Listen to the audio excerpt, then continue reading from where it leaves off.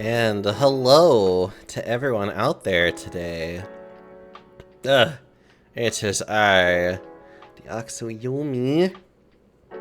And it's also good to see you today. Oh god. Sorry, I am slowly getting myself to have willpower to do things today.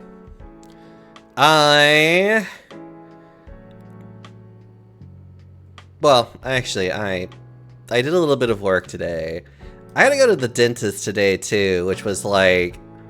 Yesterday, I got, like, the reminder being like, you have a dentist appointment that I finally, like, read. And I was just like, crap, I do have a dentist appointment tomorrow. Or, like... And so I was just like, ugh. Which, I never mind going to the dentist, because I actually like going to it. Luckily, today was just nothing but just a simple cleaning. And so today I had to kind of make a decision on whether or not I would continue going to that dentist office. For the only reason that my insurance with them is out of network. So I don't get fully covered if I go there. And so my brain's over here being like, well, okay. I'll have to make a decision on, like, how much money is it really going to cost for me to continue going here, like, twice a year? And am I willing to pay for it, essentially? Mainly because of the fact that I really do like them, and... I don't know, they make getting dentistry work, like, easy. So I end up going there. I have it was a different hygienist than which I was working with, which is like fine. I'm very much just like, you know, whoever. I'm not picky. And we get it all done. Everything is more or less fine. A lot of the same issues that I still need to continue to work on. The big one just being that I need to floss more. Which, chat, this is your reminder that you also need to floss more. I'm willing to bet that almost everybody that I meet probably needs to floss more. Because flossing is just so hard to do constantly. And so I go and and so basically there were other things that also got brought up about, like, if I wanted to actually do, like, an additional cleaning throughout the year. So instead of doing 2 cleanings 6 months apart, I would do 3 cleanings 4 months apart. Which part of me is like, that would probably help since, you know, I have depression. And so it would help if I got to see a dentist at least 1 additional time. So then there's, like, less risk of issues popping up. So anyways, luckily they're all, like, really chill about it. It's like, hey, when do we, like, figure out these numbers? And then we'll have an appointment for, like, 6 months. And then at that time you can make decisions on, like, do you still want to, you know, do it more often after that point? Which I'm like, you know what, that sounds good. And, you know, I get into, like, the little office because, like, the normal office people, like, are busy with other customers. And so, like, I think it was, like, literally the business manager's like, oh, yeah, I can take care of them. And I'm just like, okay, cool. So I get to sit down, and the price tag for a nice simple cleaning was, like, $59. Which, I feel bad saying this, but I was expecting a lot worse for a dental cleaning. And the one that's, like, literally just, like, it's just pure out of pocket was, like, $90. And for me, I was just like, oh. I was like, you know, $90 for literally just going in and being like, hey, I need my teeth cleaned is not bad either. Like, I was actually, like, really flabbergasted at the fact that I'm like, oh, it's like I actually could afford this.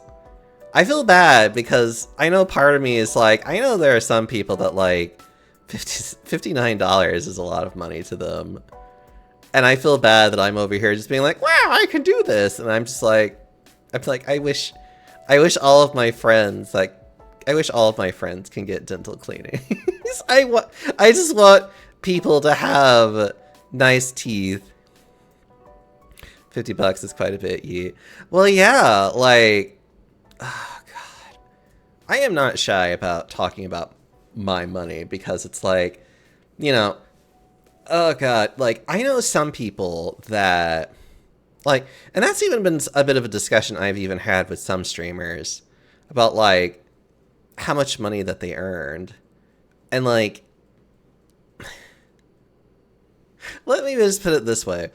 It was one of those things of, like, hearing, like, some of these, like, other people that I know who are fairly successful and get, you know, like, they get plenty of money, but, like, it was, like, a third, well, maybe, like, a little over a third of, like, what I earn. And I'm sure, like, others who are even more successful probably only get about maybe half. So, you know, I don't know, I always feel I do feel sad because I'm over here with just, like, my cushy-ass job in which I earn, oh god, it's a little over 3K, actually. I think that's before taxes, though. No, wait, that's after taxes, actually. Oh god, right. Shit, I remember, I earn money. Like, okay, my philosophy is that, one, people should not be afraid to talk about how much money they actually earn. I don't think it's embarrassing.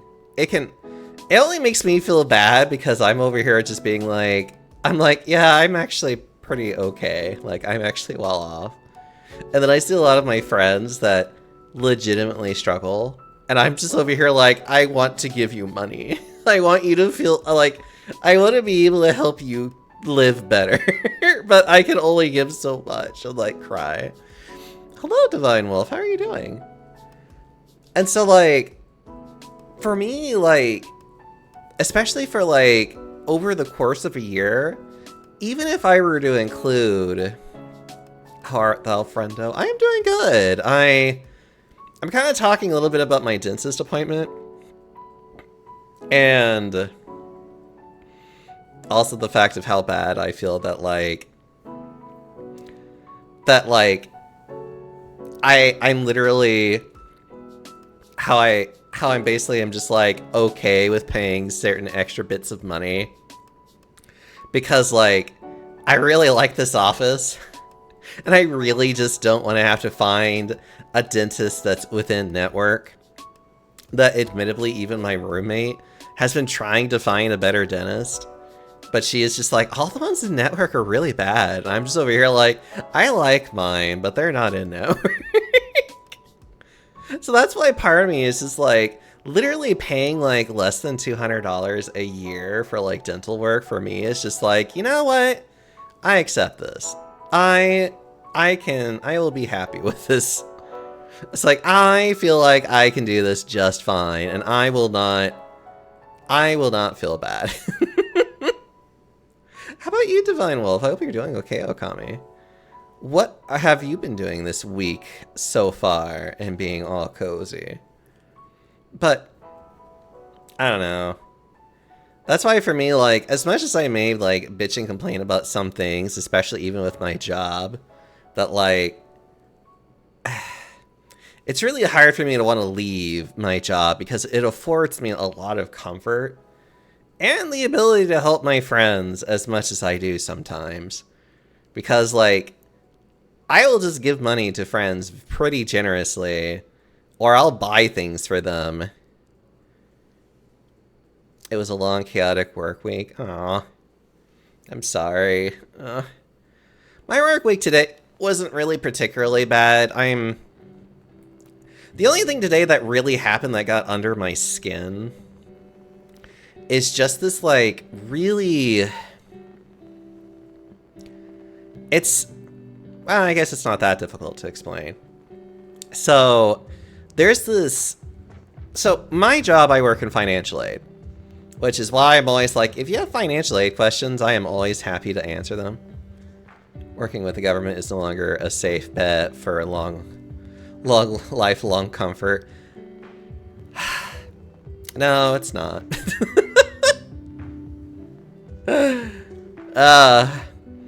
It certainly is not. Here I am over here talking about working at the department, working in the financial aid office, when we have some asshat trying to destroy the Department of Education, and I'm just like, ugh.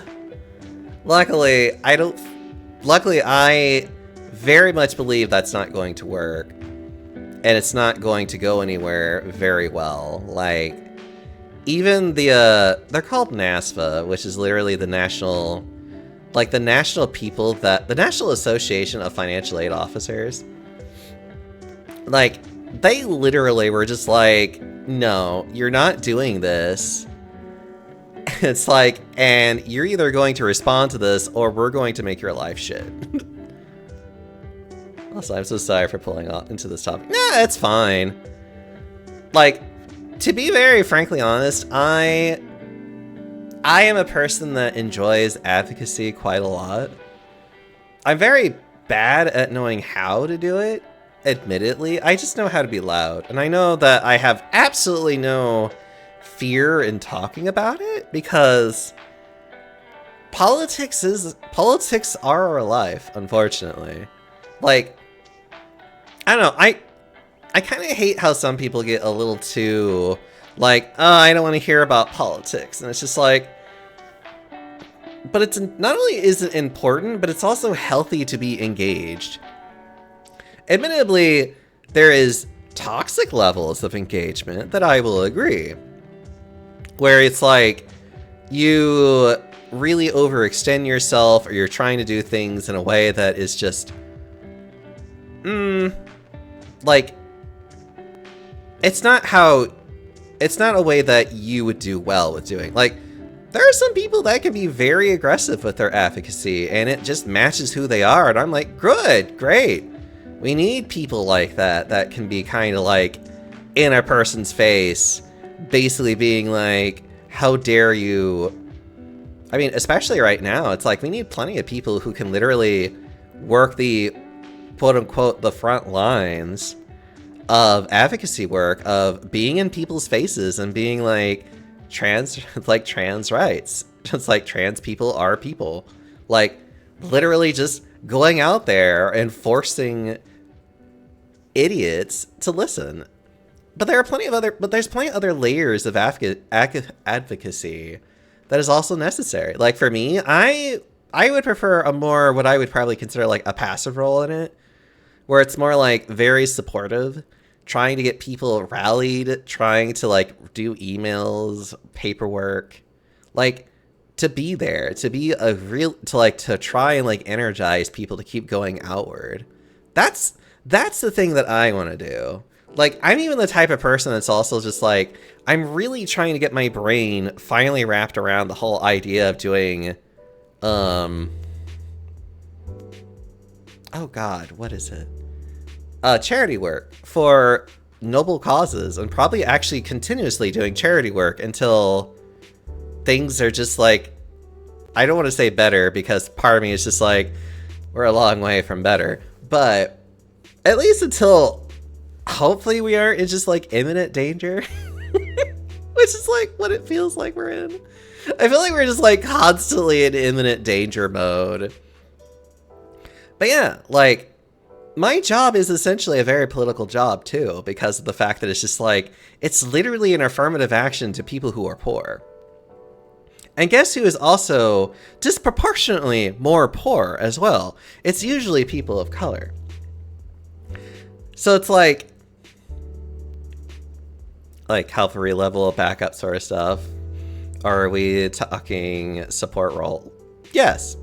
Like, any kind of, like, all kinds of roles, like, especially for advocacy. But for me, I'm more of the, like, I would rather find the funds to keep things going, because anything that deals with advocacy always has to have a way of getting more money so that you can pay people to actually, well, essentially make it their job to do that. Because if you can find people who are loud and obnoxious and be able to direct a lot of that energy and make that literally like their job to be loud and obnoxious to, well, you know, politicians in general, hell yeah. Make it their job. Pay them to literally do that. And I think that's a great thing to do. But hi, Sai. How are you? So that's why for me, I've kind of embraced the fact that it's like, one, I'm a very political person in general. I'm also a huge advocate, and I am definitely somebody that is really bothered by injustices. Mainly because of the fact that I feel like I have been given a lot of injustice growing up. Which is really weird to say, saying as like a white person. But mine is more personal and less institutional, which is like a lot harder. I'm like, there are definitely, which is also like the other thing which I have to get out of the mindset of, where it's just like, yes, there are people that have had it a lot harder than me. That doesn't mean that my struggles are any less valid. Also, what are you eating, Scythe? What are you having for dinner? So, it's like, I'm trying to grasp my own, like, what I would probably consider, like, the original injustice that's spurred me to really care a lot about justice in general. And I mean actual justice. Because I know some people might, like, start looking more into law, which to me is like, law is a tool. Law is not justice. Law can certainly help justice, but it is nothing more but a tool for order. And there are many ways order can happen. And sadly to say, a lot of ways in which order is usually maintained is not usually in terms of justice. So that's why I find it really funny how some people like to equate law with justice, and it's just like, not really.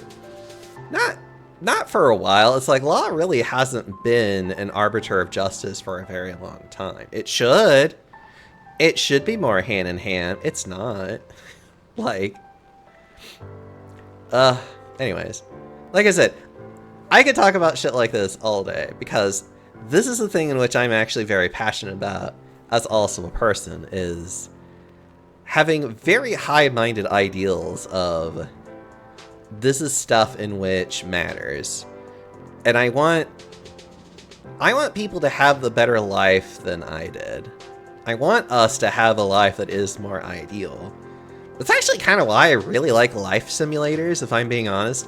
It's why I've actually been playing The Sims a lot too lately, is because, you know, it's kind of nice to live this like fake life where you literally have the freedom to do all kinds of stuff, and you can grow your own skills, and you can meet so many ideal people in your life, and you could just actually have a great life. Unlike now. Like, The Sims is such a power fantasy of just like, I could do actually anything that I really wanted to. Oh my god. Which also pisses me off about some... Okay. Which, that reminds me... This reminds me, chat. I will be very serious about this. Because it's like, I see like the little picture frames of it, and I'm over here just like, it looks pretty. I like the idea behind this, but I hate... One, I hate I really hate how, like, very positive this is already getting. Because part of me is, like, looking at this and just being like, eh. And I hate it. I also... Sorry, I'm looking at... What is it, Inzoi? Whatever the hell that it's called. Like, on the surface level, it's like, oh, it's like The Sims, except, you know, like better graphics and interesting and blah, blah, blah. And then you get to the AI generated content disclosure. And then you realize how much AI generated content that they actually use. And it gets really just like, you know, okay, so this even by itself is already like depressing to see. And it's already just kind of like, eh.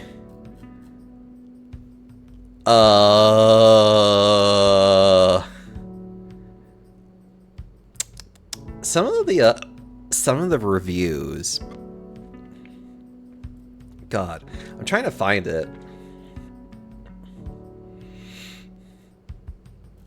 I just want to find it, but it is just like, I just want to find this. First off, it's really just like,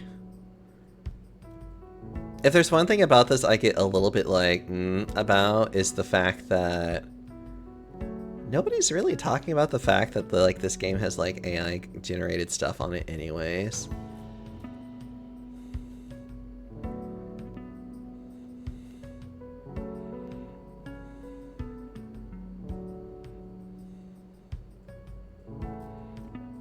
But I remember seeing somebody have a post on here that was literally just like, could beat my wife 10 out of 10. And I legitimately, and it's like, and let's take this into context. You can actually, like, a lot of the AI generated stuff, you can actually mod the game to have them do all kinds of other stuff. And you can even mod them to do specific other actions. And then I realized that I'm like, there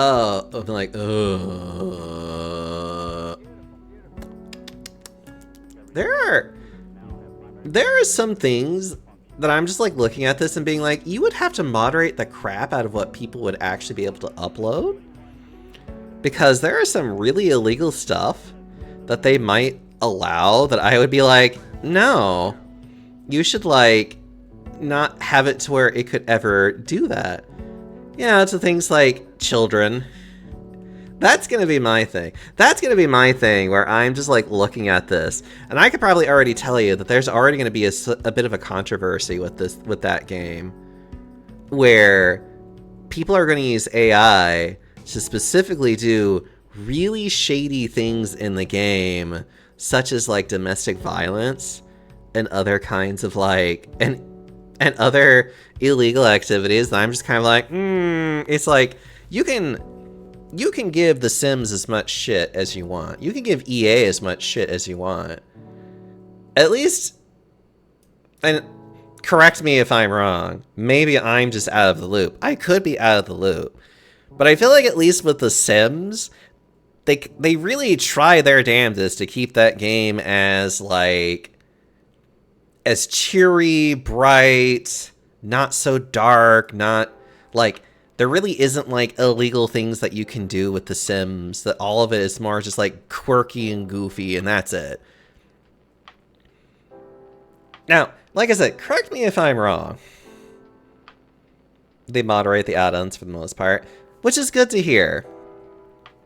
So in other words, it's like, it's one of those things that I look at The Sims like, they have standards. These other assholes in which they're just wanting to use any of their AI stuff, I'm like, I'm a little worried that they're not going to have standards and that they'll allow people to do really gross things that are like, I don't think so. Anyways, I should probably get going with this game. I should at least get in the game. I could talk about this and also play this game at the same time. Hold on. Give me a minute.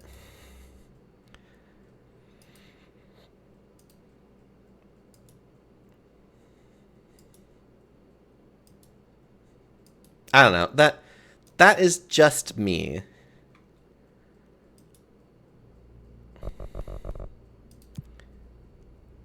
Upgrade Levitate to unlock a powerful area of effect attack. Oh.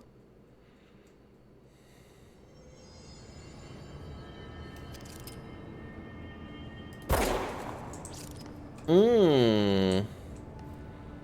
Find the ordinary AWE area. What did they do to the Sims? What do you mean, what did they do to the Sims? Oh, no, I was talking about the other game that's trying to actually be like the Sims killer, I guess. What is it, the Inzoi or whatever the hell it's called? I don't know what the fuck it's called.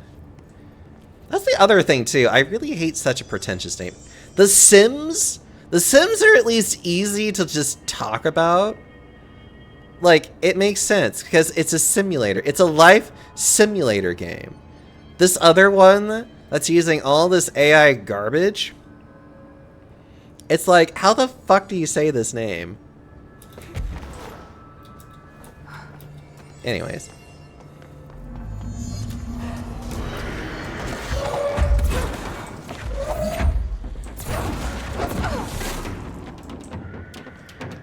There's gotta be a way to rotate these tracks. Maybe there's a control panel nearby.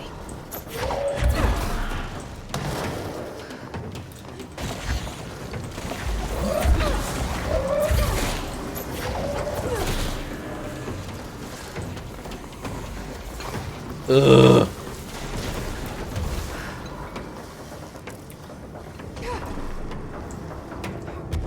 Also, hi, Larry. How you doing?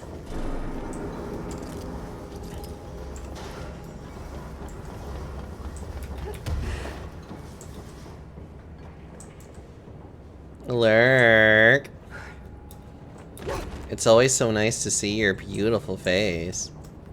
Hope you know that.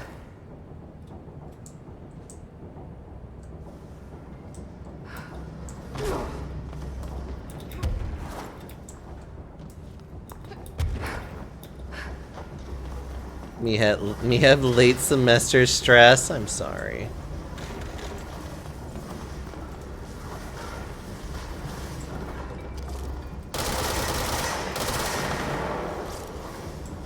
There's gotta be a way to rotate these tracks. Maybe there's a control panel nearby. Yeah, is there a control panel nearby? Oh. You know, that would have helped to actually have read things.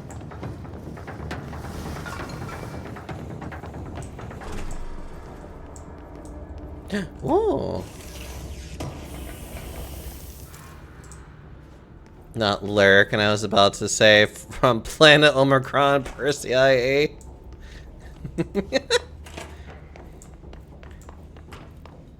If only.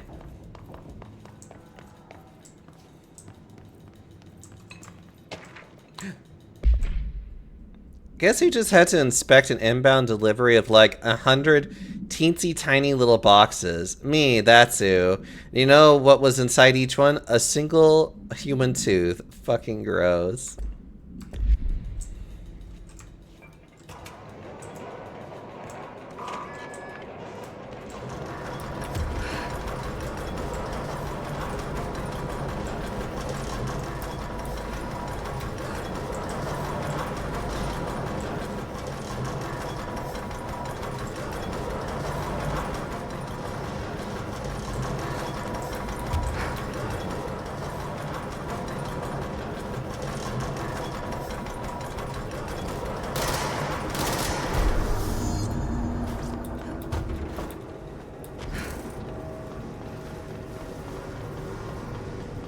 Ugh.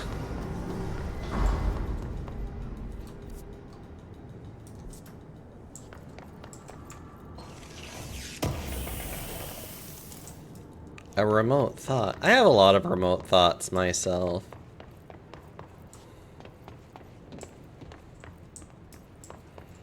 I have so many thoughts. I hate it.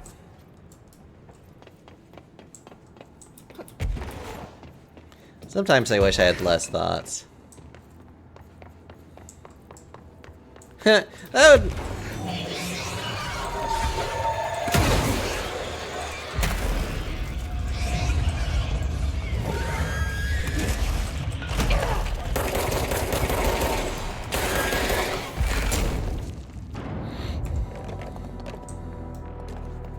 Ugh.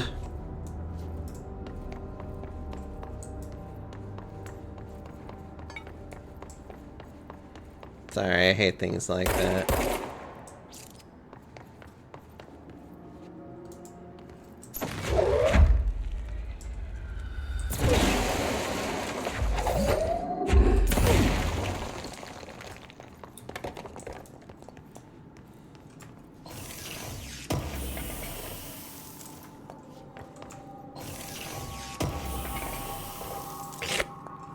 Mmm, delicious.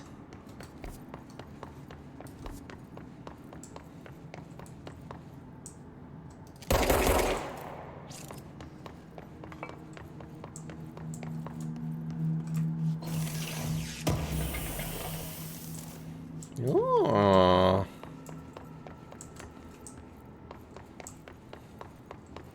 I just miss lair kobolds so much. They're just so tiny and cute, and I could squish them. I miss a lot of my friends. Oh. Oh. Not you.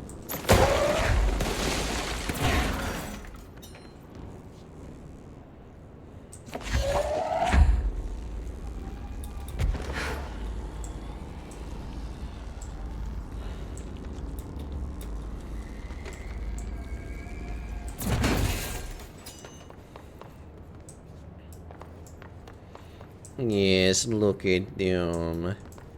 Just want to smooch on them. Ah.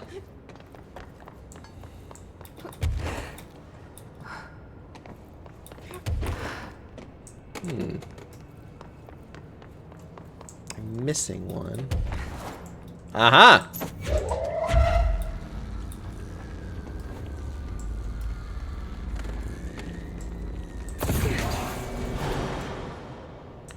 I have found it.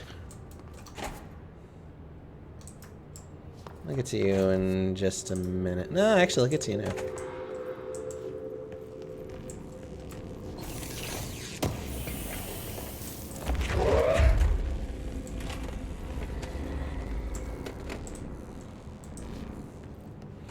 I don't know what that would be for, but I'll keep it anyways.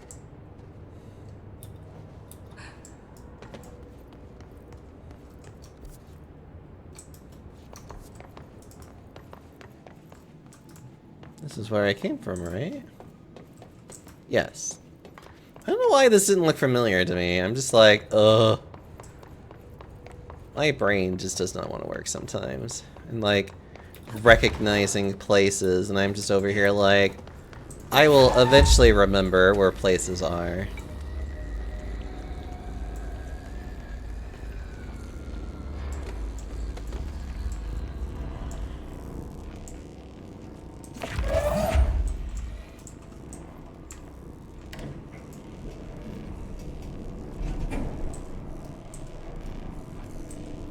Oh, I can't actually pick you up.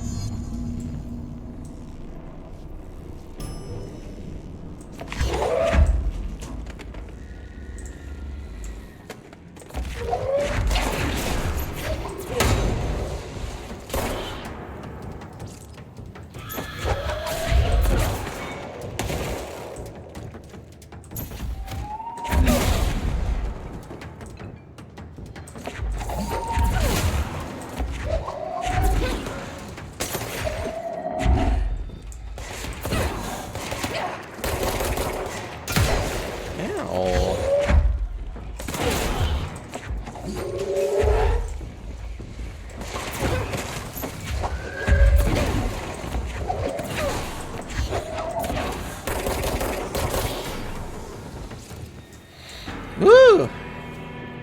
Fun.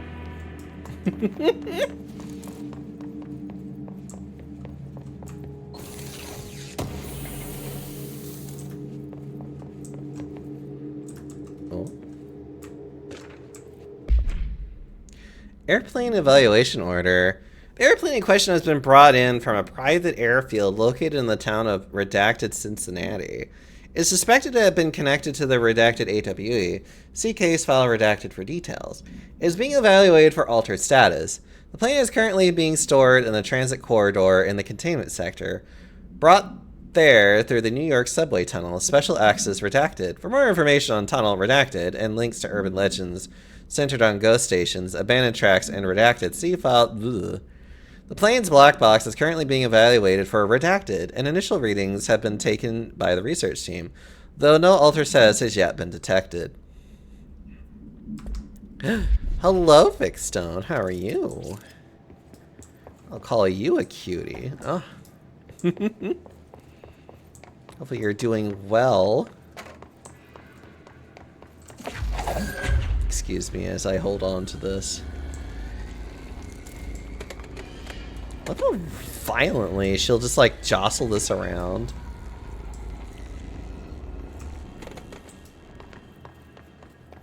Been a bit. Yeah.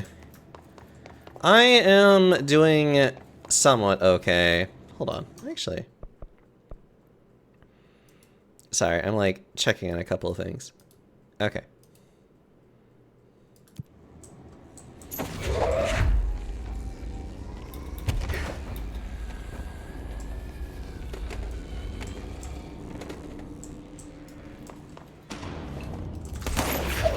Ah!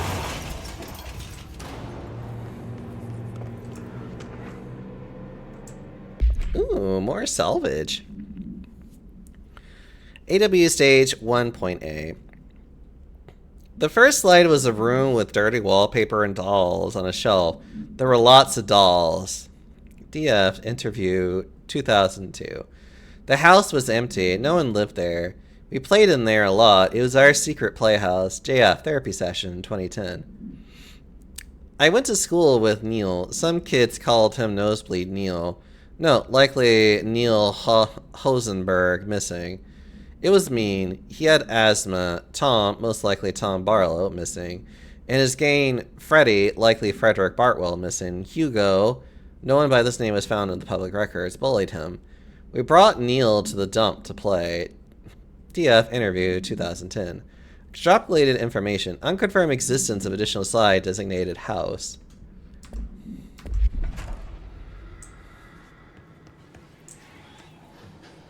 Oh.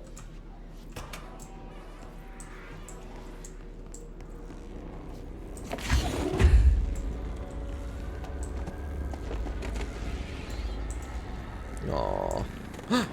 Ooh. You're listening to America Overnight, celebrating 29 years, shining a light in the shadows.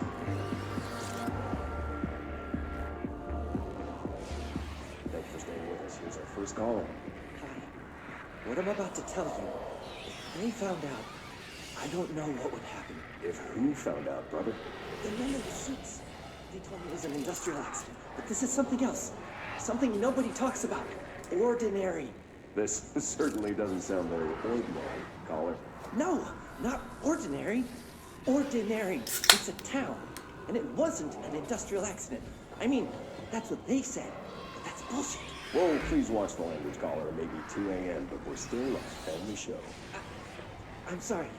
It's just, my brother was there. They said the town was destroyed, but it wasn't. I went there. The people are gone, but the town's there. It's still there. So the population of an entire town disappears, yet the town remains. Tell me, was the phrase, "there is no salvation," written anywhere? I'm not sure. The same thing happened in Brazil in 23, a village called Rio Verde. More than 600 people just up and left. The government said they were fleeing guerrilla forces, but we know the truth. A mass abduction, as predicted by my regular guest, Dr. Quincy Reagan. Abduction? You mean aliens? That's bullshit! I know they're lying! Now, I warned you about the language, caller. I'm afraid we're gonna have to cut you off. Good timing, too. It's time for a short break. Hang in there. America Overnight will be right back. What a lovely show. Ooh. Ordinary summary. It's so cool to see you progressing. I am doing my best to try and actually finish this game. I usually get so far in this game, and then for some reason, something else makes it to where, like, I just stop playing it. And I'm just over here like, Ordinary Maine. So that's where this entire thing happens, is in Maine. An AWE occurred in the town of Ordinary, caused by an object of power. Slide projector. Discovered by local children at the dump outside of town. When a specific set of slides are used in the projector, the projected image opens doorways to other dimensions. Multiple slides were used by the children, resulting in the disappearance of the town's adult population. What is this? A Stephen King story? I mean, it could be. Also, hi, Jackal. How was your stream today? I hope you were doing well. But wait, you know what? I should do this more often, too. What were you playing? Oh yeah, you were doing modding for Resident Evil 4, weren't you?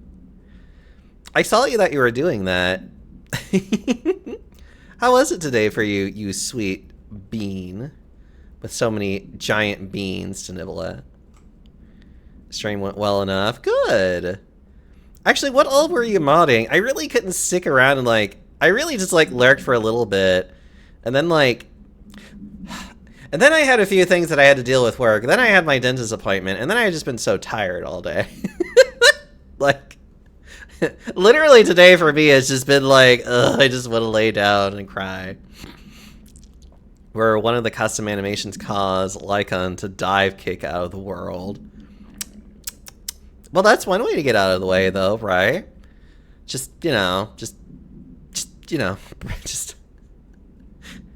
break the map and then just avoid everything. It'll be fine. Hold on. On August 30th, 2002, siblings Dale and Faden and Jesse Faden. Oh, Jesse's a year older, too. I mean, it's one way to get out of Spain. It is. It's the most broken way to get out of Spain. Well, I'm glad that you are having fun with that today. I know how much you love to do modding. And how cute you are when you're, like, nerding about modding and getting really into it. We're playing in a local dump when they found a discarded slide projector, the object of power, and Darling's presentation for details. A team led by Director Trench and Dr. Darling arrived at the site on September 14th. The AWE had ended, but the team found the Faden children, who led them to the slide projector and the slides, which had been burned with the exception of one. Jesse escaped when the agents attempted to detain the pair. In total, 17 surviving individuals were found in the town. All of them were brought in for questioning and tests. See interviews redacted and Prime Candidate Programs files redacted. There we go. Do you have something for me? Oh, yes, I do. Okay. There is a curious correlation with the yet unknowable forces intruding upon our world, in the form of altered world events. These forces gravitate toward archetypal objects, a gun, a television, a supposedly haunted house. So clearly humanity affects this process. Our collective unconscious is a map of sorts. We hold the key, but we don't know how to use it. We create these archetypes through everyday life, popular culture, urban legends, but we are observing and influencing a complicated system in action. We can change the likelihood of something being a receptacle for these forces just by thinking about it.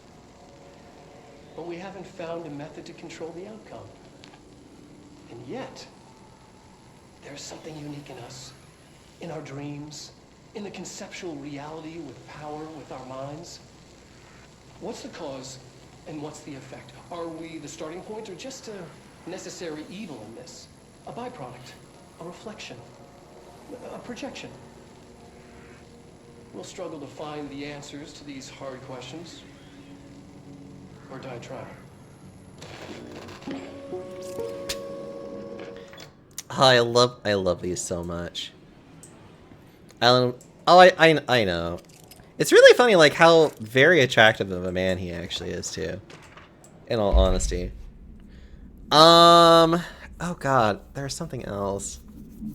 Oh well. Jesse and me followed the dung monkeys to the cave There was a lot of them. More of the kids from town had joined up. It was really scary. Jesse grabbed the projector and we ran as fast as we could. They chased us. I fell and hurt my knee. Jesse tried to help me, but the dung monkeys were coming. They were just about to get us. But then Neil showed up. Neil looked like a dog, like a melted dog. But I knew it was him. Neil said a lot of times he didn't like being a boy because Tom just beat him up. I think he liked being a dog.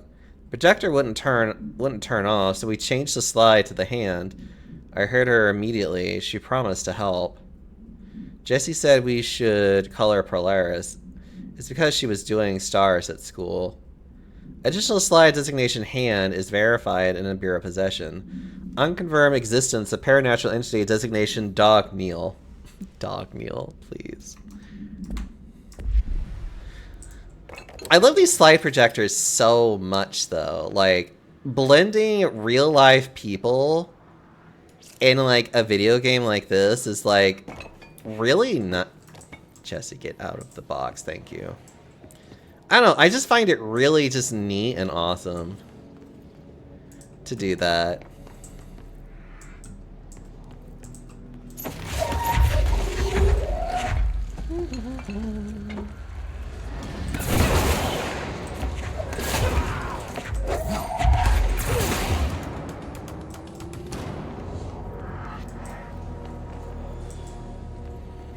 Remedy made Quantum Break. Oh, I should probably look into that.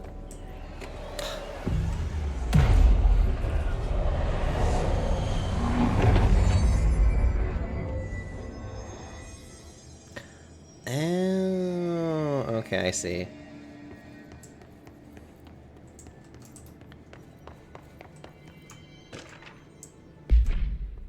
After what happened at school to Miss Chester, we started spying on Tom and saw where they took the projector.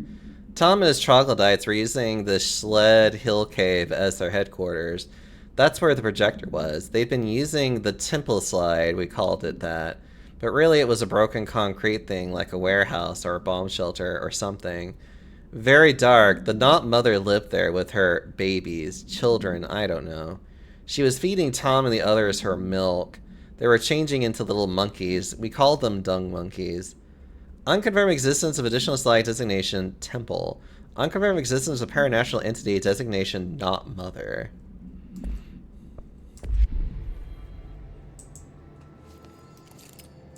That is so brightly red.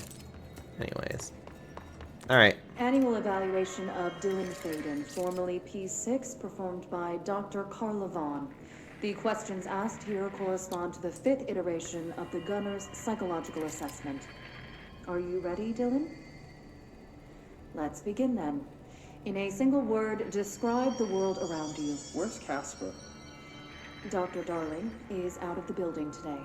He's never out. He didn't want to come, did he? He never visits, not since Roberts. Tell Darling it wasn't my fault. I couldn't control it yet, but I can now. I learned. Will you tell him? In a single word, describe the world around you.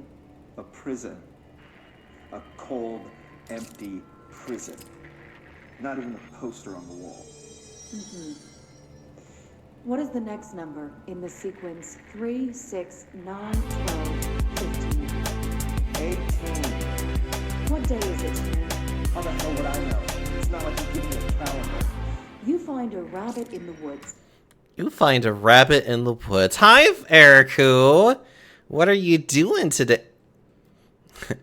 I'm like, long lost, that is not how that works. Hold on. What were you doing today? Hold on. Oh, right, you were playing Stardew Valley. And we find a panda. You find a panda in the woods. What do you do with them? How's Stardew Valley? Hello, everybody. I'm Deoxyomi, by the way. Welcome on into the Panda Parlor. I like to play all kinds of video games. Right now, I'm playing lovely little Control, which is a nice little action shooter thingy-mabobber. They nuked your beans. Wait, there are nukes in... Actually, some of the background lore, what I know about Stardew Valley, that I would believe that. I would believe that there's nukes. Bob's close enough.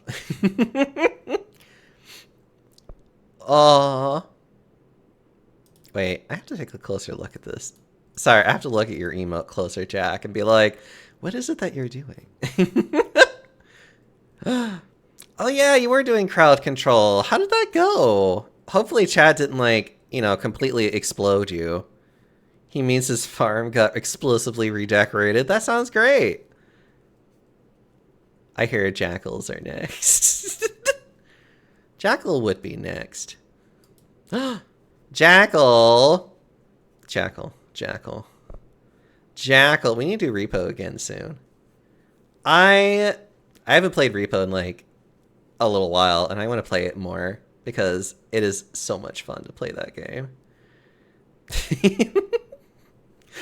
But anyways, sorry, we were just It is breathing, but not moving. You cannot see any blood. What do you do? Leave it. Expand on that. It doesn't matter.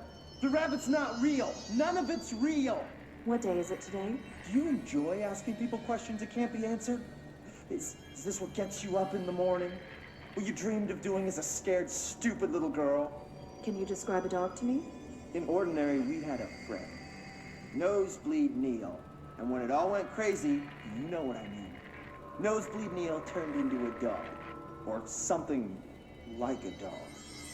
What day is it tomorrow? Fuck off! I don't know! There is no calendar! How can I fucking know? Dylan, calm down. Fuck you! Fuck you and fuck Casper! Hey! Are you watching this, you old fuck? Did you send your bitch because you're too scared of me? Where is Casper? Security, get a team in here. I need... Well, I think he's doing fine. Look at those beans. Also, hi Mark, how are you doing, by the way? I should have said that sooner, my bad. Whoops! Oh well.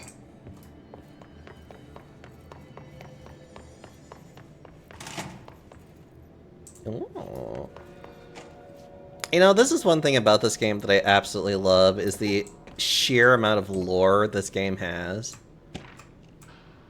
I love the amount of lore that's here. And all the reading that goes with it, genuinely. I don't know, it's... I like a game with some levels of depth to it. We went in and met Polaris like a star. She told us we were special. She made us special. It felt like being born or reborn, the world fading in for the first time. Familiar, but somehow different. Polaris told us how to turn off the projector. The dung monkeys and the knot mother were coming straight at us. Dylan was crying, I turned it off, and they were gone. It was over. I took all the slides and burned them, all except Hand. Unconfirmed existence of paranatural entity designation Polaris. Just enjoying the warmer weather. Oh. I'm also enjoying it to a degree, but like, I'm also fat, so like warmer weather gets me a little bit like sweaty sometimes. I'm sure some people might enjoy that fact though. Actually, I say that like as if I'm going to like stare at somebody and be like Jackal. No, I don't know. I don't think so. I know there are some people that would, but I don't know anyone in chat that might. The second slide, we call it the meadow, but it was really just an empty lot with a bunch of weeds. Why single me out? Because I like singling you out, Jackal, because you're so cute. And smoochable, and I could just squish your face. And you also make funny little noises. You're just... Jackal, you are adorable in every way. And I just like poking at you and hearing you make cute little squeaky noises. There was a shack and a phone line. It smelled like flowers there. It was powerful, intoxicating. We had crazy dreams there. It must have been because of the smell. I didn't like it. Didn't like losing control. In the dreams, everything was melting. And then when we come out, everything had melted around the projector. Neil is really into it. We found out he'd been coming there more and more on his own. Then Tom beat the secret out of Neil and found the projector. He and his goons took it. We thought Neil had got lost inside the meadow when Tom changed the slide, but that's not what happened. Unconfirmed existence of additional slide, designation meadow.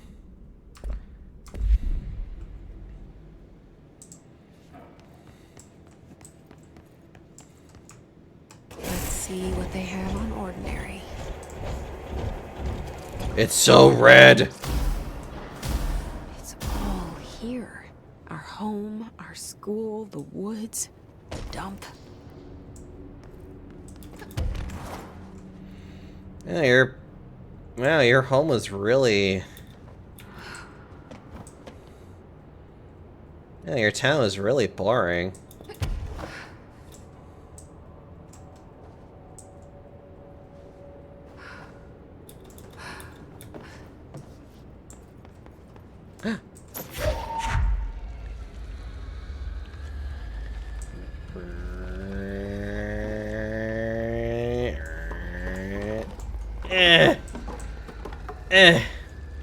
Wait.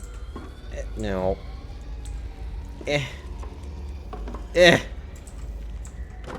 Well, whatever.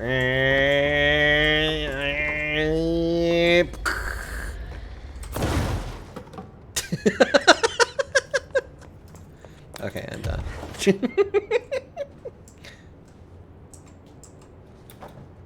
Okay, what am I doing? Okay, I'm just fucking.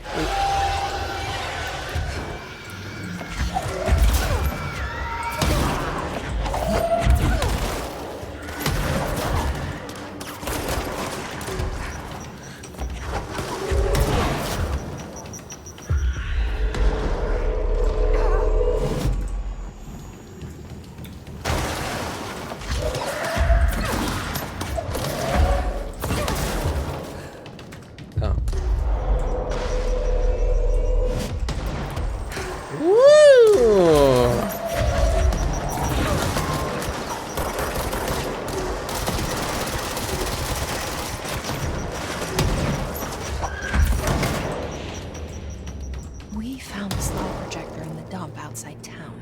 Did they recreate that too? Is that where they keep it?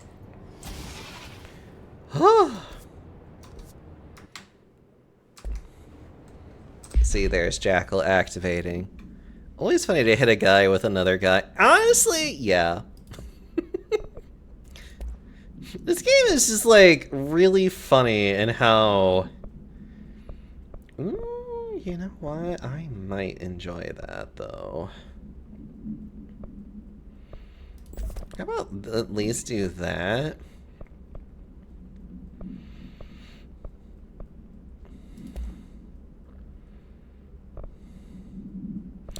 You know what? How about I do this one, and then you could have the headshot one.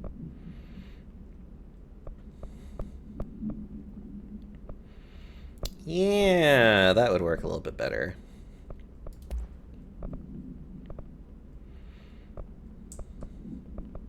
It's slightly better by a single percentage point.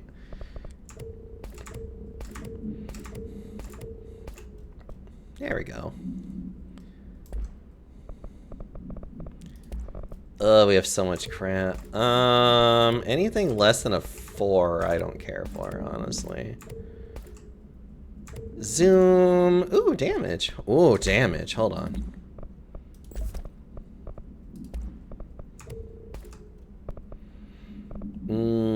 Recoil. Projector spread. Projectiles fired.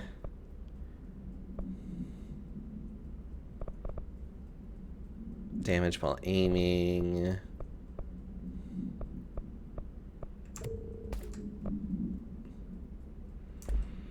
Okay. Good enough for now. They say when you visit your childhood home, everything feels small. Miniature, not real. They got that right.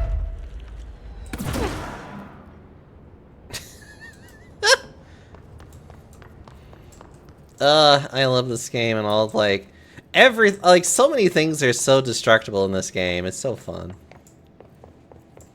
Oh, what's this? You mentioned a poem last time we talked. By Thomas Zane? Yes.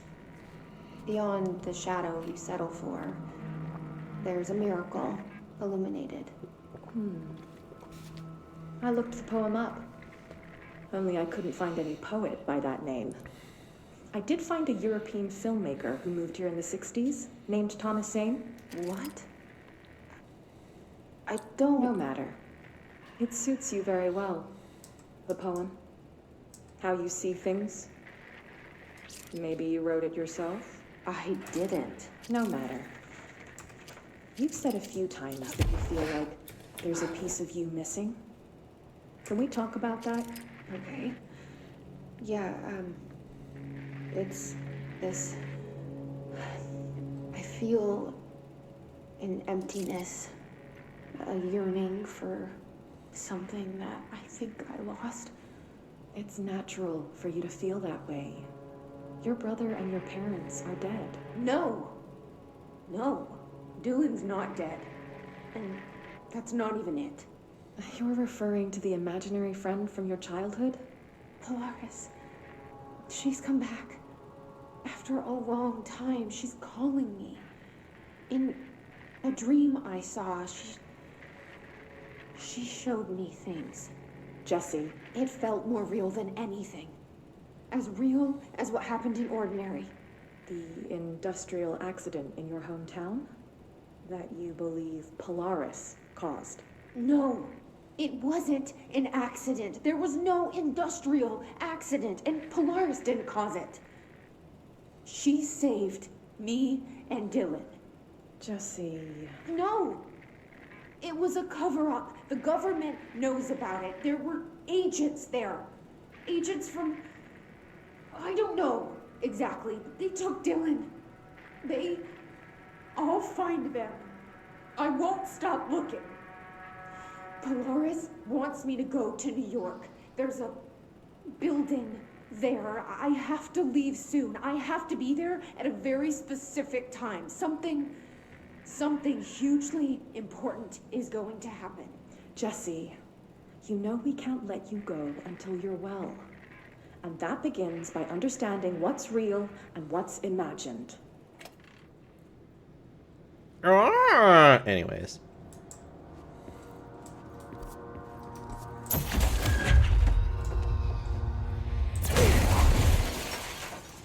Wow, that's sealed really well, actually.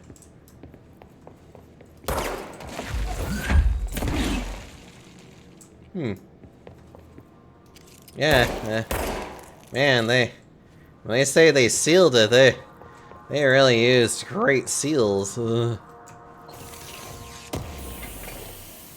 Apparently, they did not skimp out on cheap plastic. They really went all out on that one. Ordinary supplemental. No, not the Benikoff TV. Details are largely based on interviews conducted with Dylan Faden. See interviews redacted and redacted for relevant information, and the obtained therapy sessions of Jesse Faden, as well as circumstantial evidence found at the Ordinary site. Note that accounts provided by all three sources contain conflicting data. Example, Dylan Faden claims that there were 8 slides for the projector. Jesse Faden mentioned 9 slides. The Bureau found 1 intact slide, and the burnt remains of 6 others. Unfortunately, these slides are too badly damaged to be used in the projector. Jesse Faden is believed to be the individual responsible for burning the slides. Note, Dr. Darling has ordered that the entirety of the Ordinary Town dump be brought to the Bureau for examination and analysis, with the hopes of finding additional slides or other altered materials. Due to the limited space in the investigation sector, this AWE will be investigated in the containment sector.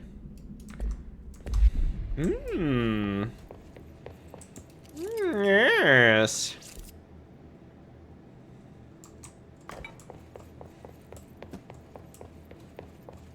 It bothers me because... It bothers me because there's clearly...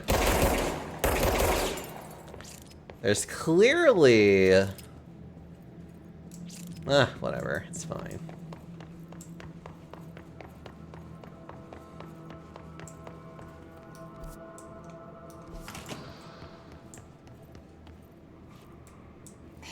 Moved the whole landfill here in the middle of New York, and nobody saw a thing. Pretty unbelievable. Dump cessation of work order. By order of Dr. Darling, all work the ordinary dump is to stop effective immediately. Resources will be allocated to the redacted department. Details will be forthcoming. This area will be sealed at the end of the month. Please remove all personal effects before that time. Any photographic slides, the type used in slide projectors, found in the area should be delivered to Dr. Darling immediately.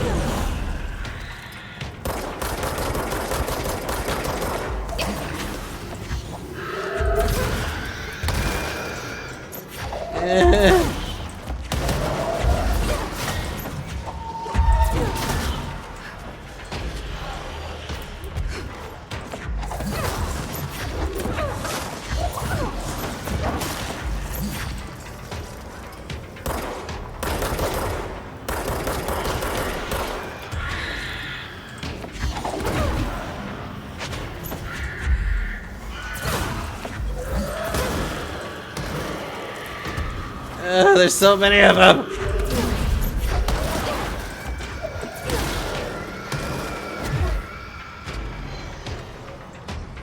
You always look funny floating. Well, yeah, of course.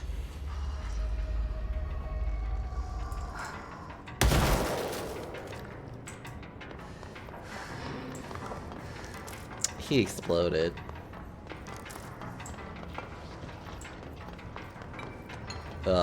Where am I trying to go? Oh, that makes sense.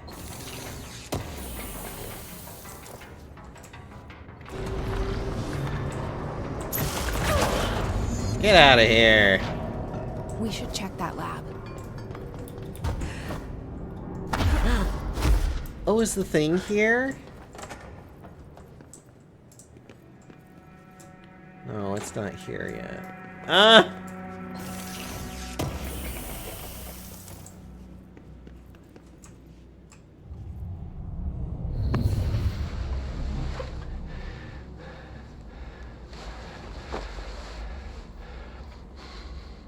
Effective immediately.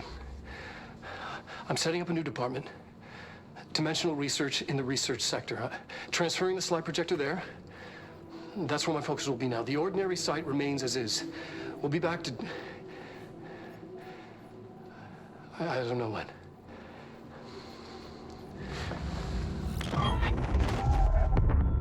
Darling took the projector to the research sector. He dedicated a whole area to it, so he knew it was important. Dimensional research. That's where we go next.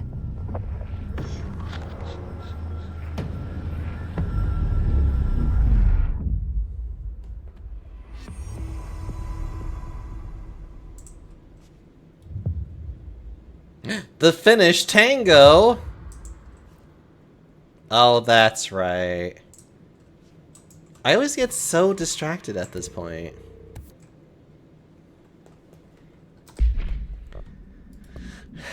Right.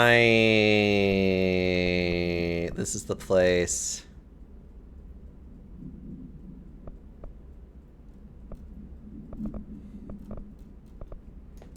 I remember this.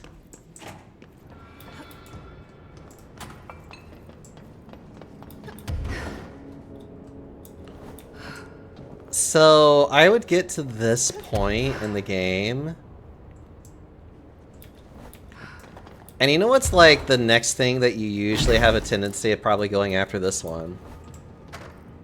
At least for me.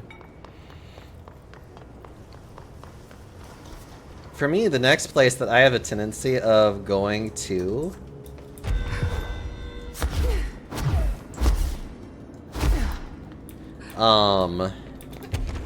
is actually the Alan Wake DLC section.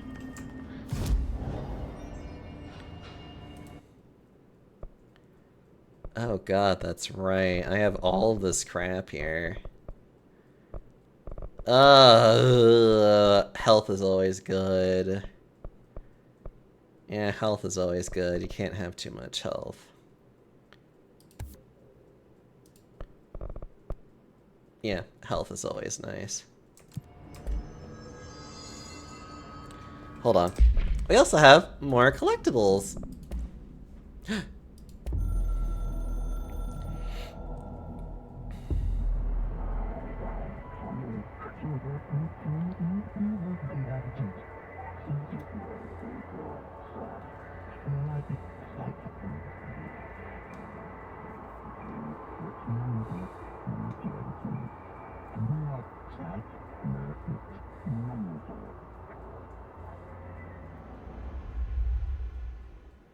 Ah, well, comforting to know. Thank you.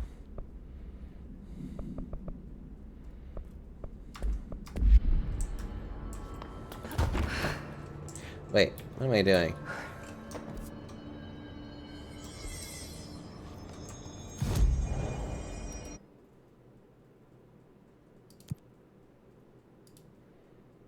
Oh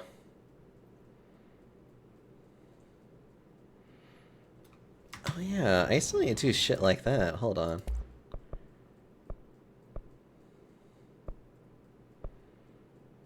I guess I could do charge for the fun of it.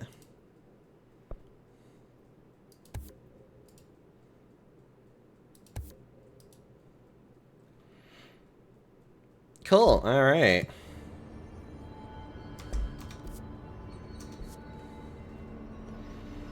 Panda is very snuggable, cuddly. Oh. I'm gonna nibble on you, Jackal. Ugh. I keep forgetting. I keep doing this. First off, if I want to change up my weapons, I need to go in here. I love Shatter so much, though. Actually, that reminds me. 10!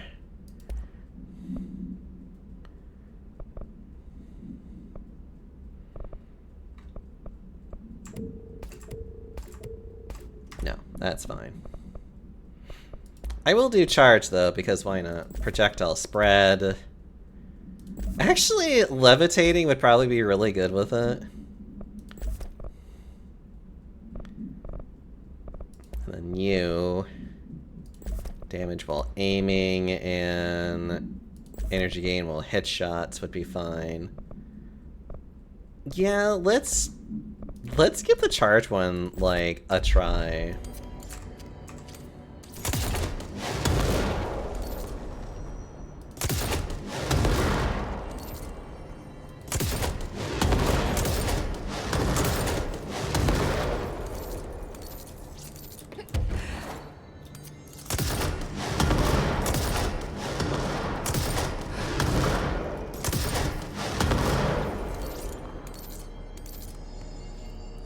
That's actually not too bad, though.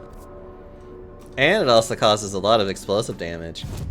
The bad thing with that one, though, if I recall, is that it can easily hit you. If I recall correctly.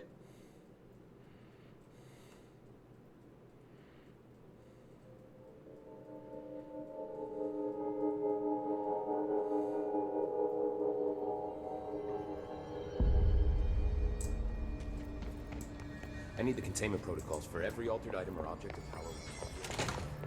Welcome back, Jesse. Oh, look, a thing. To examine the invasion's timeline of events for possible patterns in his behavior.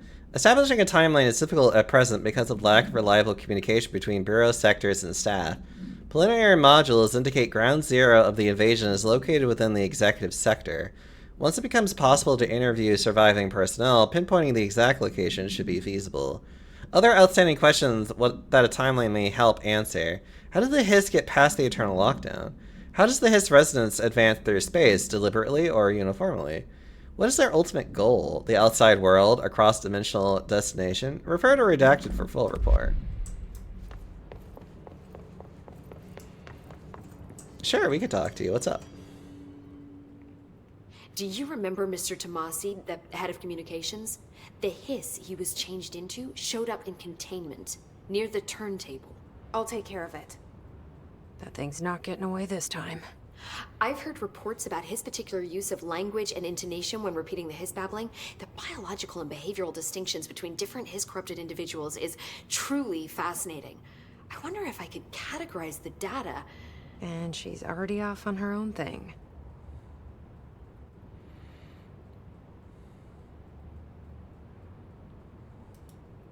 I've been seeing these Darling presentations all over. Seems like he enjoys the limelight.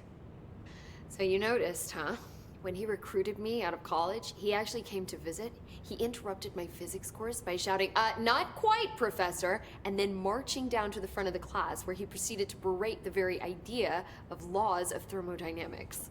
Hey, he's been a showboat all his life. Darling visited you in college? Yeah, he read a paper I'd published, came to recruit me for the Bureau. I accepted and then spent years waiting for access to the confidential research that Darling promised me. And whenever I ask about my access level, he just mumbles that it's temporarily postponed and then changes the subject to the effect of entropy on luck. I wonder who else Darling hid his work from. Marshall? Trench? Have you learned anything about Dylan's condition? Only that he's definitely Hiss, but I guess his chanting made that pretty obvious. You know, interestingly, the words of the Hiss incantation have an average length of 4 letters. The most common word used 7 times is want. The next most common are through and time. That's very interesting, don't you think?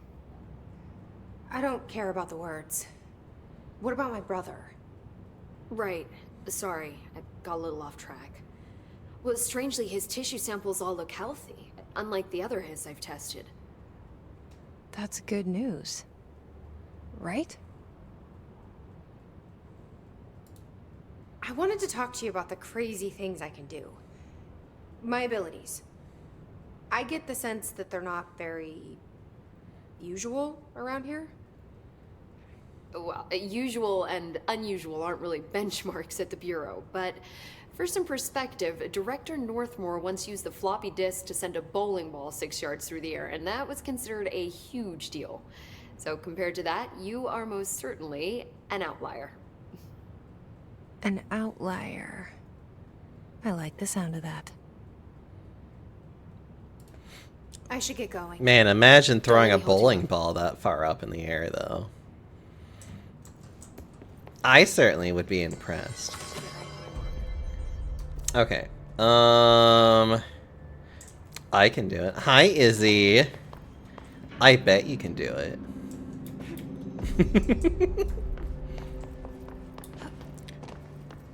Let's see. I was doing something else. I don't remember. Could probably throw me. That would be just as impressive, I'm sure. Aw, Jackal, I would love to throw you.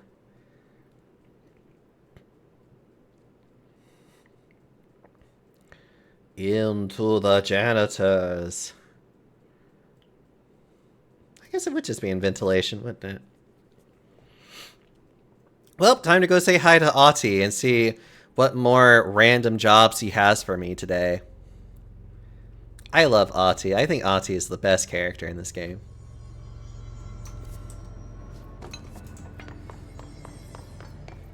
Into the janitor's office you go.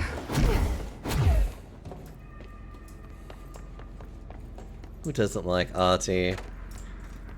I'm sure there is somebody that doesn't like him. And those people we just chuck into a fire. Actually, we would chuck them into the furnace, wouldn't we, Auntie? More of it. This thing is completely leaving from the mitten. Perkele! Saatana! Helvetin helvetti! Loma tulossa ja tällaista paskaa. I love it when you speak Finnish to me. Okay.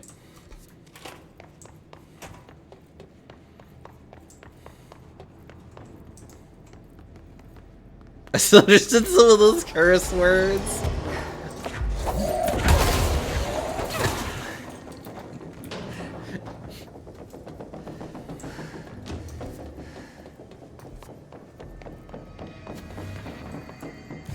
I don't know. I find all of his cursing to be really cute.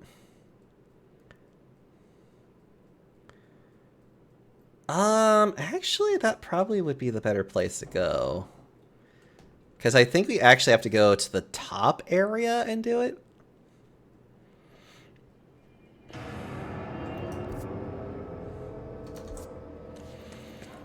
Where you try to couple together a sports car in the rural 1990s Finland.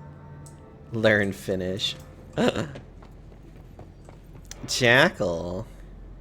Jackal, if you want my attention, all you gotta do is just, you know, just lay on my belly, and I would be very happy about that.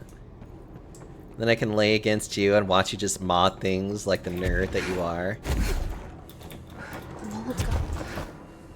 Oh, damn it, I didn't mean to interrupt you. Let's get cleaning, she said, cocking her gun.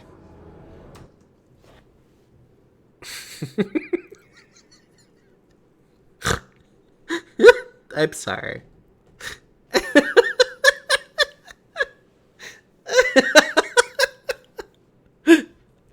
Let's get cleaning, she said, cocking her gun.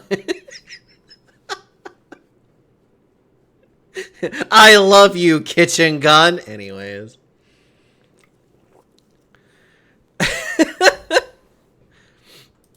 Jesus Christ. Oh my god. God, I love memes so much. Oh yeah, this one kind of sucks because, like, finding, like, the mole that you're supposed to shoot is actually a lot more difficult to see in this one. And you have to, like, be really observant of, like, your entire surroundings. Like, you theoretically could see the differences, but they're also so mild in general.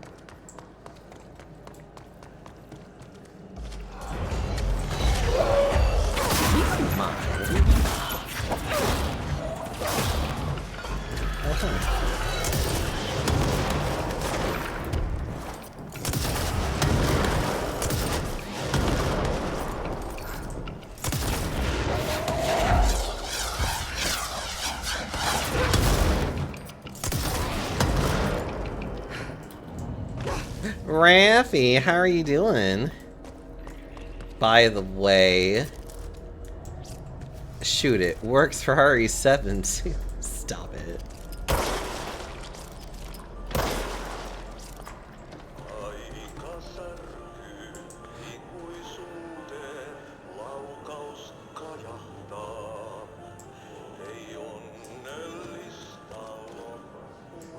Okay, seriously though? Seriously, Adi has a beautiful singing voice.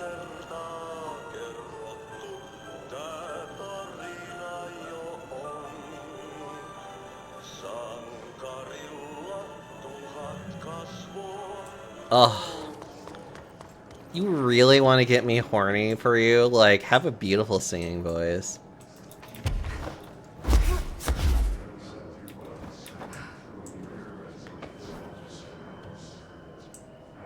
Not gonna lie, I love it when people sing. Ugh. Take singing lessons. Jackal, you're making me blush. No. And it's always this last one. There's always one that I am missing. And I can never find it, and it's annoying.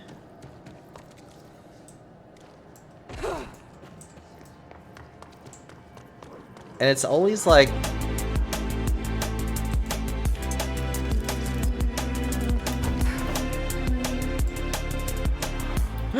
Kaz, hello!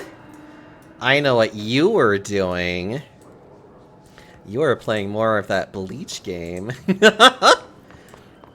Hi everybody, welcome on in. Hope you're all having a wonderful time. I'm just Yomi for those of you that don't know me. I am a large panda that likes being a large panda. I like to play all kinds of video games. Today I am playing some Control. Currently trying to remember where this last damn mold piece is, because, my life right now. Hope Control is going well. I am about to get to the point where I inevitably always end up stopping at. For a reason that I cannot fathom of why I keep doing it. Where I'm about to get to the DLC part of it, where I'm going to end up doing the whole Alan Wake part of it.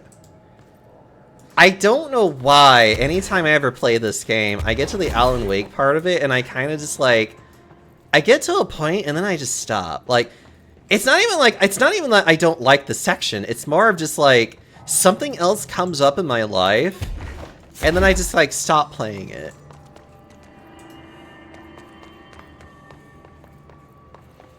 Yes.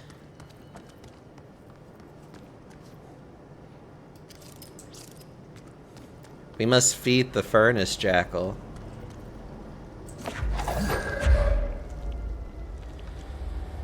Oh no, I would never do that to you.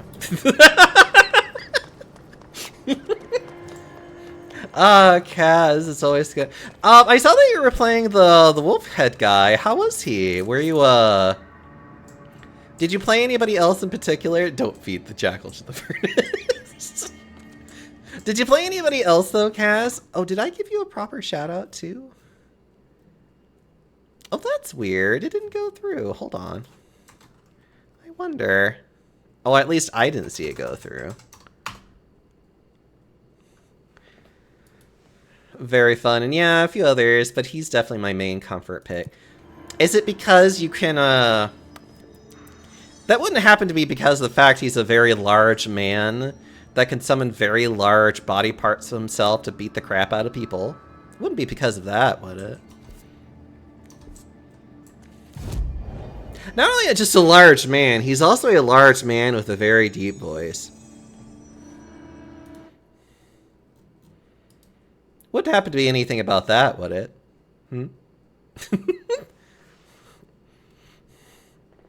Also, Kaz, I think you missed probably one of the best lines in this game, though. Or at least one of them, where it's literally as I'm, like, walking in there to deal with the mold, and she's like, "It's time to get cleaning," she says, cocking her gun. Good luck out there. Well, large mid certainly helps. Actually, no, it's armor. Oh? Armor, you say? Oh, do you mean, like, he has, like, super armor with doing certain moves or something? Or do you mean, like, what he's physically wearing?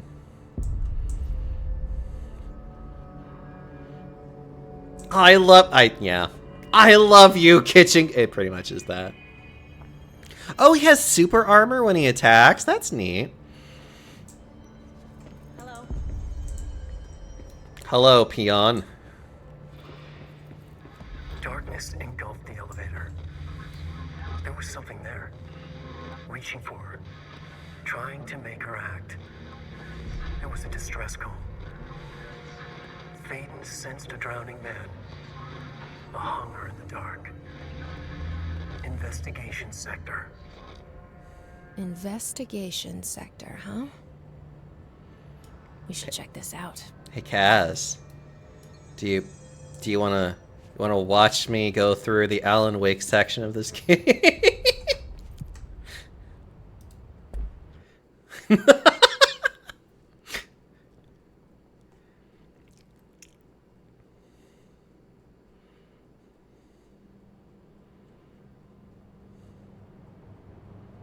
Okay.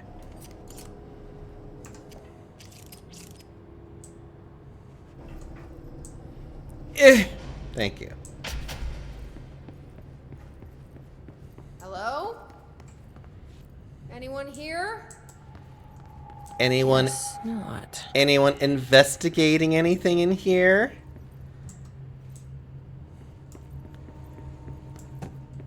Seems a lot more crowded than the rest of the Bureau.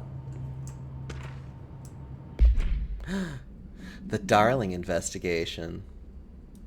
So wait. Whenever they do the whole, like, Alan Wake, are they still using the same actor for Alan Wake? Because I know that Dr. Darling is the voice actor of Alan Wake in the first game. I guess part of me is just like, are they just literally having him just also be like, yeah, it's the same guy. Okay, that's funny.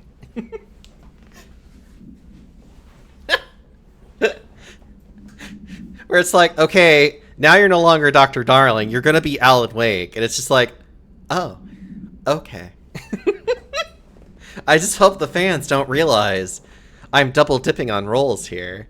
And it's just like, oh my god, it's Dr. Darling being what he actually is, which is Alan Wake. And it's just like, no, it's fine. Per authorization from Mr. Kirkland, internal investigations was established into the ethical practices of Dr. Casper Darling, head of research. I wonder if he got paid twice for it. I don't know. Maybe.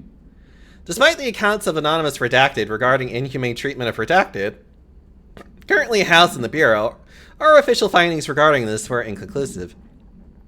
Numerous obstacles arose during this investigation. The majority of Redacted Sector personnel seemed to be wholly unaware of any such Redacted contained there. One Redacted confirmed the Redacted's codename to be Redacted, but all files pertaining to that name were inaccessible. Being classified under the highest clearance level, investigators were similarly blocked from entering the Redacted research wing to interview its staff. The matter was further complicated by the lack of clarity on whether non-human paranatural entities warrant humane treatment. While this investigation cannot address any charges against Dr. Darling, we do recommend an investigation into Redacted research.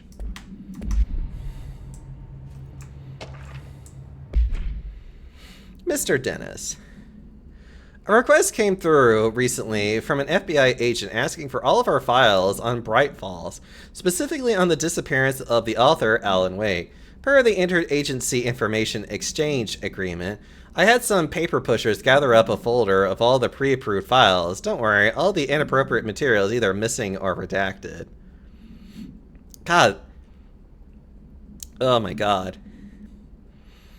You know, if people redacted me as much as redacted happens in this redacted game, I would be so redacted.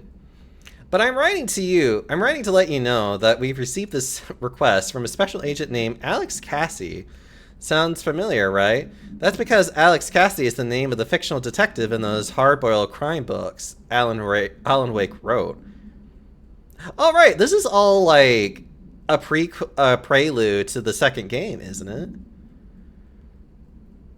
Pretty interesting that an FBI agent sharing a name with the most famous character Alan Wake wrote is looking into a case dealing with a writer's fiction coming true. I think this is worth looking into, but what's your opinion? Just give the word and I'll start surveillance on this guy. Special Investigator Gleason. This sounds so redacted. Ugh. Actually, Kaz, yeah, you've actually played Alan Wake too. Like, I'm assuming that this is a lot of the stuff makes references to what would be in the second game. Okay. Because I saw a little bit of it, and I'm just like, wait a minute, this is all this sets up to. Okay, yeah. Okay. Okay. That's what I figured. Because I remember, like, other files earlier in this game that I'm just like, wait a minute, that's stuff from the second game that I remember seeing. Oh my god. This is why I like this game. And I guess AW2 is setting up Control 2. Oh, Alan Wake 2 is setting up for Control 2. Probably. I mean, their worlds are interconnected at this rate. it's like, I do admit that I probably am going to play this game, go back to playing Alan Wake, and then probably get Alan Wake 2 and play that game. Like, that's probably what I'm going to end up doing, because, like, I kind of like playing Control because it's such a really nice, like, it's a side game to Alan Wake that all it really does for the Alan Wake series is provide a lot of context for what is happening in the game. Like, Control by itself, the FBC was introduced in external Alan Wake media like comics and stuff after the first game was released. Interesting. Mr. Kirkland, here are the latest agents confirmed missing, presumed dead from the containment breach yesterday. Letters of condolences will be delivered to you to sign prior to sending them to their families. You will be updated as soon as additional confirmations are made. Also, per your request, a network engineer checked how many cases were backed up digitally. Unfortunately, a large number of active investigations were not archived yet, and the only hard copies of reports exist behind the fire break. They're lost, I'm afraid. But because Remedy doesn't own the IP works to Max Payne anymore, they use the name Alex Cassie instead. Oh.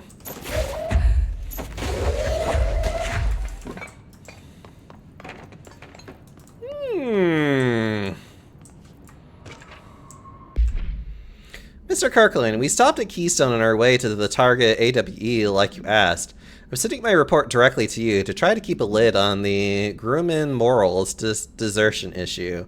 We didn't find any signs of them here. Given their records, it is possible they've switched teams, like you suspected, but I don't think that's the case. An event definitely occurred here in Keystone, and I think Grumman and Morales got caught up in it. The entire population has vanished into thin air. Reminds me of the Ordinary case, but that was just the adults, if I'm remembering the case correctly. This is different. I think our guys are casualties, not traitors. If it was an AWE, it seems to be over. We walked through the whole town, and the only strange thing we noticed were markings on various buildings. 2 overlapping circles with a dot in the shared space. Could be unrelated. I'll show you the pictures when I get back. In the meantime, you should send a team out here to cordon this place off and maybe get the comms guys working on a cover story. Why do I feel like this is a whole other, like, game that I'm just, like, I don't know anything about?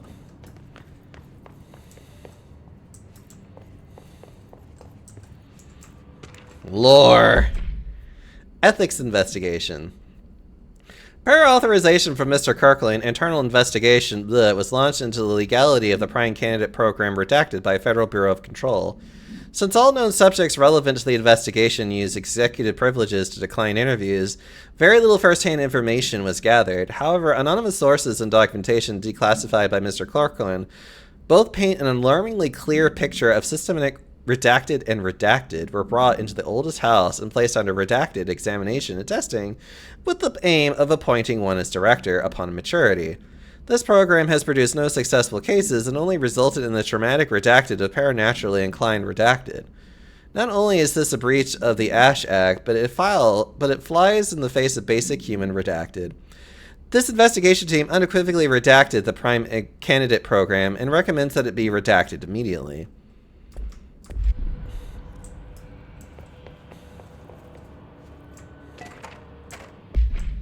Tractor procedures. Item is not in Bureau custody. None known. A Frank elk tractor, olive green, dried blood on the grill when last seen. Item is capable of vocalized responses or growls. An unmanned locomotion considered highly aggressive and dangerous. Right, this was a boss fight, wasn't it, in Alan Wake, if I recall correctly? The item first came into the Bureau's attention after the death of William Burrow, owner of Burrow Farms outside of Trenton, Texas. Local authorities arrived on scene after an employee found the mutilated body of Mr. Burrow beneath his tractor. Police arrived, but were immediately driven away by the tractor. Panic calls to federal authorities were intercepted by Bureau communication staff. A team was dispatched. Upon arrival, the agents approached the item. It responded by growling like a bear. 3 agents were injured when they tried to detain the item, which escaped. Aerial searches for the item are ongoing. Speaking to Miss Sprout only revealed that she had a domestic altercation with Mr. Burrow earlier the night of the incident. Whether these events are connected is currently unknown.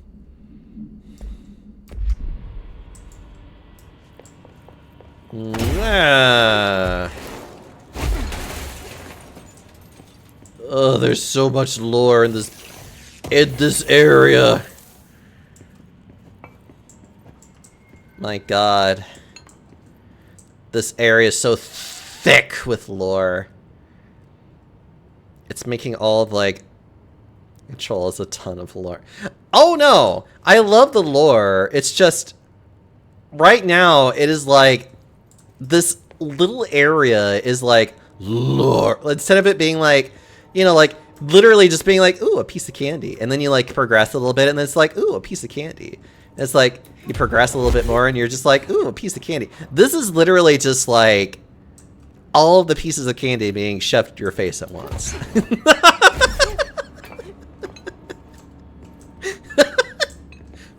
Not that I mind. I love lore. It's just, I find this really funny. The Underhill background. Dr. Rhea Underhill is a professor at the University of Woodrow in the United Kingdom, where she teaches biology with a focus on botany. Dr. Underhill once worked with the Bureau as a parabotanist stationed in the research sector of the oldest house.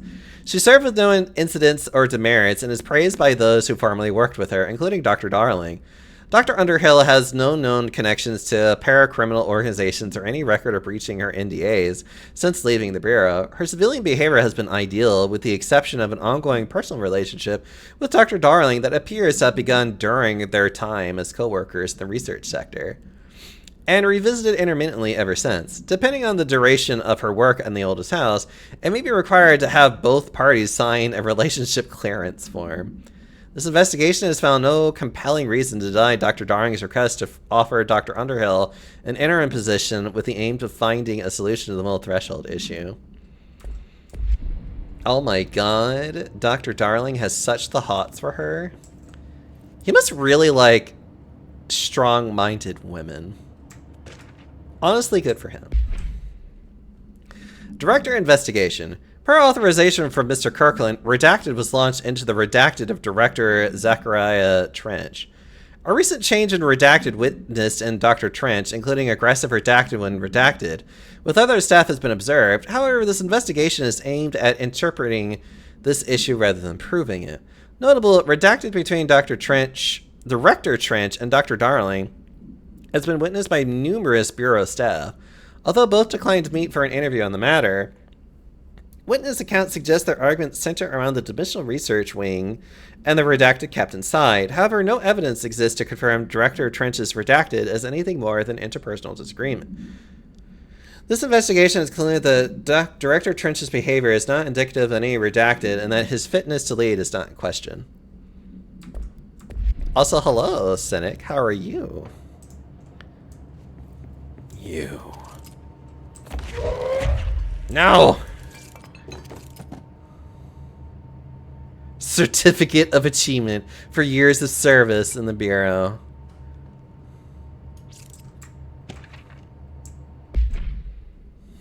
Kirkland, I am growing tired of your blatant attempts to lay your incompetence at my doorstep. I know you want this to be true, but you are head of investigations. This failure is your responsibility. What did you think would happen holding a dangerous specimen in investigations? The containment sector exists for a reason.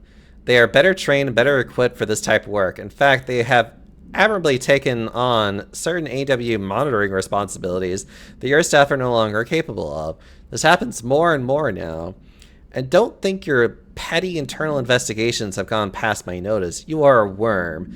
Everything I've done has been for the benefit of the Bureau. The Prime Candidate program only failed because of Darling.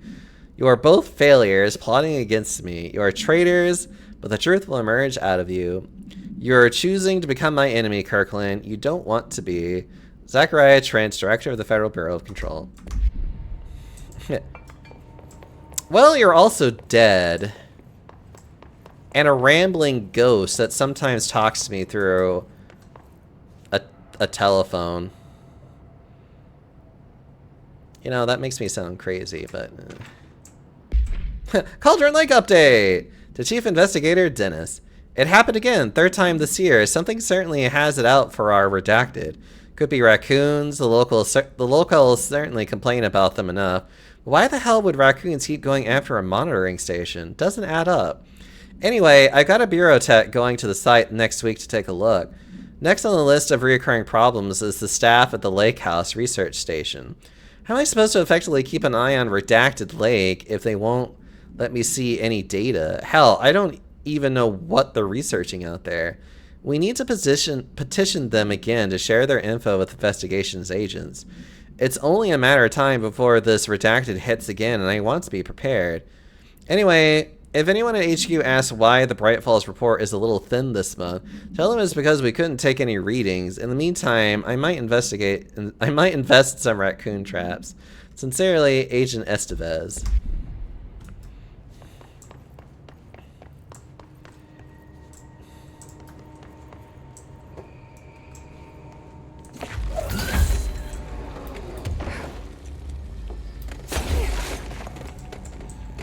Woo! Okay. Now that gate should open.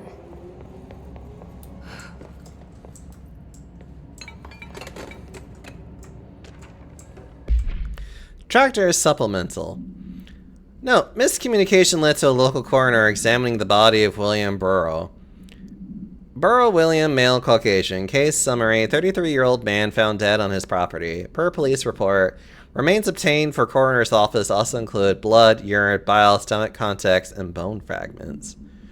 Autopsy finding, blunt force injuries, head, lacerations, left ear and cheek, blunt force injuries, extremities, dislocation, right knee. Complete avulsion of the right upper extremity with associated fracture of the proximal right humerus. Extensive trauma, abdominal region. Complete avulsion of multiple organs, including stomach, heart, liver, pancreas, kidneys, and portions of the large and small intestines, all missing from scene. Conclusion, it is my opinion that Mr. Burrow's death is not the result of a mechanical accident as claimed by authorities. The removal of organs is consistent with animal attack.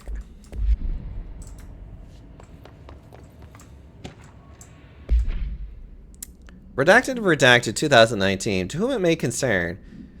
It is with great anger and regret that I tendered my resignation as head of investigation for the Federal Bureau of Control. I do this in protest of the rampant disregard for my department's redacted. My staff cannot continue to work in these conditions.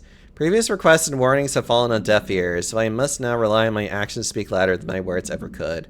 I blame the situation on our redacted, who has routinely ignored my request for assistance in reclaiming the parts of the investigation sector lost to the redacted loose inside. I will never forget the screams of brave agents begging for us to open that fire break. I will carry that shame for the rest of my days. The redacted has failed his agents. I shall never forgive him for that. Sincerely, William Kirkland.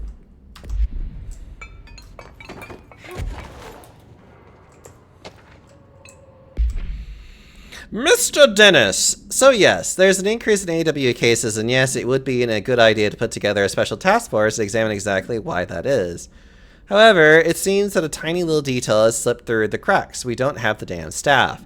If you expect us to detect, investigate, and process more AWA cases, you need to give us more people. It's simple math. Between the staff we lost in the Hartman thing and the ones who left for other departments after Kirkland quit, we barely managed to keep up with the workload. Hell, just filing the paperwork for all the altered items we left behind in the sector has been an ordeal. Another thing, and this is going to sound paradoxical, but we have an overcrowding situation. This lobby isn't meant to accommodate a whole sector's worth of staff. We put forward a motion to move investigations to a more suitable location months ago.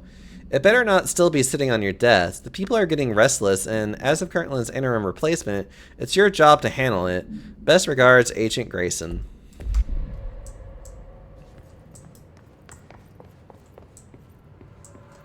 Hi, Glad. How are you doing? You're doing some DM work, are you? Specimen escape assessment. The purpose of internal investigation is to examine the containment failure of specimen that resulted in the deaths of redacted agents. An inspection report of the containment equipment 3 days earlier showed no faults. Investigators suspect human error to be the cause, yet no department has provided any evidence to support this. Technicians were able to recover the research notes on the specimen from the internal network. On the redacted of redacted, the specimen began displaying a sharp increase in aggressive redacted. Cross-referencing that date with various logs found only two events inconsistent with the sector's daily routine. 1, the air filters were changed, and 2, an hour prior to the incident, a civilian named Alice Redacted entered the sector regarding an unrelated investigation. Given their connection to the same AWE case, it is likely that Miss Redacted's presence is relevant to the specimen's escape and to the Redacted. Investigation is ongoing. And we hit a story arc climax. Ooh. Wait. Oh no, I'm carrying a weapon. No one can stop me though.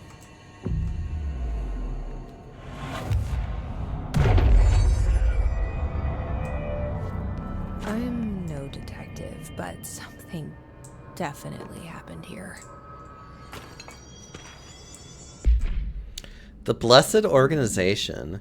This group individual has operated outside the Bureau's notice for decades, perhaps longer, displaying a level of skill and caution rarely seen in paracriminal groups. A review of past cases has found various mentions of their activity over the years. In 2016, a production company called Blessed Pictures was connected to an altered item case, as well as the death of an agent from exposure to illicit paranatural materials.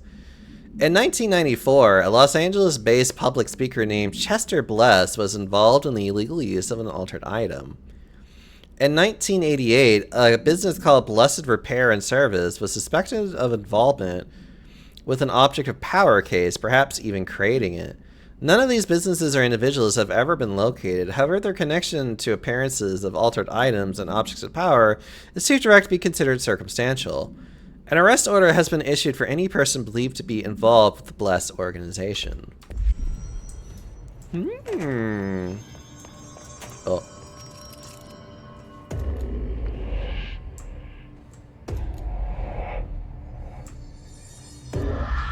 Do we know each other? This feels familiar. I can't seem to... I've forgotten it. I'm sorry. My name is Alan Wake.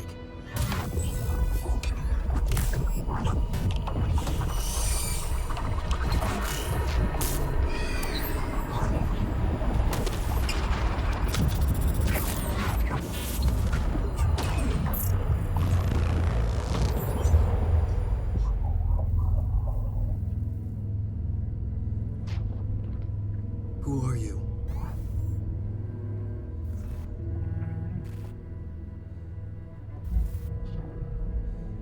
Who are you? Do I know you? I'm your friend Tom. Tom Zane. There's nothing to worry about. Tom. The poet. The diver. You look different. That was just a role. A character. The protagonist I played in my old film. I'm a filmmaker. An auteur like yourself. We're working on this together, remember? An artistic collaboration.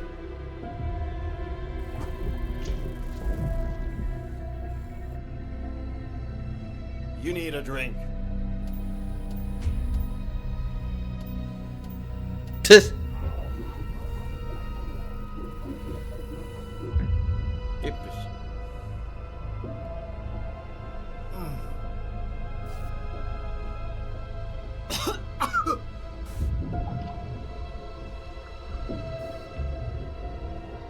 Endless darkness. Nothing holds still. But we're very close now. You've been writing. We found a way to escape. It'll work this time. Writing? You found a way! No. I don't... Wait. There's something. It's my double. He's out there. I've seen it. Yeah. Nothing to worry about yet. I'm dealing with it. It's fine, my friend. Let me handle him. You've met him? What the hell? Now, come on. You misunderstand me.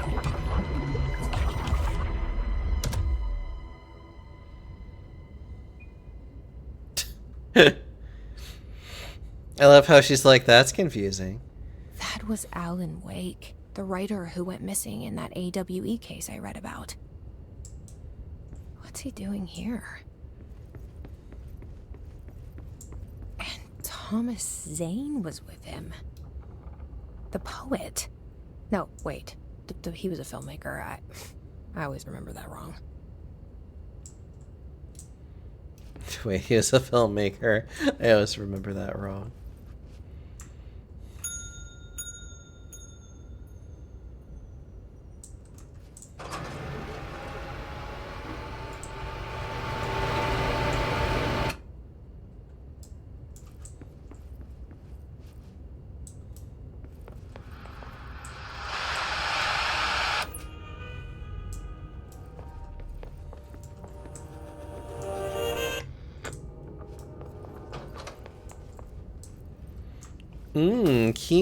Oh.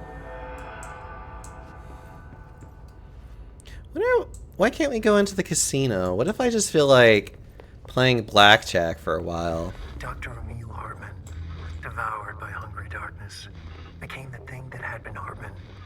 Broke loose, killed everyone it could, lurking, roaming, waiting.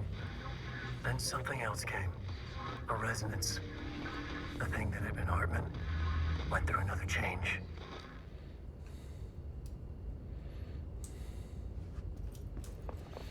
The knights who formerly say ni. Oh! Time to continue with our quest line. Ooh.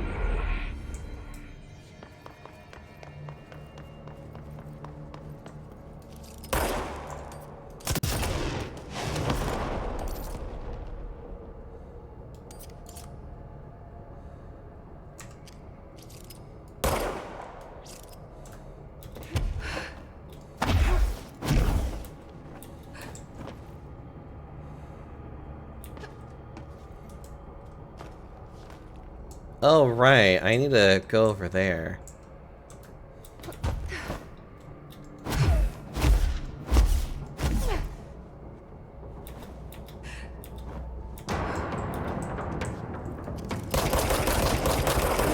Die, mongrel!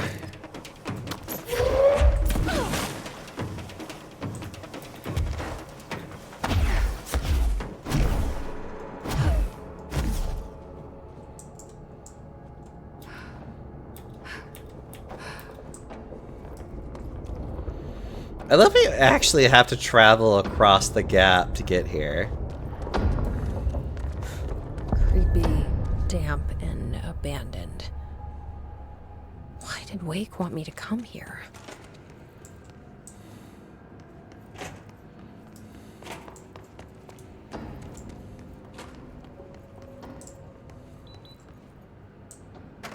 Also, hi, Thorin.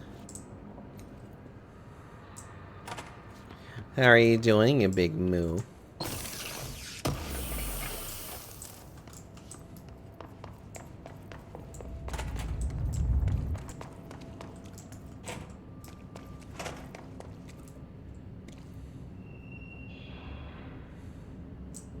That doesn't look like a house shift.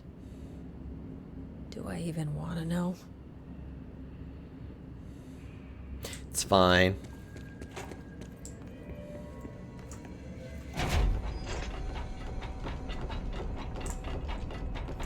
Also, a man of all trades. Hello. I hope you are doing well.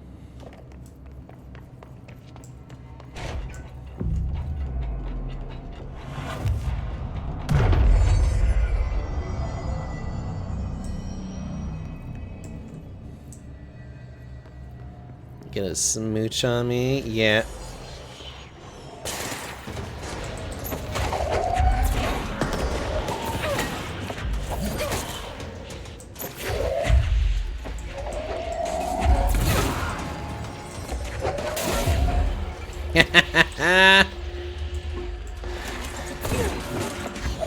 That's my favorite fun fact of this game, is the fact that as you're retrieving an item, it can still hit things.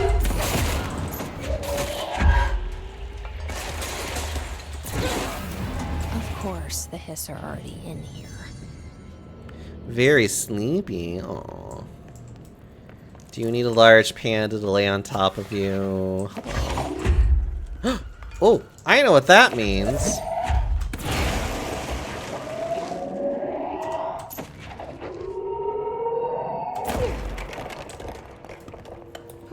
Aha!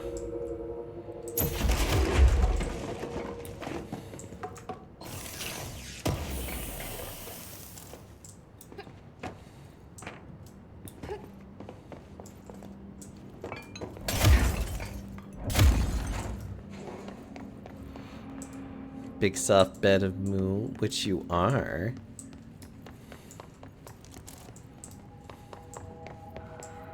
Love this game so much. Ugh.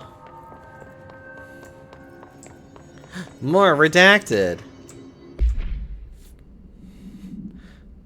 Hello, my feet gossip at night, and now I have to wear shoes to bed. Sincerely, me.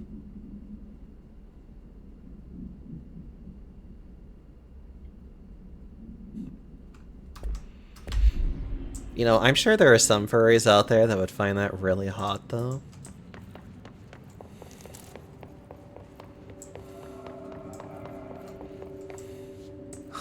Whoa. Looks like the house has gotten a little wild in here. I was a bit silly yesterday. I'm running on 3 hours of sleep. Hartman ML. Victim's name, Alan Wake, Anderson Thor, Anderson Odin, redacted. Lane Rudolph, yeah. Special Agent Remy Dennis. Charges! Code 4, kidnapping of altered individual. Sanctions against altered organizations. Obstruction of Bureau investigation. Breaching of Ash Act. Offender's property seized as evidence to be used in conjunction with an ongoing AWE investigation. Offender's personal effects has been sent to research for analysis. After being cleared by Bureau researchers, all victims have been released. Biannual surveillance orders were assigned to each, except for Anderson brothers, due to their senility, and Wake, possibly deceased.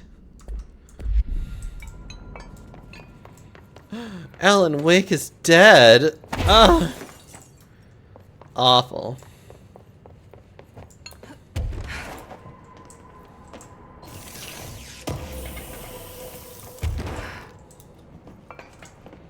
Ooh, get out of here. No, I can squeeze it. Okay, fine.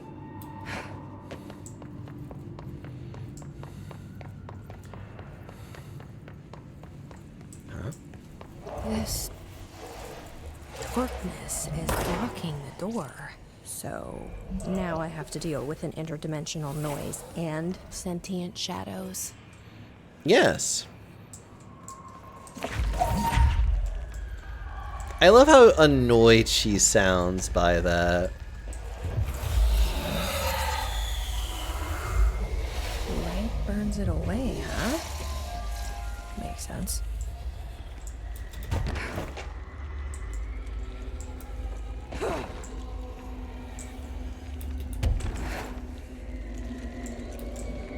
Just literally is like, I have to deal with the hiss and sentient darkness. Ugh.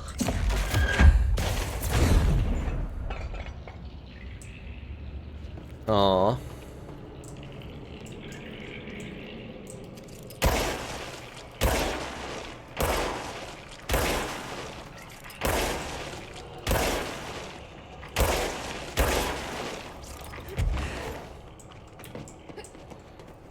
Ah, Ahti.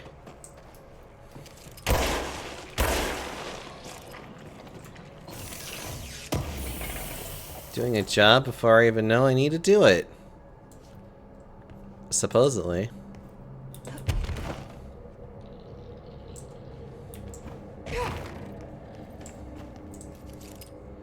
Is there anything else?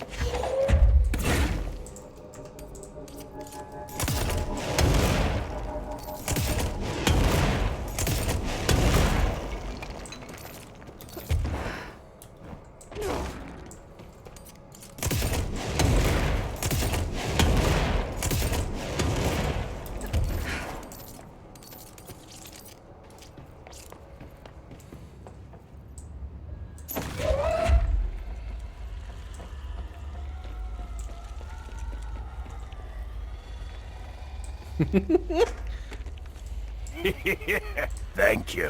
Tiberian, thank you so much for the 27 months. How are you doing, you sweet pea?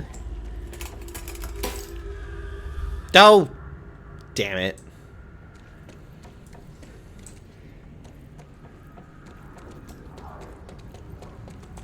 Orange peel.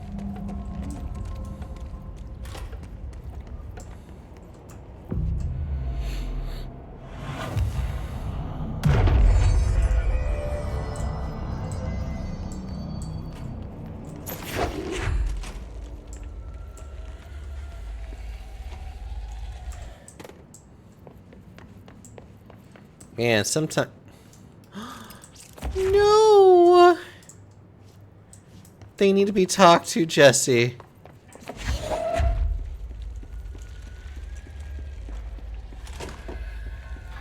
The third thing. The sound made darker, the darkness made louder. Hartman was stretched, like a worm through time. The third thing was a monster. Now he crashed out of darkness toward Faden.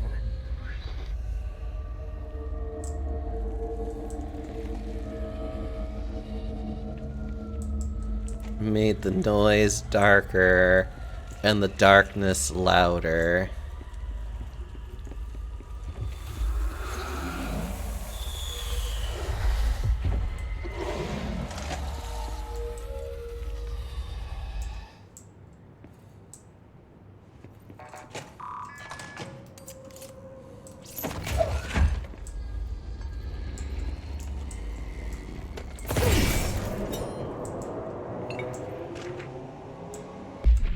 Eagle Limit Summary. A train derailment resulting in 62 casualties and numerous injuries was suspected to have been the work of a paracriminal group known as Redacted.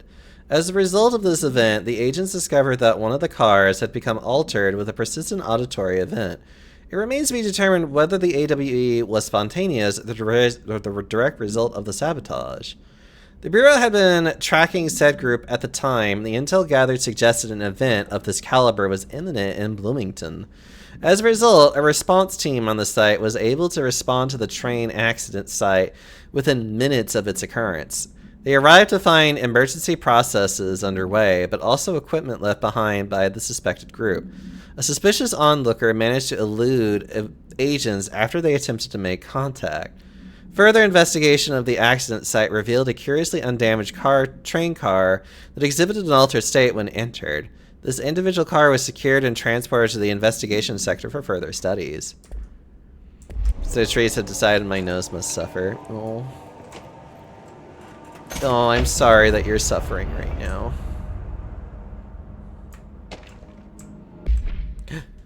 Paranatural entity, aka the Shadow, is an aggressive redacted consisting of 3 known types. Type A, localized manifestation of sentient redacted, capable of occupying organic or inorganic material, as well as exerting redacted over its surroundings. Type B, shaded individuals. Human bodies redacted by the Shadow. These individuals become notably more aggressive, but do seem to retain redacted of their previous selves. Research is ongoing as to whether this condition is reversible. Type C, shaded objects, similar to Type B, except the inanimate objects are redacted solely to be used as destructive tools. Each type seems to work towards a shared goal, possibly targeting certain individuals, which may imply a shared link to a redacted intelligence. The threat this entity possesses warrants immediate exploration of offensive-defensive measures. The investigation sector is being outfitted with additional lighting source, some internally powered to prepare for the eventuality of an redacted.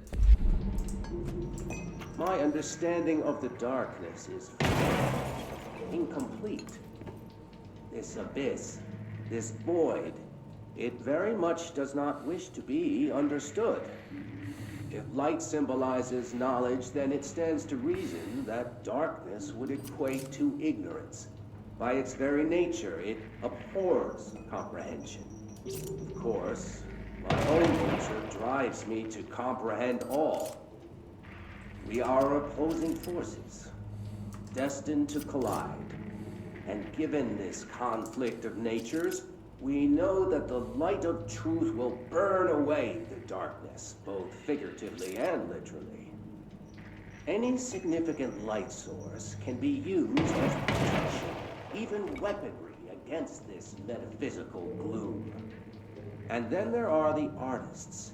I know for a fact that Tom, Wake, the Anderson brothers, and Lane all had some involvement with the darkness.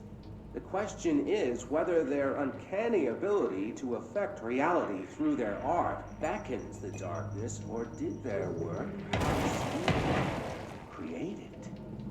With Wake now secure in my lodge, I expect I shall grow closer to learning the answers to these questions. Assuming he cooperates, which is proving quite the challenge. Well, perseverance is the foundation of knowledge. Speaking of, I must be off on my rounds.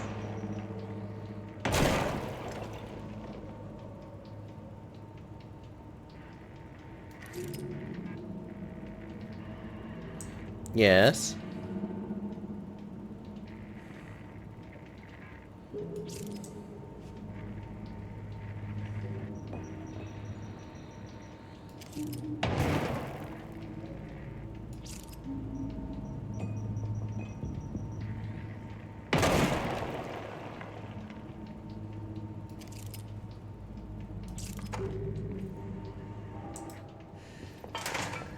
Well, we'll worry about that later.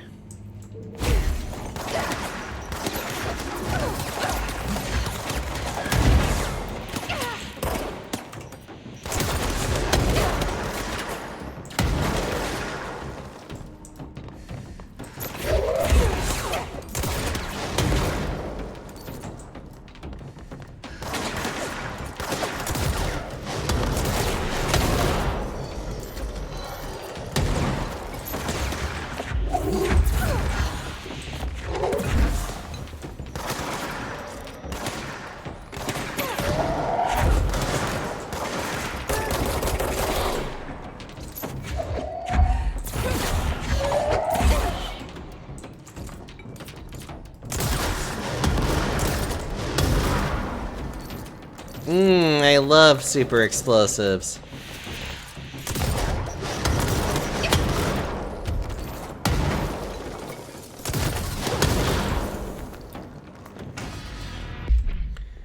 Hiss Ranger Airborne. Nothing like listening to your podcast in the background of grenade explosions. Exactly!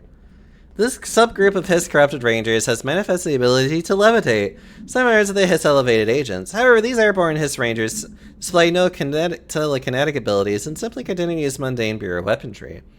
This evolution being so similar to the elevated possibly indicates that Hiss can share pre-mutations through a type of network or perhaps osmosis. However, the fact that this development in Hiss Rangers has only been observed in the investigation sector may indicate that an environmental factor is responsible.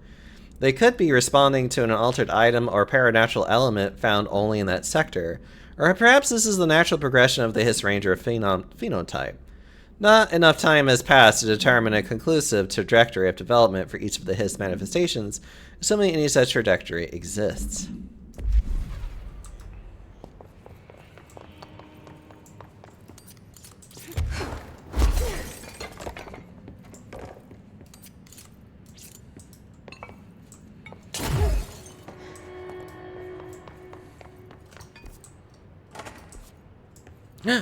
Bathroom. Wait. Reminder. All employees are required to report their hours at the end of each month. The Federal Bureau of Control maintains that time is not subjective, and hours passed on alternative planes cannot be claimed. Astral dives do not accumulate overtime compensation. Thank you for your attention.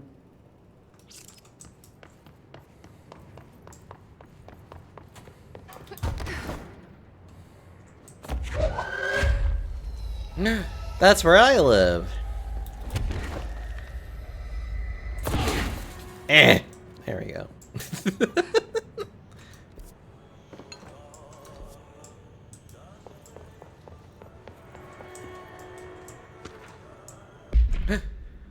A black market hub specializing in the trade of occult talismans, relics, and other assorted ceremonial objects, as well as genuine altered and paranatural materials, was raided in redacted Czech Republic by a team of special investigators.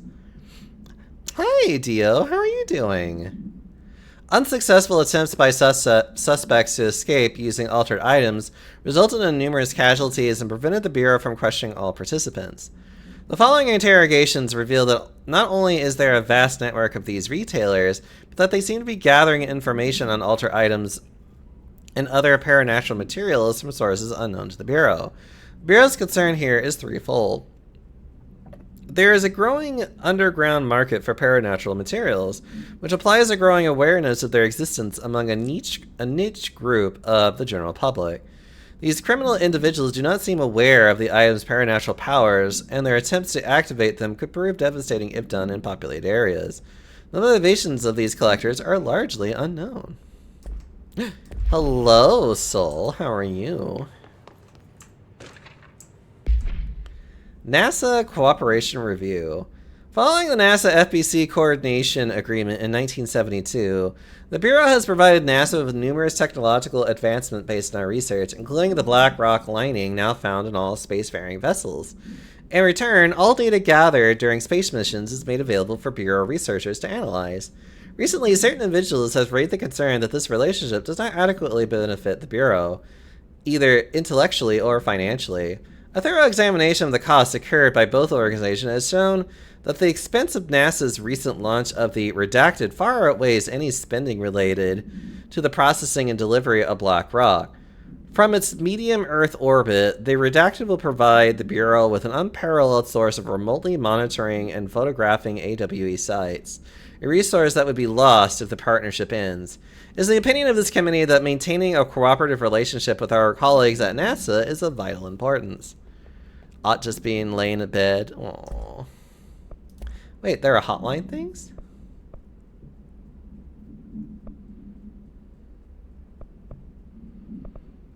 Wait, are these things that I've already have?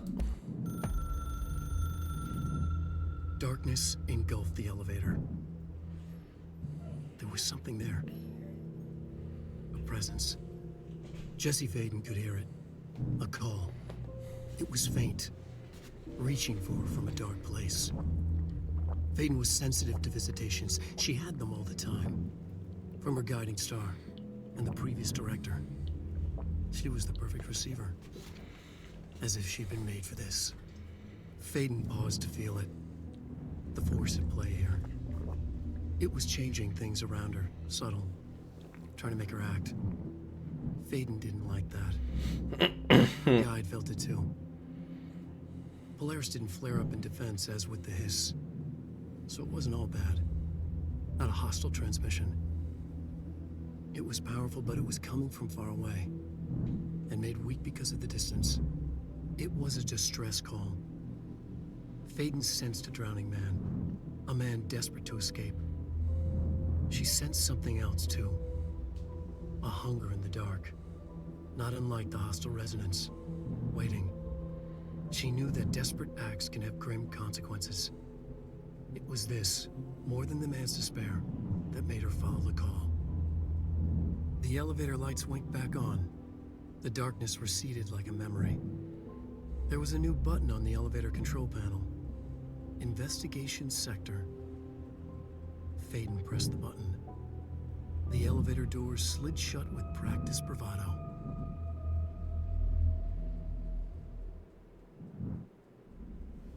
Ah. Dr. Emil Hartman was desperate. The Federal Bureau of Control had stolen his life's work. This was his last chance, his final experiment. What he'd been too scared to do before. Hartman dove into the lake, was taken, devoured by hungry darkness, became the thing that had been Hartman. Only the echo remained, fragmented impulses on autoplay, violent, bloodthirsty darkness in the driver's seat. Emerging from the lake, the thing was captured by the FBC, brought in, contained, studied. The thing broke loose, killed everyone it could. The FBC fell back and sealed the sector. The thing was alone in the dark, lurking, roaming, waiting. Then something else came. Not darkness, but similar enough. A sound. A resonance. It shouldn't be a surprise. If there's one, why not another? The darkness inside the thing could have been immune, could have resisted, fought, could have been passed by, passed through with no effect. But it didn't, and it wasn't. Maybe it had grown weaker over time, not aged. It was timeless, but weaker with no link to its source. A metamorphosis followed. The thing that had been Hartman went through another change. The thing that had been Hartman now becoming the thing that had been Hartman that had been the thing that had been Hartman. Something like that, I guess. The third thing. The resonance carves its way through the thing that had been Hartman, vibrating, remolding. The sound changes the darkness, and the darkness changes the sound. They both changed what remained of Hartman. They all turned into something else. A third thing. The sound made darker. The darkness made louder. Hartman was stretched. Stretched as anyone when seen from out of time, like a worm through time.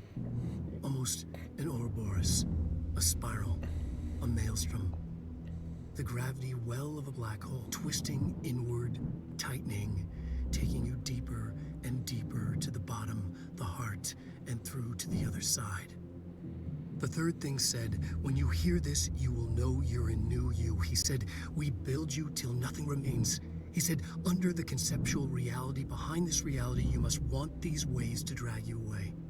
He said, baby, baby, baby, yeah, orange peel. The third thing was a monster.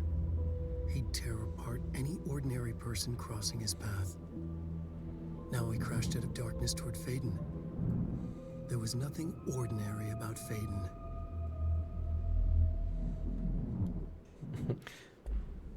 Orange peel? Yeah, orange peel. Baby, baby, baby, yeah, orange peel.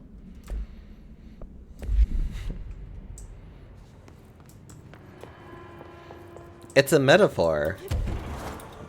Smile. Oh, more of these. Darkness everywhere. New day, same old bloody city, said the old lady.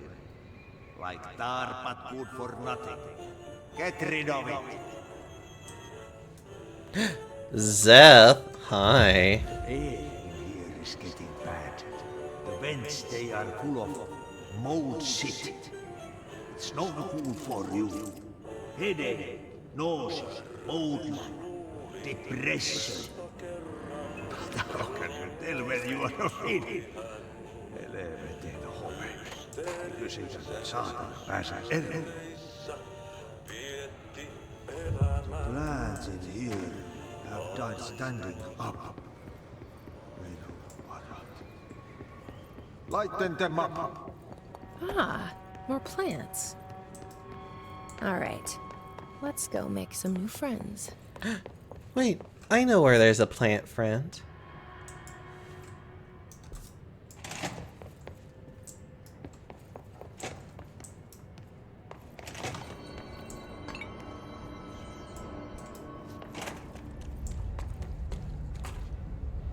Just need to find a light source.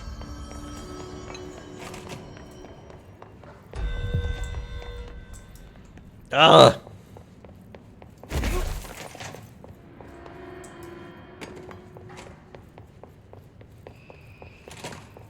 Oh, there it is.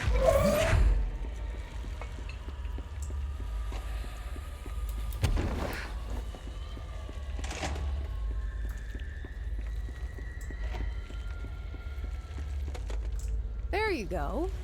Doesn't that feel better?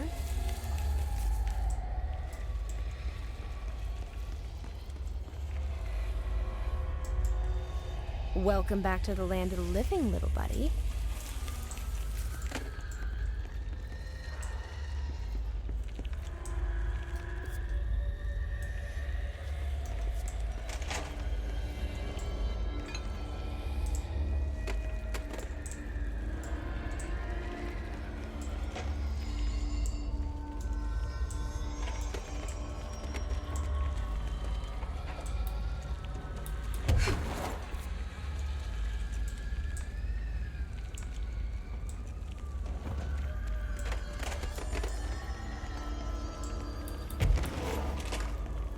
queen. I know.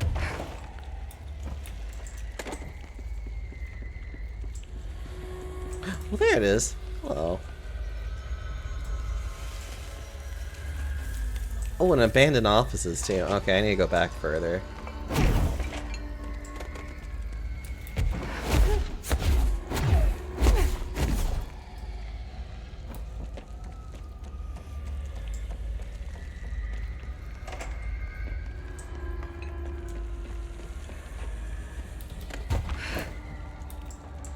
Ugh. We are now in the abandoned offices. I think. Oh, hello.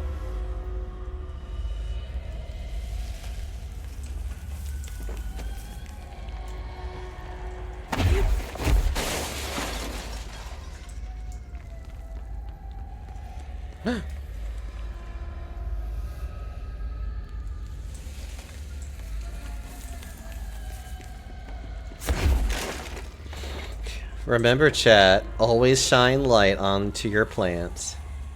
And I will certainly hydrate, too. Hold on. There we are. Okay.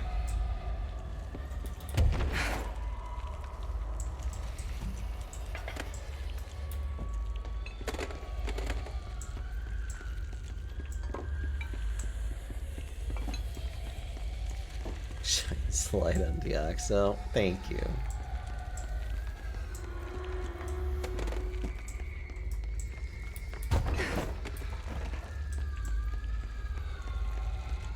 I don't quite recall where it's at.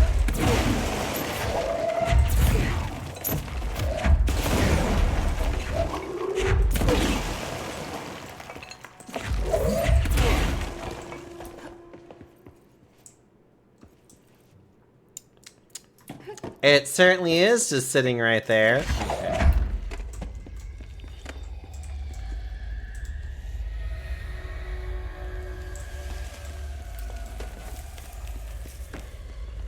Okay, what was the other thing I needed to do?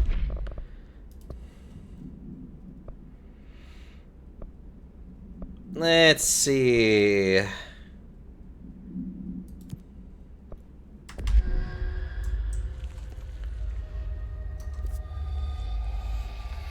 Okay, so that's nowhere near where I need to be right now. Okay. Let's see. I'll deal with him later. Let's do shine the light on the plants.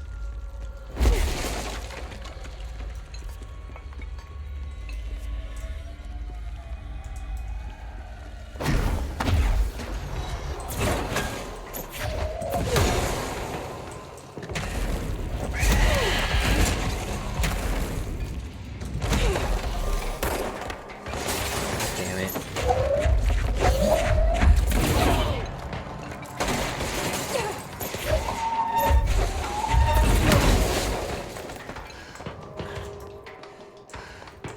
Shit.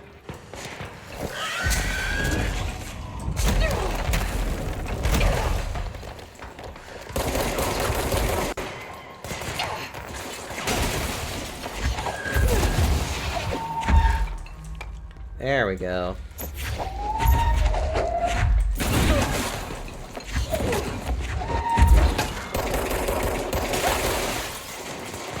Oh.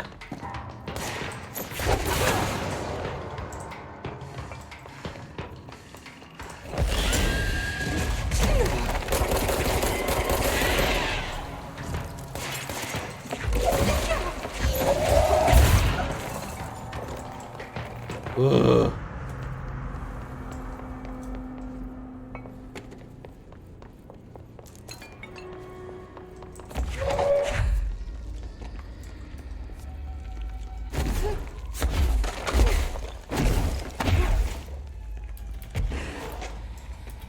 Yeah.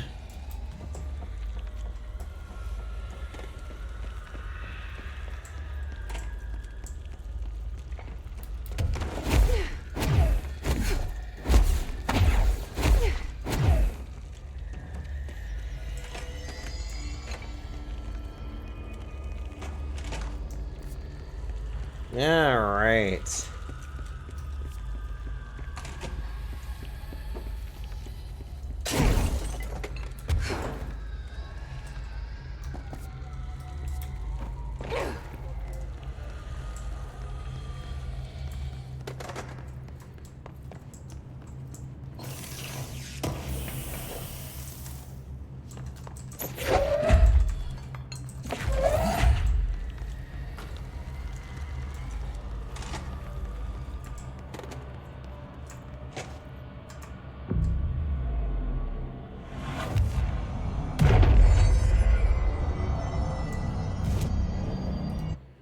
Oh. Well, alright. I guess now we'll just kind of keep on going to floating, I guess? So I can, like, do a lot more just, like, floating around. And keep levitating like a... Just keep levitating.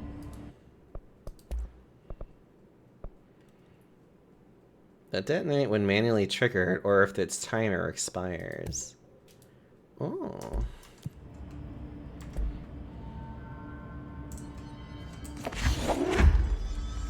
Zeth, what have you been doing lately, though? I don't feel right. Something in this darkness is draining me.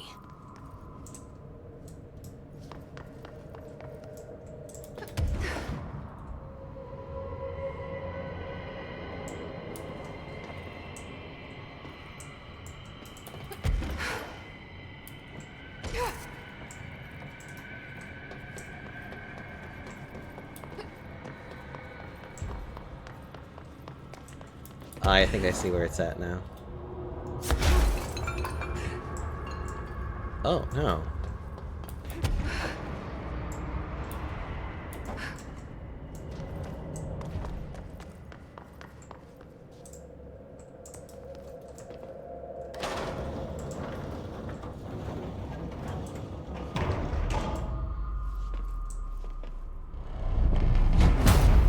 Shit. Now what?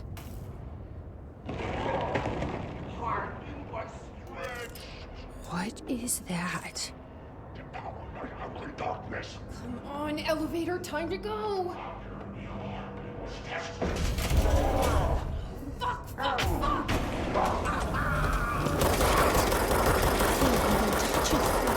Like the light. What is that?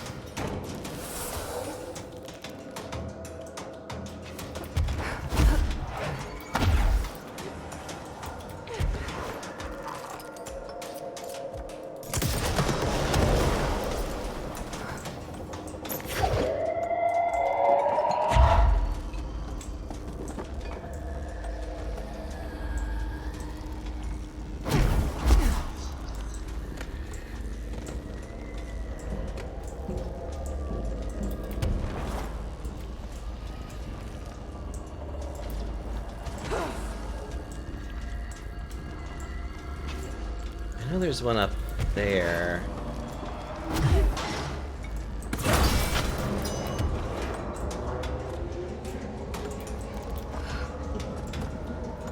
There's another one up there.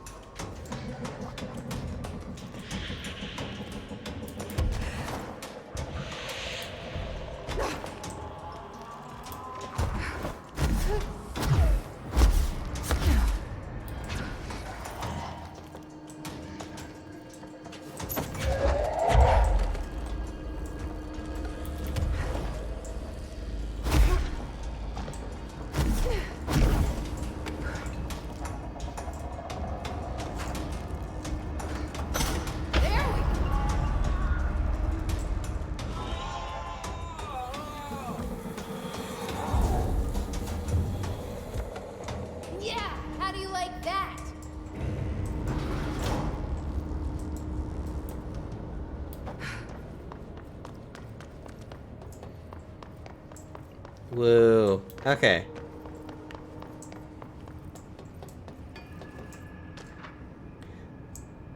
Vending machine procedure.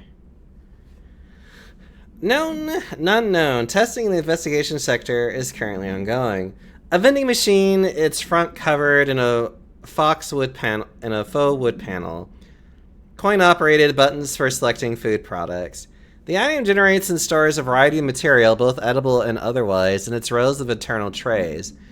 Initial testing suggests the item reacts to the mind of the individual in close proximity and will produce whatever they subconsciously desire. Attempts to cause the item to create a living redacted have consistently failed. The item was discovered in a nursing home in Redacted, Alberta, after a resident named Muriel Redacted called a local news station about a magic vending machine. Oh. Floaty panda. Hi, Roided Pup. How are you doing? Let me give you a quick shout out. You were playing Clue? I have no clue what that is.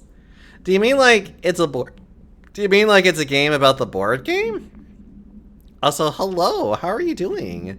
Hope you had a good time. Having a wonderful time playing and streaming tonight. Wow, how is Clue? The news story reported that the nursing home staff is purposefully stocking the machine with distinctive foods and objects as a way to raise residents' spirits. The Bureau's response team encouraged the story while confiscating the item. In the dungeon with cookies. Oh.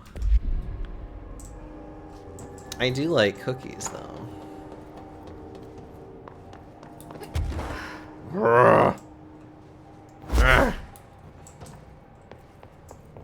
So many. Night Springs screenplay, page 1. This screenplay was found after the Bureau acquired the Night Springs television series and all of its past episode scripts. It appears to be written by Alan Wake as part of an application to become one of the show's writers. Threshold over the threshold darkly. Host Rio. It is only human nature to wish to control the forces around us, and even more so to possess them. But what happens when those forces are not ours to claim, or even of this world? What if they are things you can discover in Night Spring?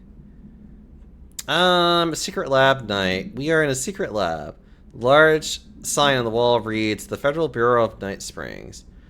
I've told you several times, Director, it isn't ready. It's ready when I say it's ready. But the being beyond the portal, we have no control over it.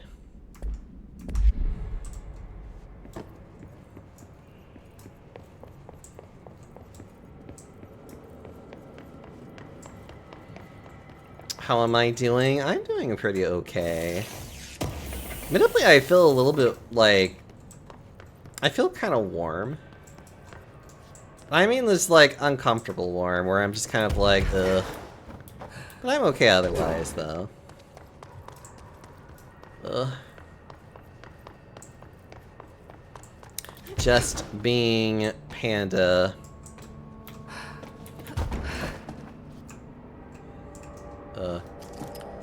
Jesse, please, I need you. Door appearance.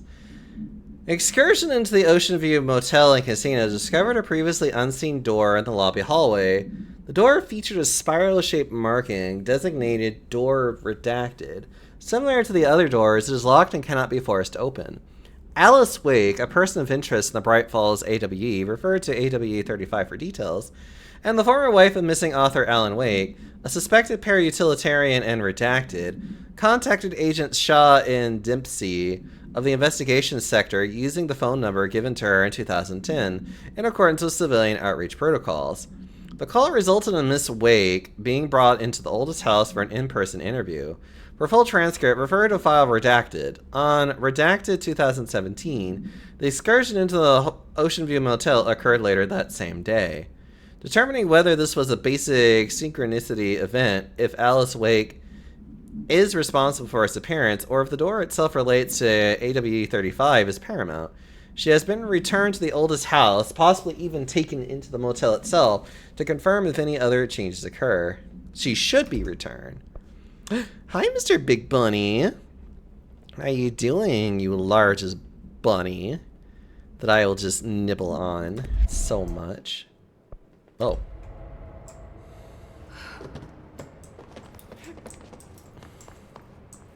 Ooh, hello.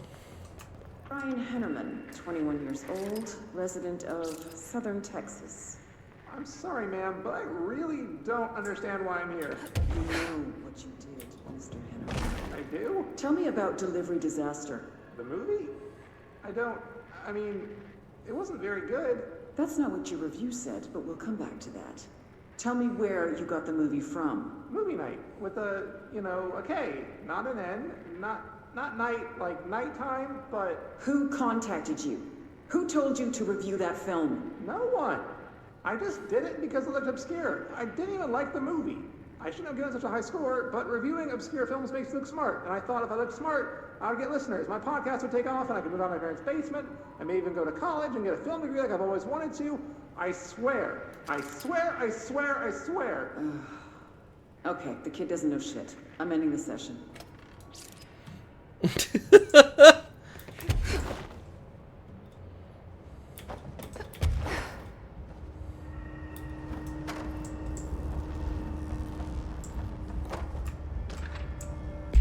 Hartman's background and Control Head crossover. I mean, they're literally within the same universe.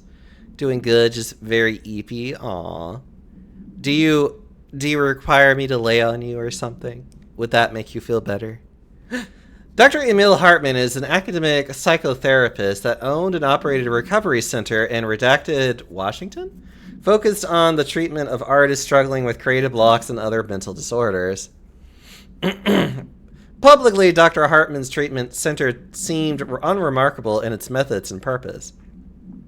Privately, however, Dr. Hartman was abusing his patients in order to utilize any latent redacted abilities that may possess they may possess with the aim of shaping redacted to his own benefit, which has earned him a Class II paracriminal designation. Note, for more of the link between artists and their ability to redacted reality through artistic medium, see file redacted. Excuse me one moment.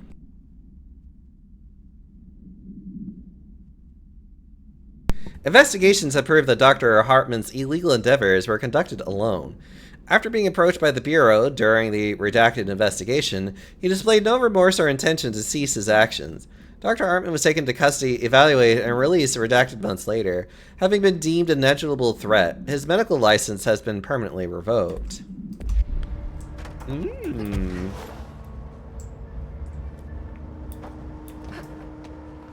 I'll rest on you. Oh.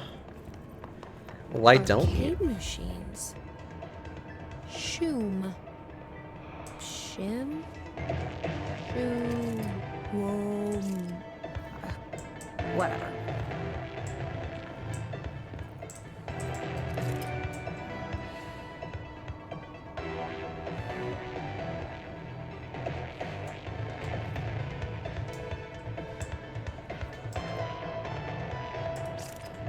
Okay, guys.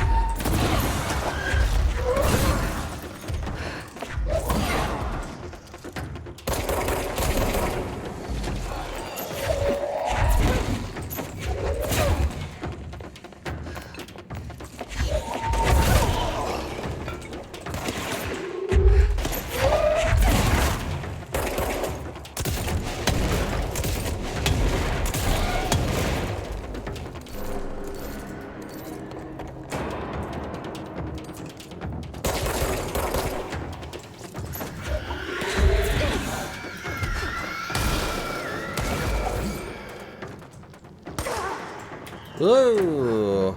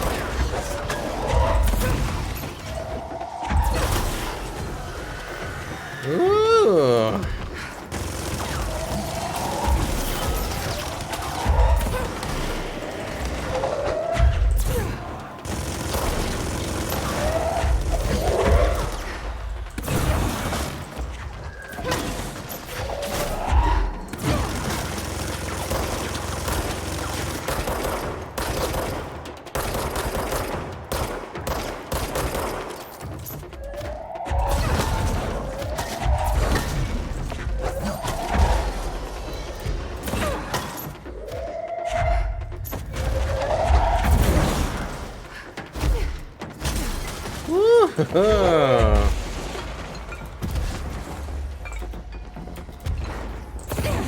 God damn it.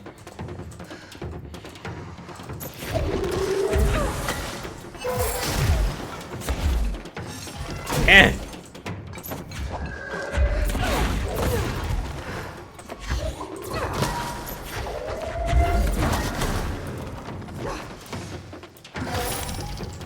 Woo.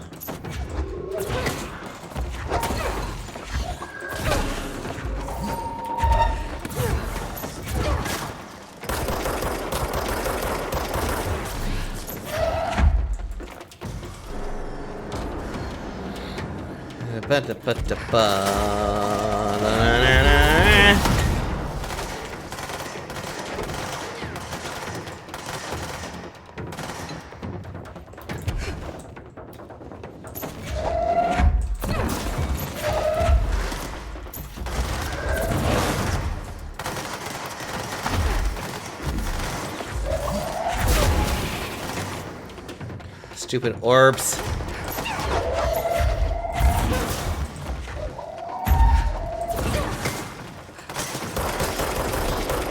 Interesting.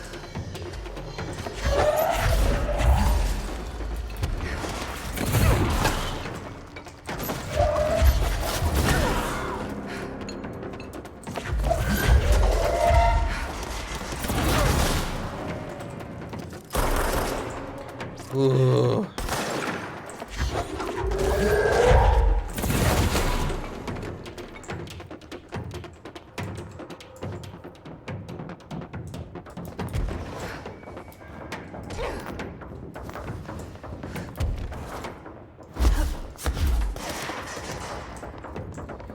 Where?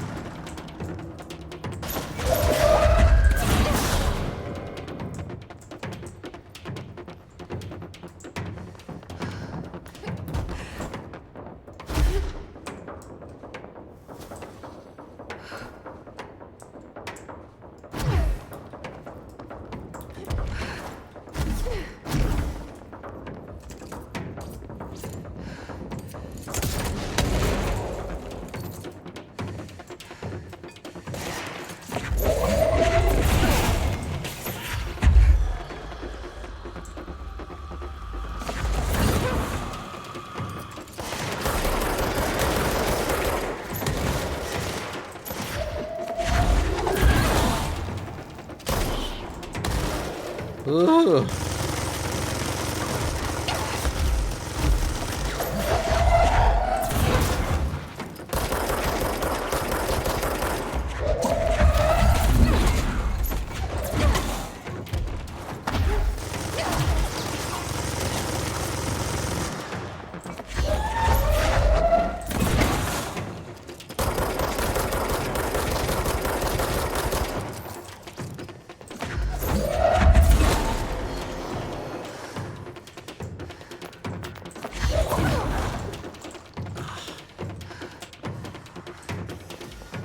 Let's find the orb.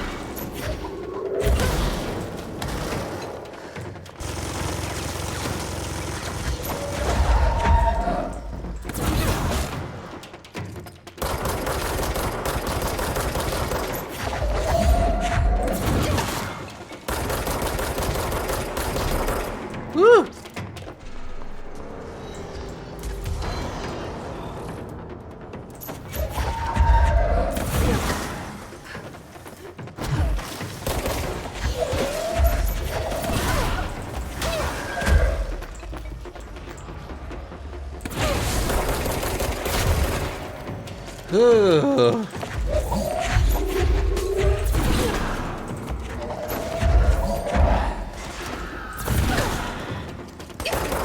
Whoa, what the hell hit me?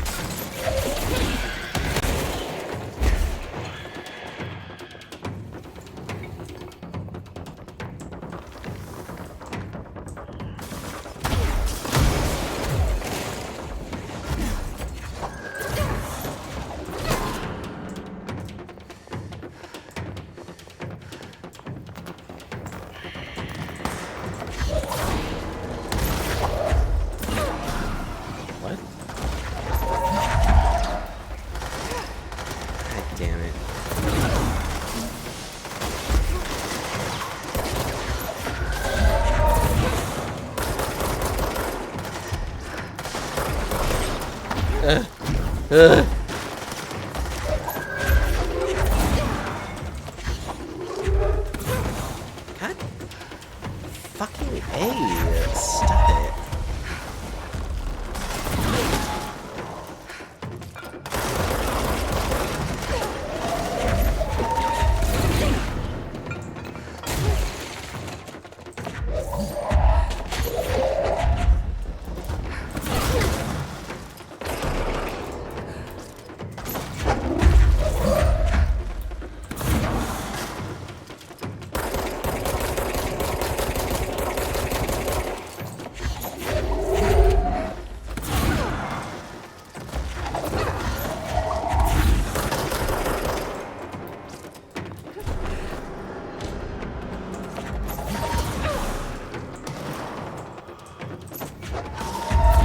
Ugh.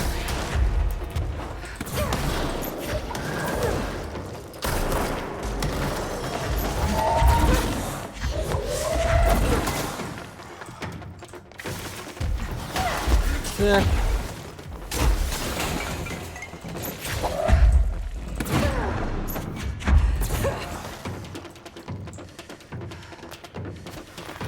Grabbing candy off floor.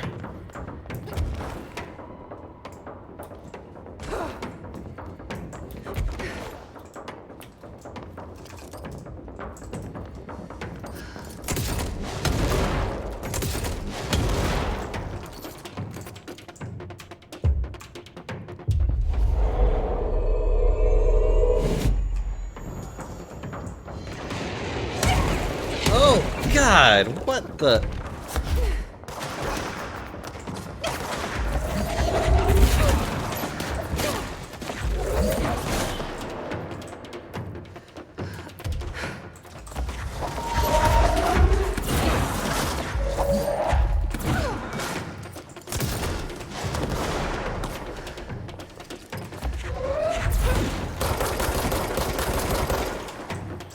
Oh God.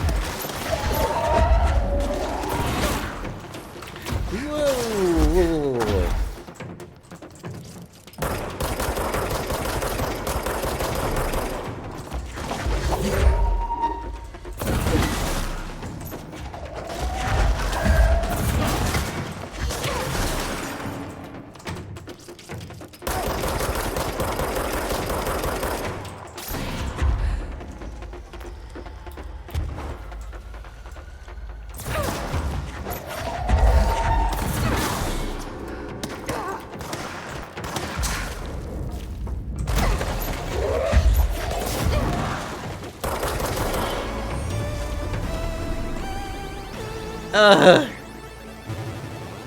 Oh hey, we did it. Woo! Whoa.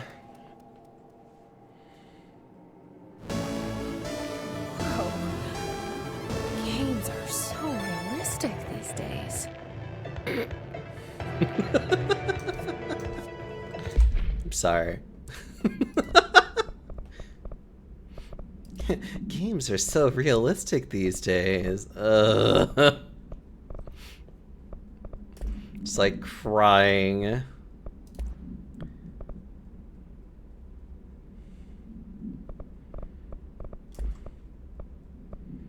The game is too aware. It really is, though.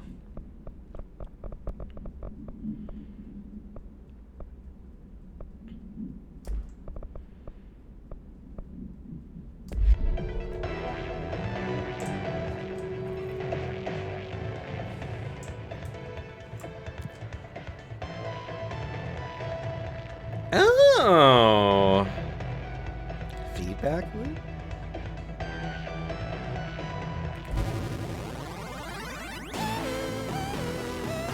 Shum.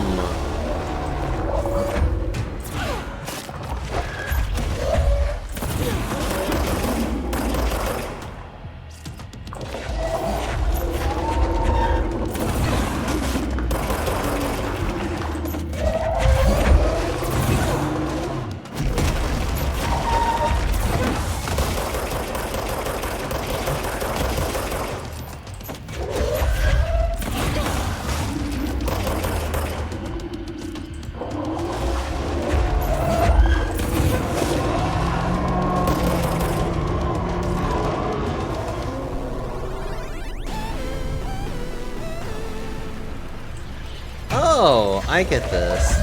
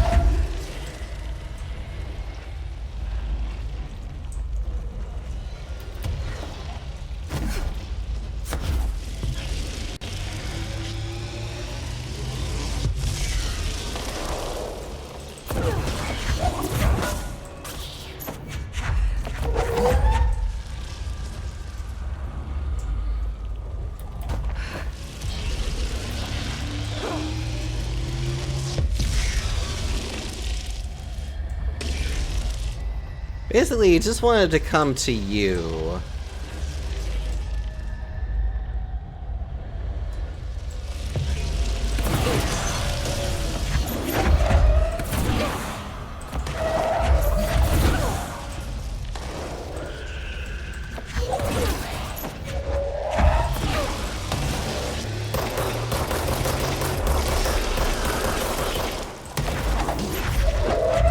Ah!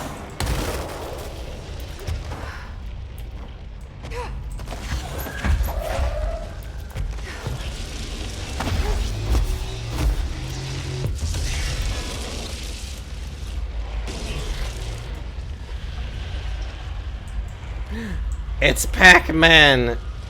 It's the anchor.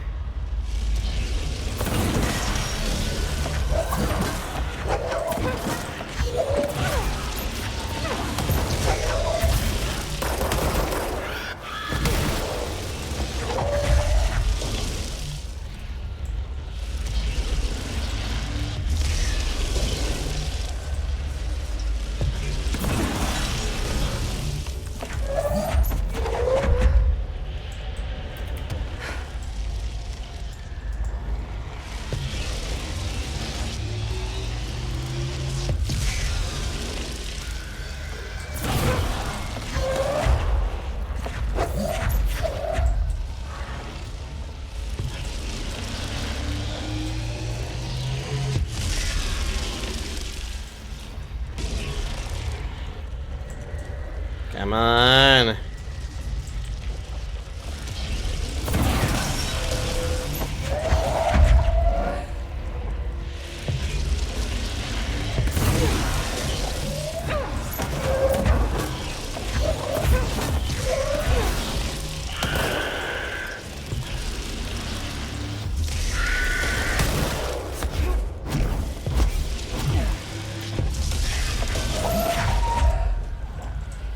Come on. What?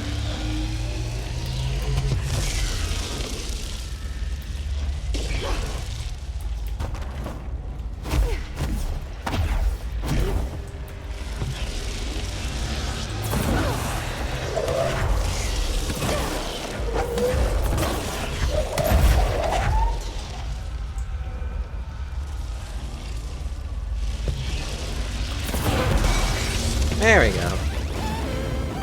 Shom! Oh god, this one.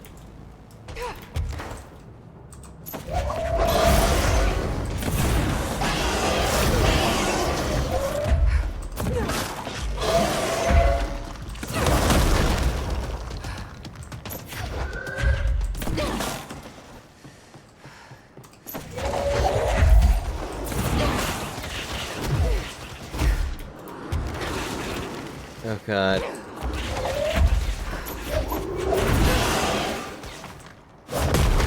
Ugh.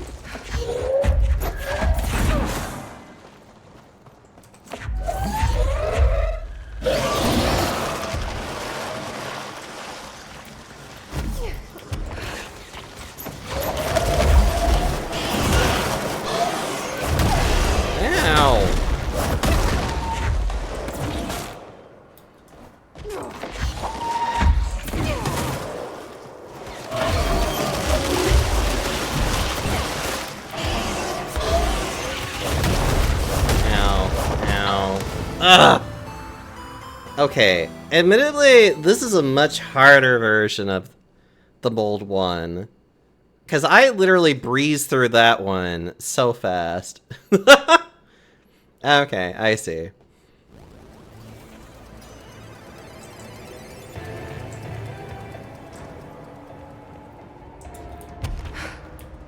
Anyways. Neat, okay. Ugh, alright. I don't think there was anything else. Was there? Am I missing anything? I hope not. There's always so much lore.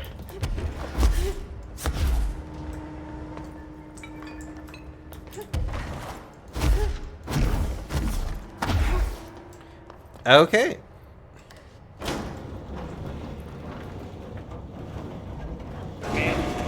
What are you doing in investigations? Jesus, don't scare me like that, Langston. If you're talking right now, I can't hear you. It's a one-way system. Try to find an intercom.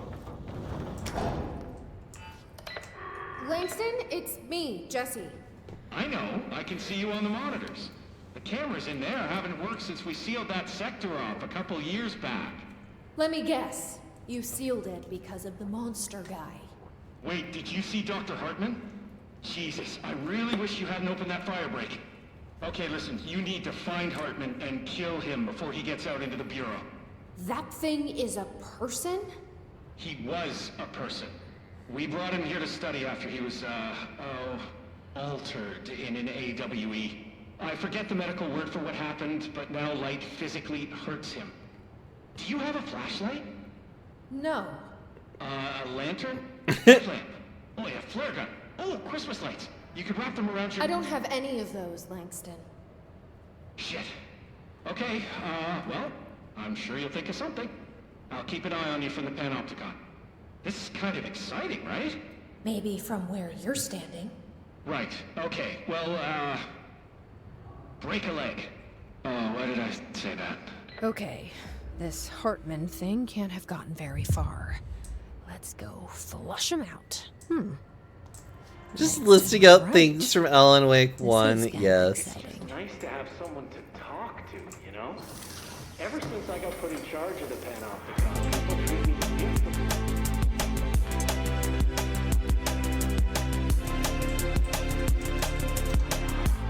Mitsuru, hello. How are you doing today? Welcome on in, Raiders. I'm Deoxyomi. I'm just a large, cuddly panda that just likes playing all kinds of video games. Mitsuru. Oh, you were playing Persona 2. Like I'm crazy for wanting to work with altered items. People just don't understand the altered items like I do, you know? I don't want to brag, but it does take a very empathetic mind to connect with the items. Okay, we're gonna stand here and actually listen to Langston babble for a bit because I love listening. This is the part of Langston that I actually like. It's just him pouring his heart out as you're just kind of like not really listening to Mitsuru. How far are you in Persona 2? Ended earlier than intended because game crash, but aw. No. Doesn't want to brag. People are making it so personal. Right. I mean, the teams in research handle paranatural materials every day, and no one thinks they're weird. Well, maybe that's not true. Darling is famous for being a bit out there, but if he's weird, it's charming. Altered items really aren't that frightening once you get to know them. If you figure out what they like or don't like, you know, what sets them off, then there's nothing to worry about. I guess at the end of the day, we're still just wild animals scared of our own shadows. We're supposed to be on the same team, but sometimes it feels like it's every department for themselves, like it's a race and we're all trying to be number one. If it is a race, though, I'd say Darling is a mile ahead of everyone else. He was Trench's golden boy for years, but that relationship has gotten pretty tense, or so I've heard through the grapevine.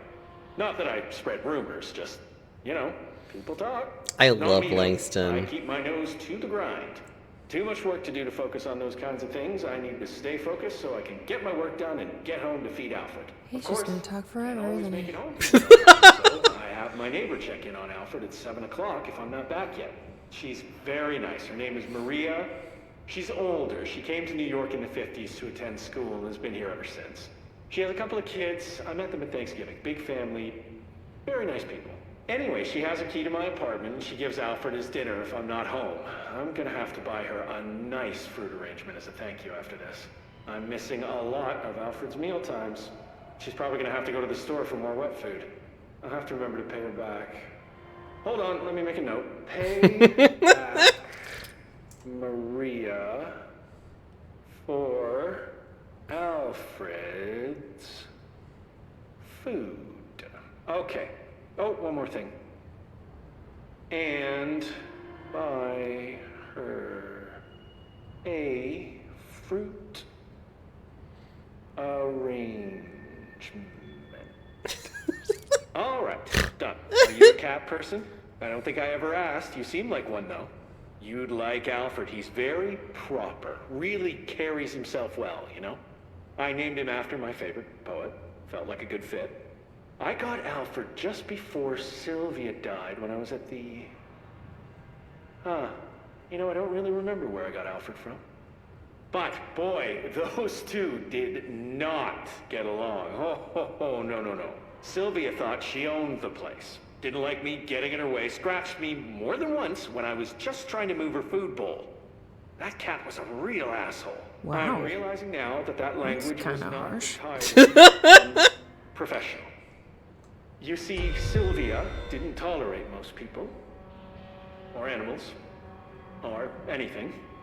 And that's what I meant when I said asshole. I would never use that word about a person. It was just,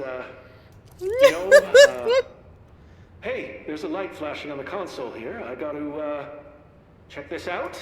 I'll get back to you later. Real smooth, Langston. I love Langston. I love him so much because he's just this awkward man.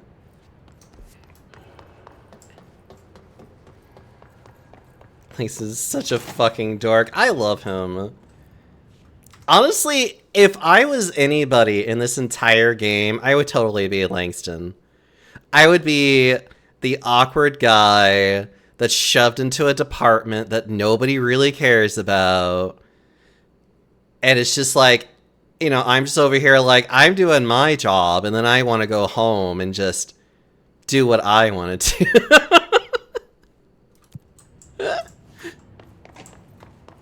Like, I am definitely not anyone else here. Like, Langston is probably the most relatable person in this entire game.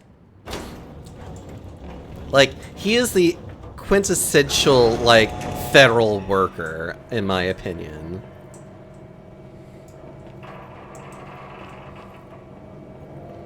Like, it's just a normal fucking dude. Really, though.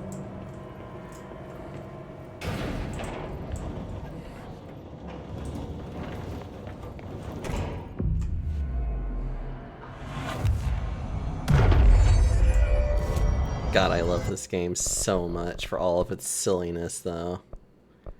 No. Oh. Yes, okay. Okay. Yeah, we're fine.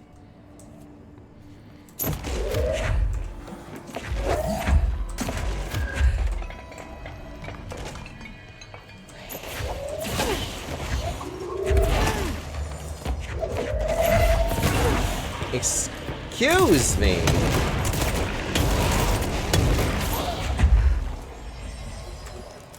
I think I heard him gasp. Or do like the whole, oh! As I was like grabbing him.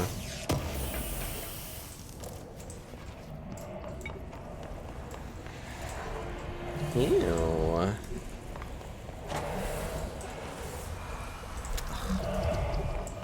Gross. Oh, right.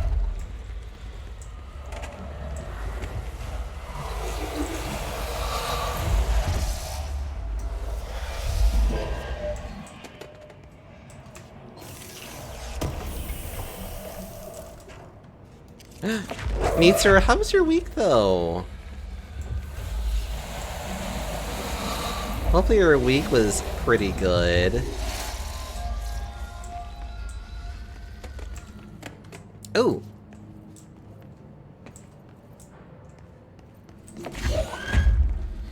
Because I was actually just saying earlier how I went to the dentist a dentist appointment earlier today. Which was nice. I always like going to the dentist when I can help it.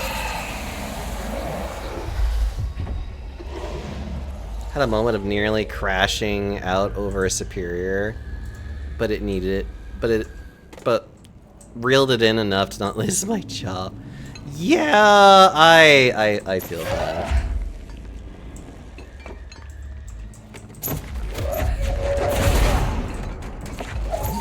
Yeah, I kind of had to get uppity with one of my superiors earlier today about a loan. Well, So, there is a thing I would have to try to explain about my job that is kind of funny. Because one part of my job is to manage this one, like, particular loan. And to review and potentially offer this institutional loan that we have. So, I have been getting a little bit, like, grumpy because it feels like we've been trying to use it too much without really having a good understanding of, like, a budget for it. Which annoys the ever-living crap out of me. Because I am definitely the type of person that's just like, we should have budgets for this. And what's been worse is the fact that it has actually a really high default rate on it right now. That's been bugging me. By high, I mean it's like 30%. Which is astonishingly high, honestly. But, there's that, and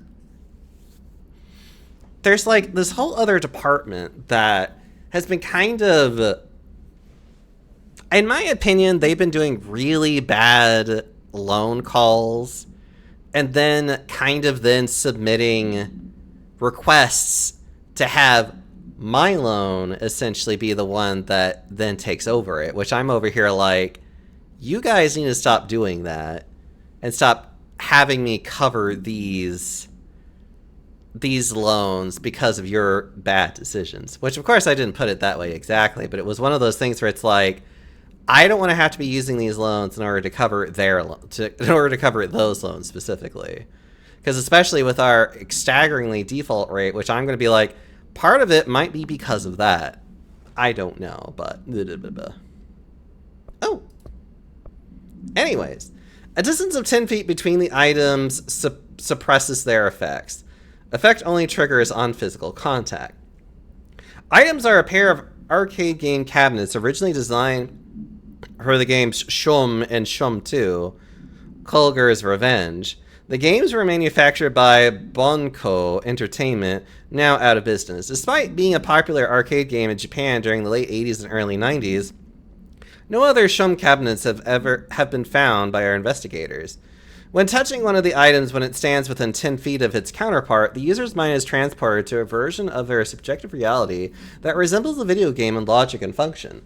Events from their everyday lives become game-like sequences in which speed and efficiency are paramount. The brain enters a stroke-like state, as proven by EEG studies on users, which only ends after the user finishes the game, at which point they resume normal brain and motor functions. Hello, Burrios. How are you? And the supplemental. Both items were purchased from a closing arcade in Redacted, Michigan as part of a program to improve employee well-being through recreation. The program was canceled before any game machines were dispersed throughout the oldest house, but not before these altered items were discovered. Teams in the research sector have voiced considerable interest in the items due to the fact that they only exhibit an altered effect when physically paired together. A codependent relationship previously unseen in altered items. See research specialist Poe's paper titled The Parasensitivity of Sequels for more information. However, after proving the item's altered status, the investigation staff insisted on keeping them, claiming that they are important for sector morale. To date, numerous petitions have been filed by research sector personnel to move the items there for more extensive analysis. Hydrate or dihydrate. I have plenty of water, technically speaking. Although, now that I am, like, trying to reach for something, I do need to go grab something. Hold on.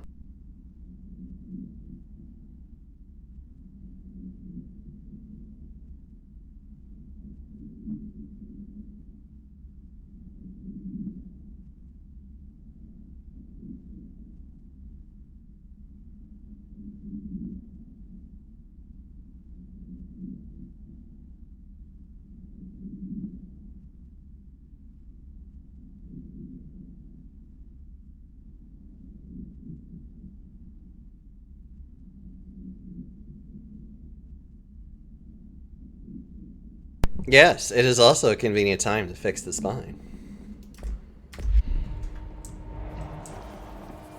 Honestly, I feel like the research team only wants it so that they can use it. Like, it's literally the, like, but it's my turn with the video game. Like, honestly. I love it.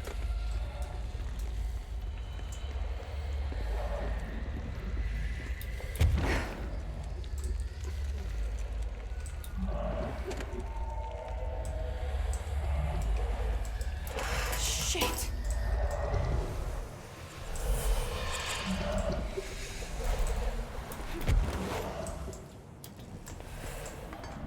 Man.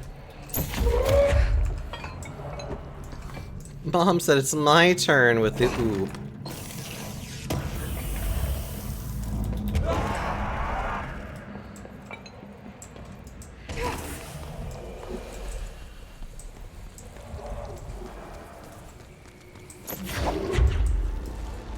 Oh yeah, this entire thing.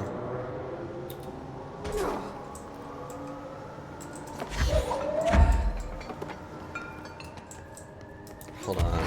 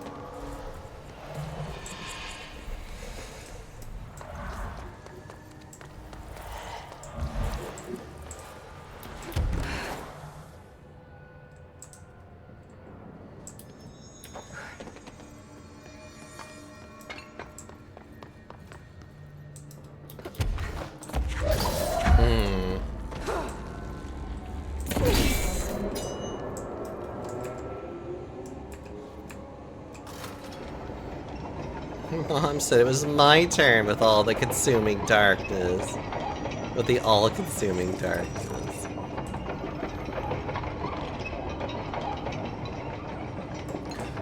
Oh, it just keeps going.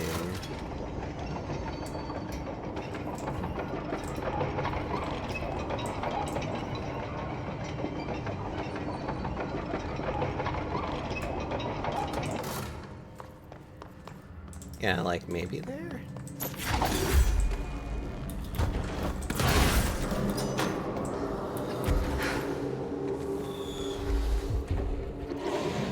Yeah, get fucking wrecked.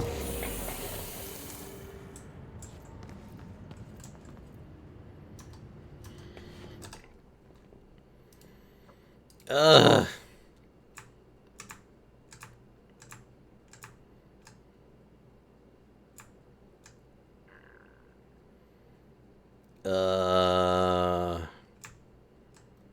There's so many things here.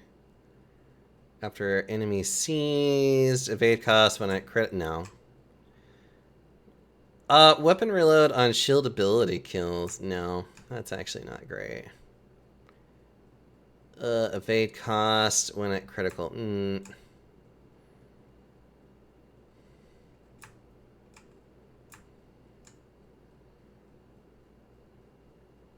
I don't care for that one either. Okay.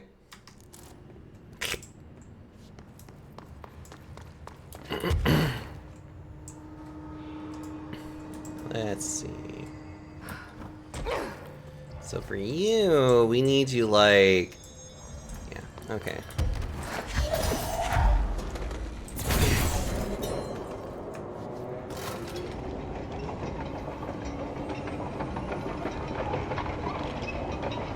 You know, it'd be really funny if Alfred is actually an altered item.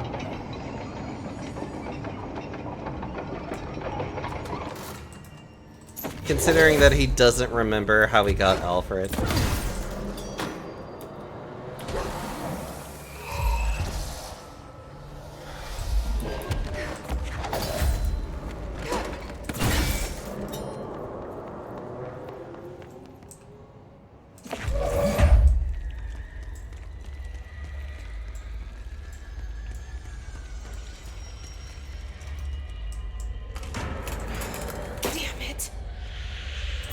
Ugh.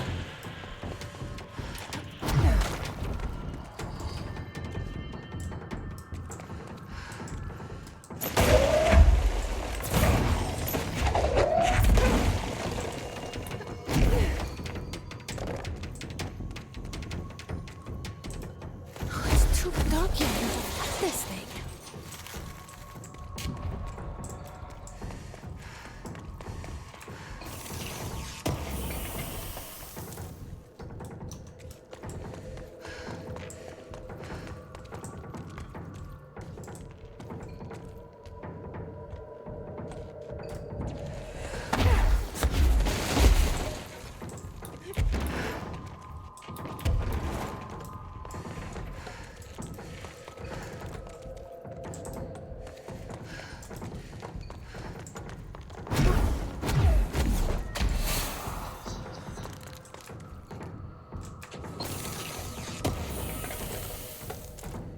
Hi, Hartman, with your ugly ass self.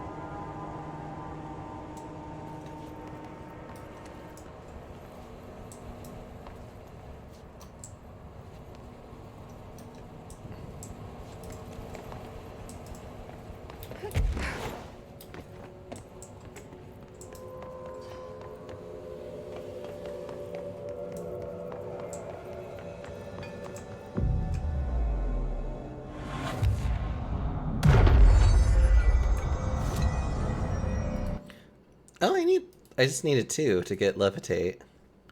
Get the advanced version of Levitate. Allowing me to levitate for longer periods of time.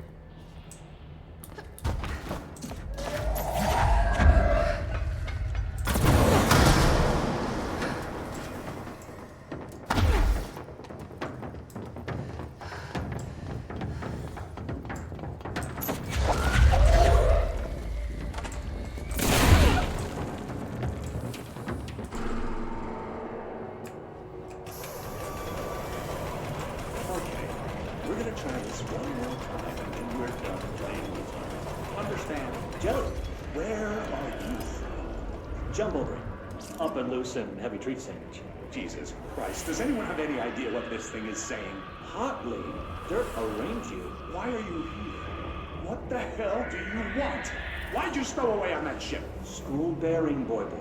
Eyes many cauterizing loops through and about. Thinking Lindy Mitchell. Did he just say Mitchell? Was there a Mitchell at NASA? Toots. You know what? Never mind. I can't do this anymore. Just send this thing to the guys in research. Let them cut it up or whatever they do. You hear that? They're gonna cut you up, you pain in the ass. Spider time. Spider time.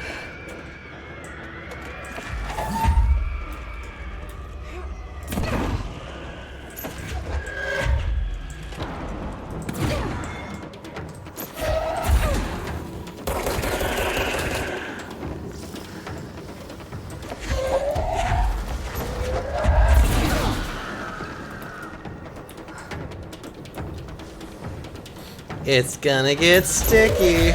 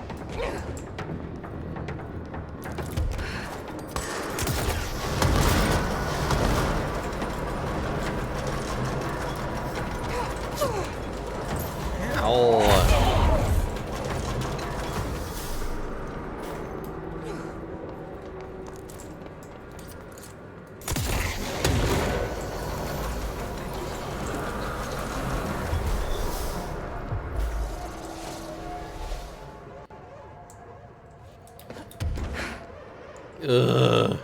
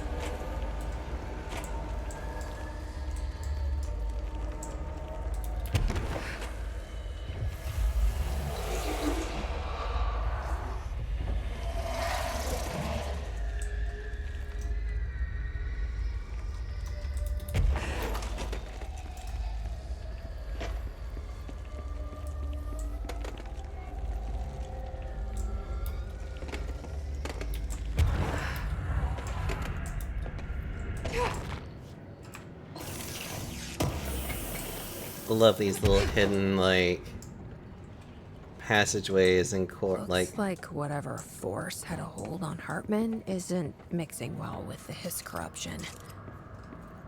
Blake did call him the third thing.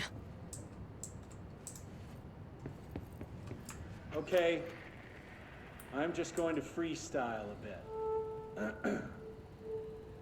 My mother always said, never talk to strangers. Always. Never. Never. Always. Never. Never. But isn't a stranger just someone you don't know?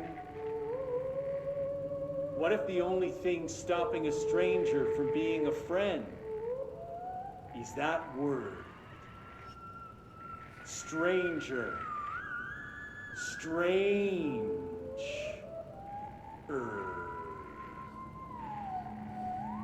Strange like the noises you hear at night when there is no light and you cannot fight.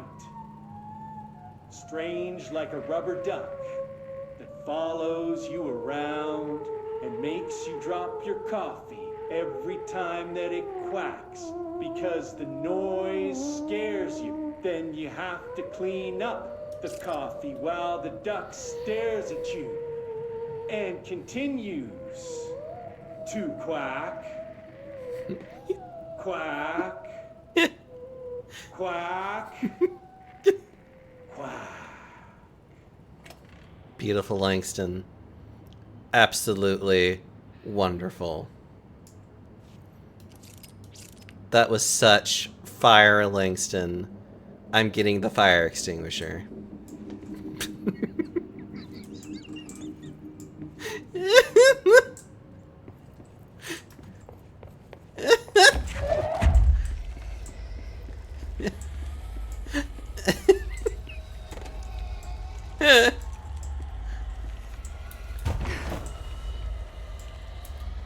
Okay, but question. Would you rather listen to Langston's poetry or the guy that made the dead drop of Sweet Caroline? And for the love of God, I hope I do not have to clarify this. Oh. A chain letter. I remember these. Mom used to say they were evil. Better do what it says. You know, just in case. There must be a photocopier around here. Every time I despise Slam. The dead drop of Sweet Caroline. Oh, God. So, let me see if I can find this.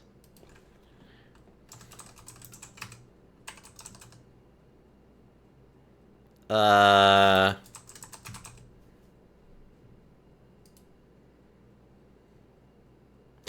it's the EDM remix of it.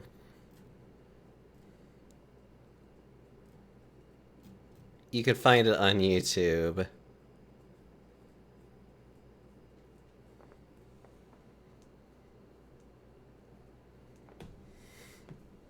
We don't need it, cease. I beg you.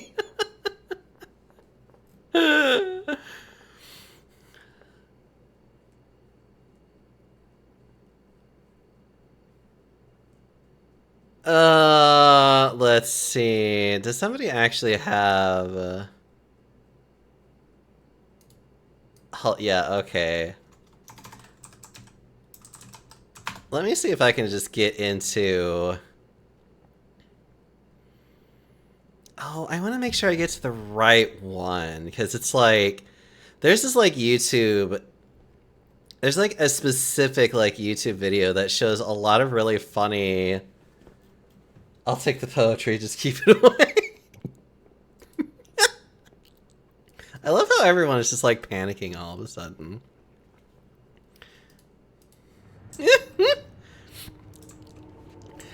But it's like, it literally just gets to a point where it's just like, sweet Caroline, bum, bum, bum. And it's just like, it just goes into the most awful, like, it's like, it's just so bad.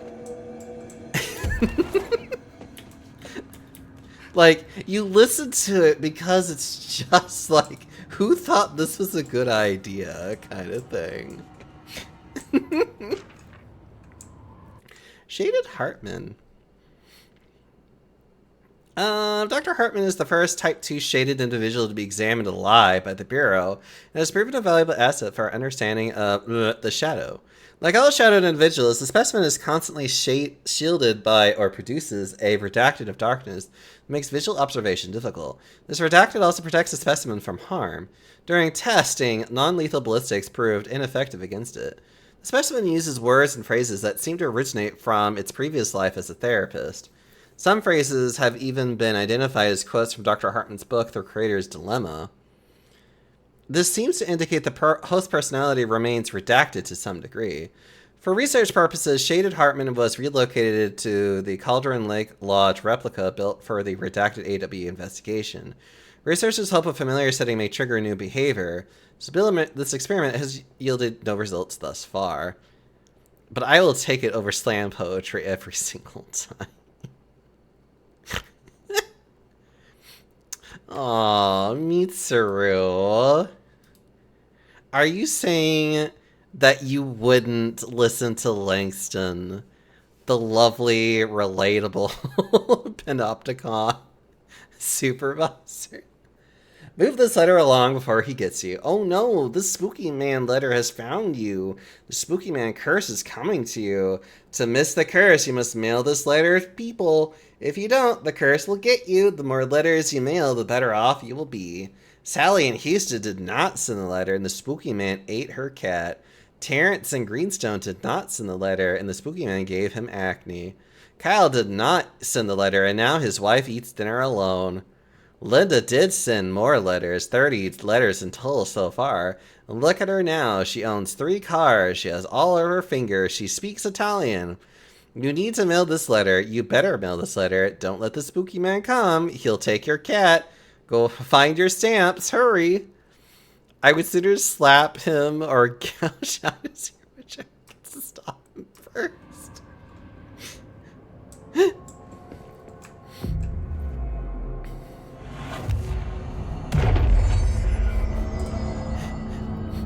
Didn't Shatner also do slam poetry? Isn't he kind of like the quintessential, like, does slam poetry person?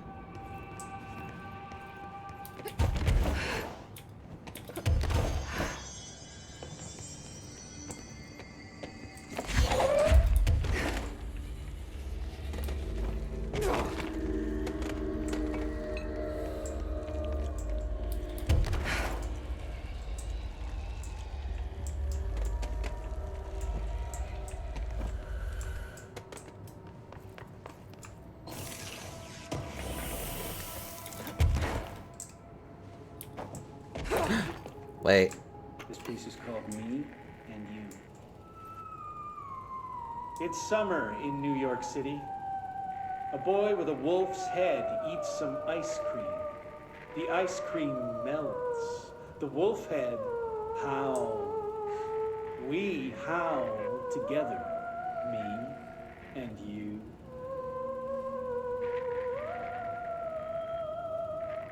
The mayor stares at a bicycle. A little girl watches him watch the bike, watch him watch the bike, and on and on and on, like the ticking of 1,000 clocks. We listen to the ticking together, me and you.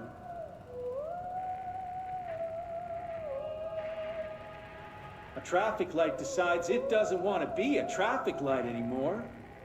People call it names, and it's hurt. I take it to see a movie.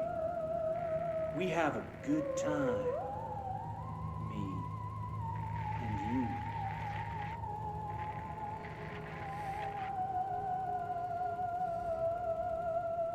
People think we're weird, but we ignore them. We're friends now, connected by a moment. We'll always share this story, even if people don't understand it.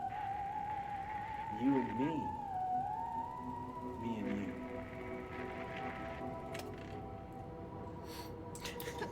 you. Meets her over here, foaming at the mouth. Just ready. Just ready to destroy everything.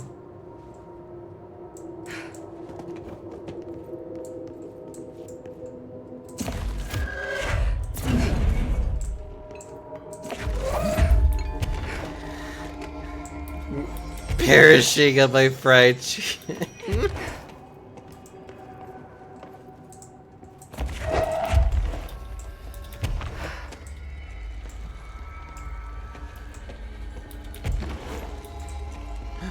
Oh, what's this? This is the director. I need backup at my location.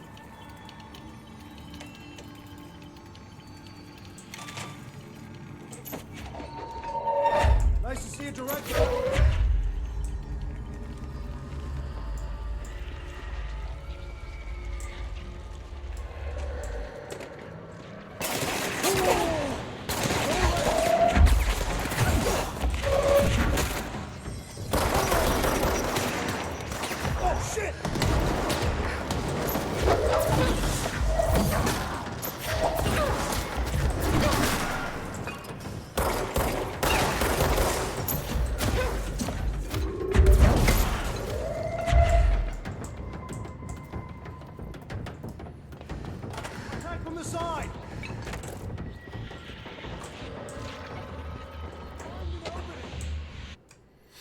Night Spring Screenplay, page 3. A local short stack vampire suddenly lost his eternal life due to some random fucking dude's non-stop slam poetry. Rex steps closer to the horrible entity. He reaches out with a steady hand. You are mine now, creature. I will return you to my facility and control your power. Sir, we don't know. The entity instead rushes forward and engulfs the director. He screams in pain as the scientist looks on and does nothing, like the coward that he is. I am not the one being examined. I am not the one locked inside a prison. Gradually, the director emerges from the entity. His once sparkling eyes are now empty and dull. The scientist rushes to him. We have to escape. We cannot. They are in control now. I got what I wanted.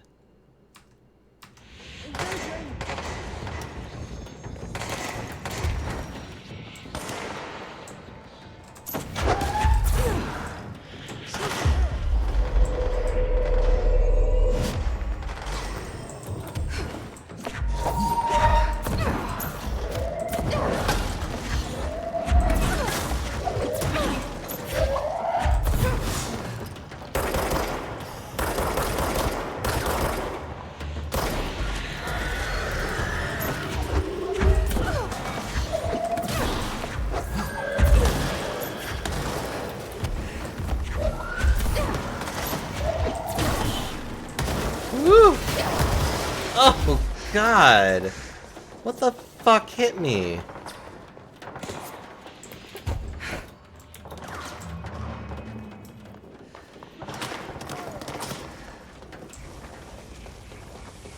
Oh, it was probably you, little bastard.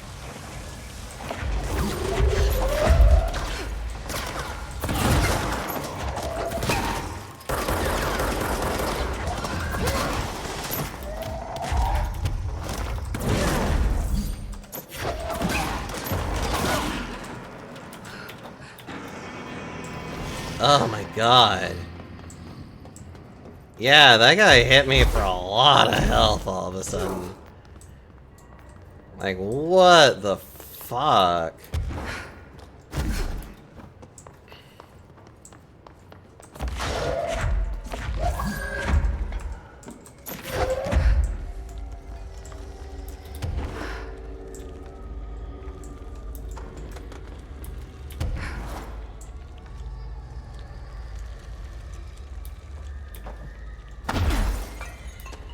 No, that's my job. Yeah? Yeah, Mitsuru, where are you right now?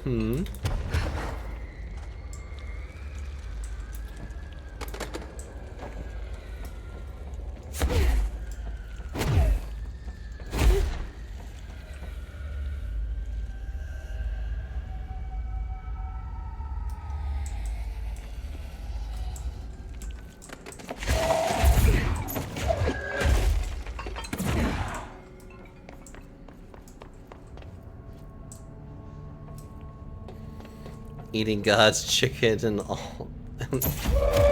And Atlanta's still sad.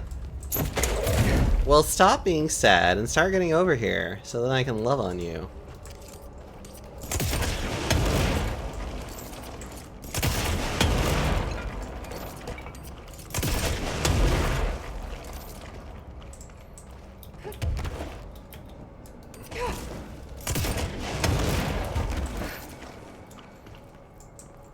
Ugh, so much mold. I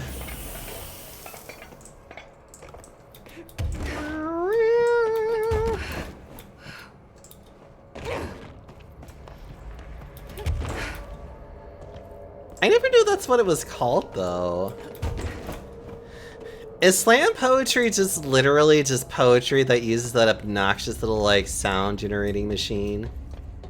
Is that all that it really is?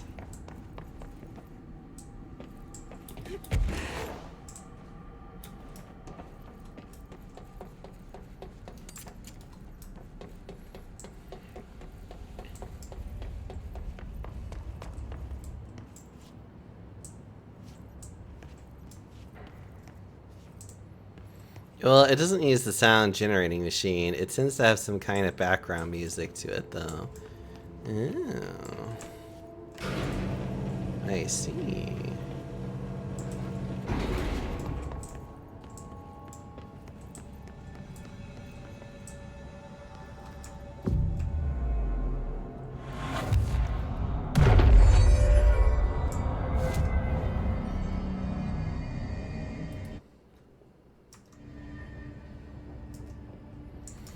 But it's not musical enough to be considered spoken word music. Oh.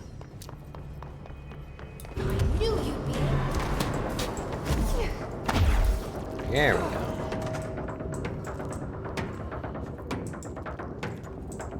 I'm gonna go read this real fast. The Fra Mauro summary.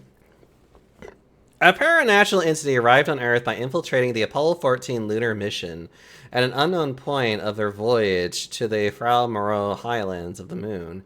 32 hours after the return of Apollo 14 command module to Earth, the Bureau was contacted by Mr. Redacted, a White House senior official, and instructed to send a small team to the Johnson Space Center in Houston. At the base, the team examined the entity and carried out interviews with NASA staff. They learned that 4 astronauts have returned to Earth instead of the expected 3. Each human crew member was insistent that the mission left with 4 members, though they couldn't name the 4th when asked. The entity seemingly affected their memory to make its presence feel unremarkable. The entity was transported to the oldest house for further investigation. No, an altercation between NASA's security and investigation team occurred upon their arrival. Mr. Redacted called to clarify the matter. Though tensions remained high, Bureau jurisdiction and clearance should be defined more clearly with other federal agencies.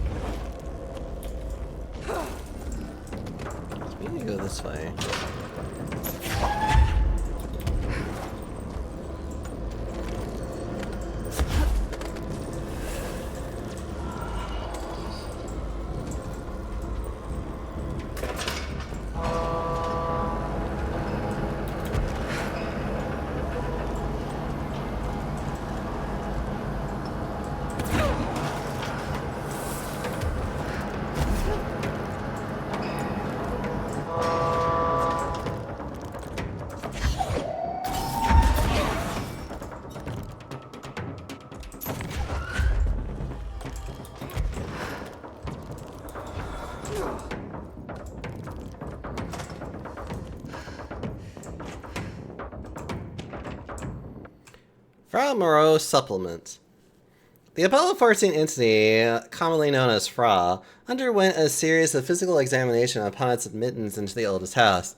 The entity can speak, though its poor grasp of English language makes any meaningful communication impossible. Interview material can be found at Redacted. Its physical form consists solely of the Extra Vehicle Mobility Unit, EMU, spacesuit used by NASA astronauts. The same model worn by the other crew. This couldn't be an authentic EMU taken from one of the NASA astronauts, though the suit does not bear any wearer's name. This could be an authentic one, or one materialized through redacted conversion, or possibly redacted corporalization. The suit itself is slightly damaged, which is likely due to the fact that the command module did not have a forced seat for the entity to strap into during the re-entry. The EMU is entirely hollow and pieces can be removed, though this seems to agitate the entity. X-rays and spectrograph imaging have shown redacted shape outlines existing within the suit. For safety reasons, the entity will be contained in a secure cell until more information can be gathered. I guess we're just gonna have to keep going.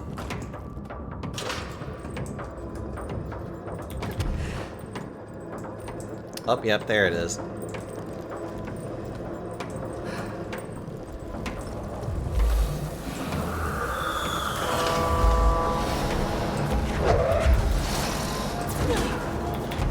Damn it.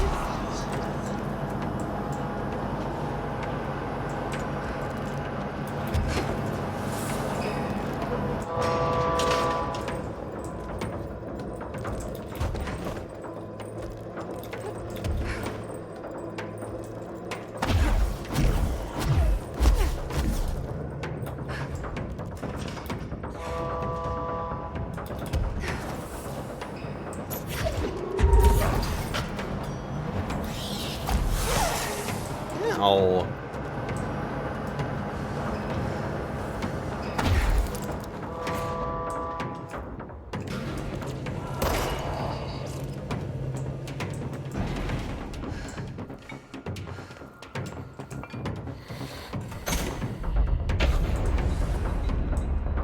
Take this, you little bastard.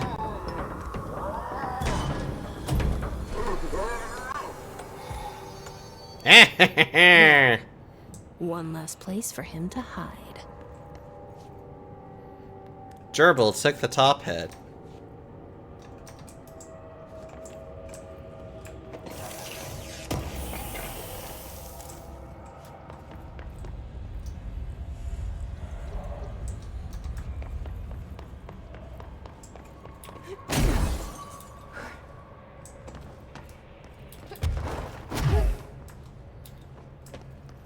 Yes, hello? Yes, me? Worry who? See the seat. Hello? Hello. Great about us today. Long roads and no hardly. You are Bygone? Sure. Why are you locked up in here? Casual turning. Back and front. And Gerbil took the top head. Not being pressed for that. Lady going and loosing back for eye? Sorry, I think I'm misunderstanding you. What do you want? The head? The head for tails? For reading news, jars, words, and tumble. The reading head. Okay, take it easy. I'll take a look. So maybe it wants something to read. Or a jar. Let's just see what we can find. The reading head. Wait, now that we can actually explore.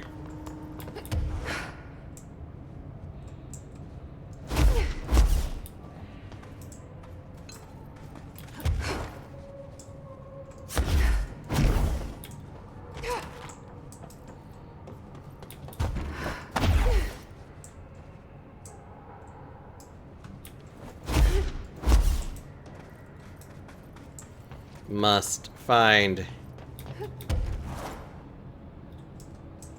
Actually, hold on.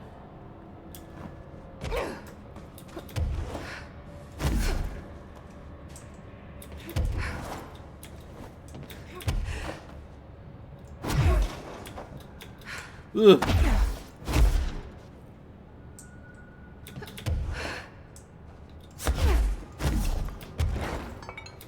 There we go.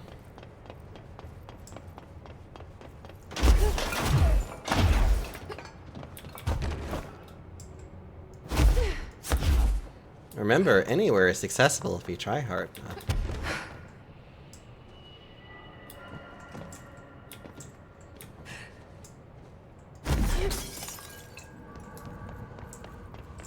Oh.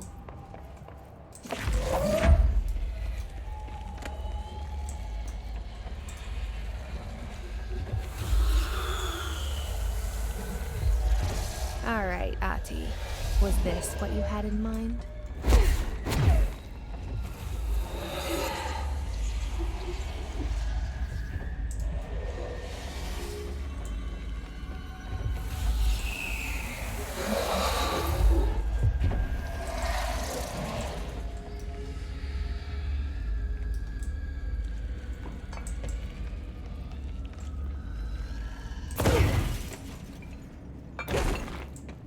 Ow.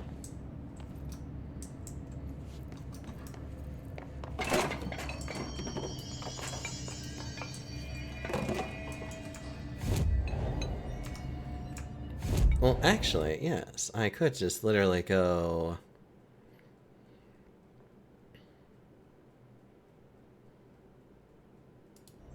See if I can find that copy machine really fast.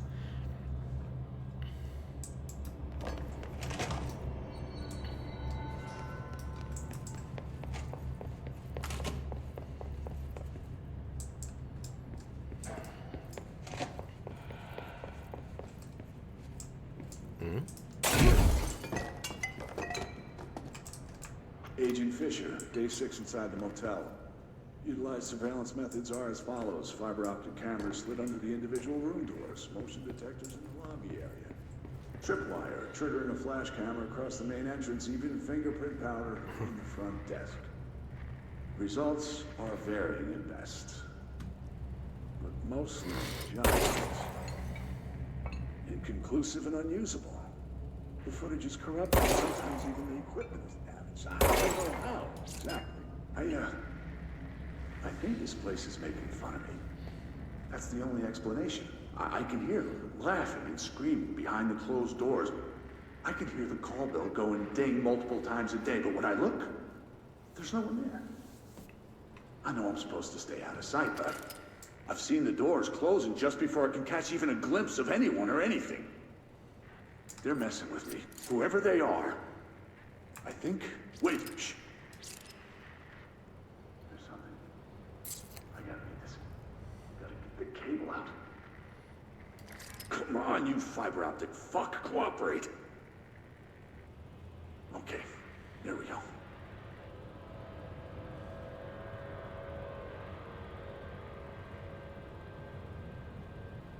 All right, that was faint, but I definitely heard movement coming from the hallway. I think I might have finally caught one. Ha! The recording better work this time, or I swear to God, I'll... What? Hello? Who's there? Oh, shit. I'm with the FBC. Move away from the door. I have a... Where's my...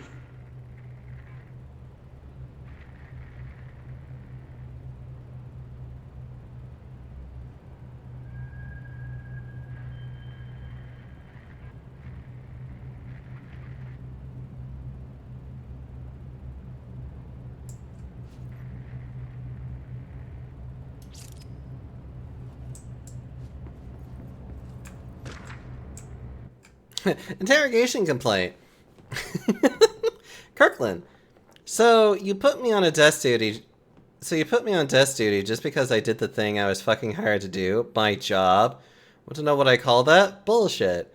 Asking us to interrogate these scum without using words like altered items or AWEs or paracriminal is the stupidest thing I've heard in my life, and I've heard some fucking stupid things.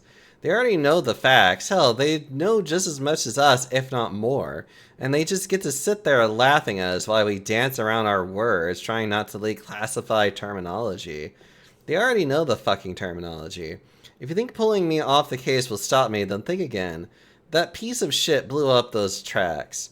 He killed those people, all to make a train turn altered.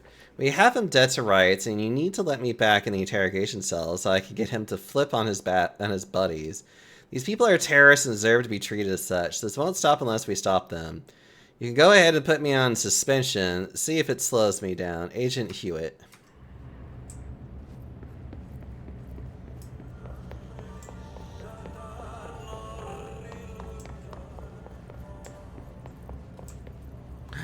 Ooh, more things. Oh, the copy. Okay, photocopier. Can we speed it up?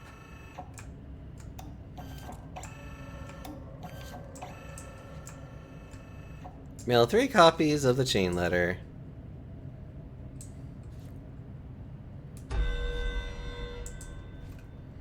Ugh.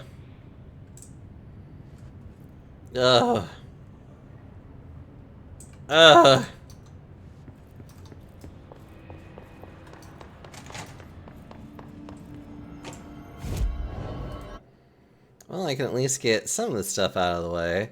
Let's go to the one to the abandoned office. We'll go to the other one, and I don't know what we'll do from there.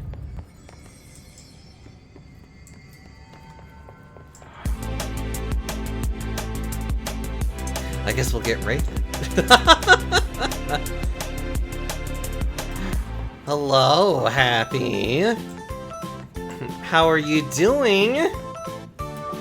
We are rating champions. Oh, God. Hi, everybody. I'm Deoxyomi. Welcome to the Panda Parlor. Currently, I'm just, you know... That's 1 cent. Currently, I'm just having a good time playing some Control. How are you doing? What were you playing? I totally missed it. Oh, you were playing Final Fantasy Online. Okay. You were playing Final Fantasy like a nerd. How was Final Fantasy? I hope you were doing well. I'm currently on the DLC of the of this game. Actually having a blast with this so far.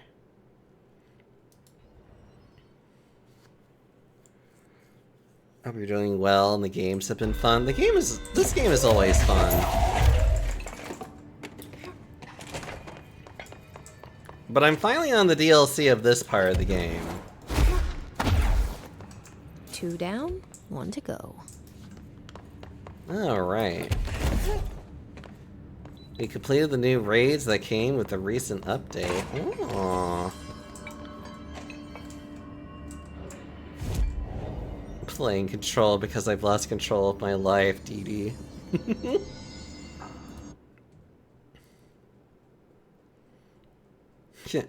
Stu, what are you doing? I'm making chocolate pudding. Why are you making chocolate pudding at 3 in the morning? Because I have no control of my life. I love early Rugrats so much.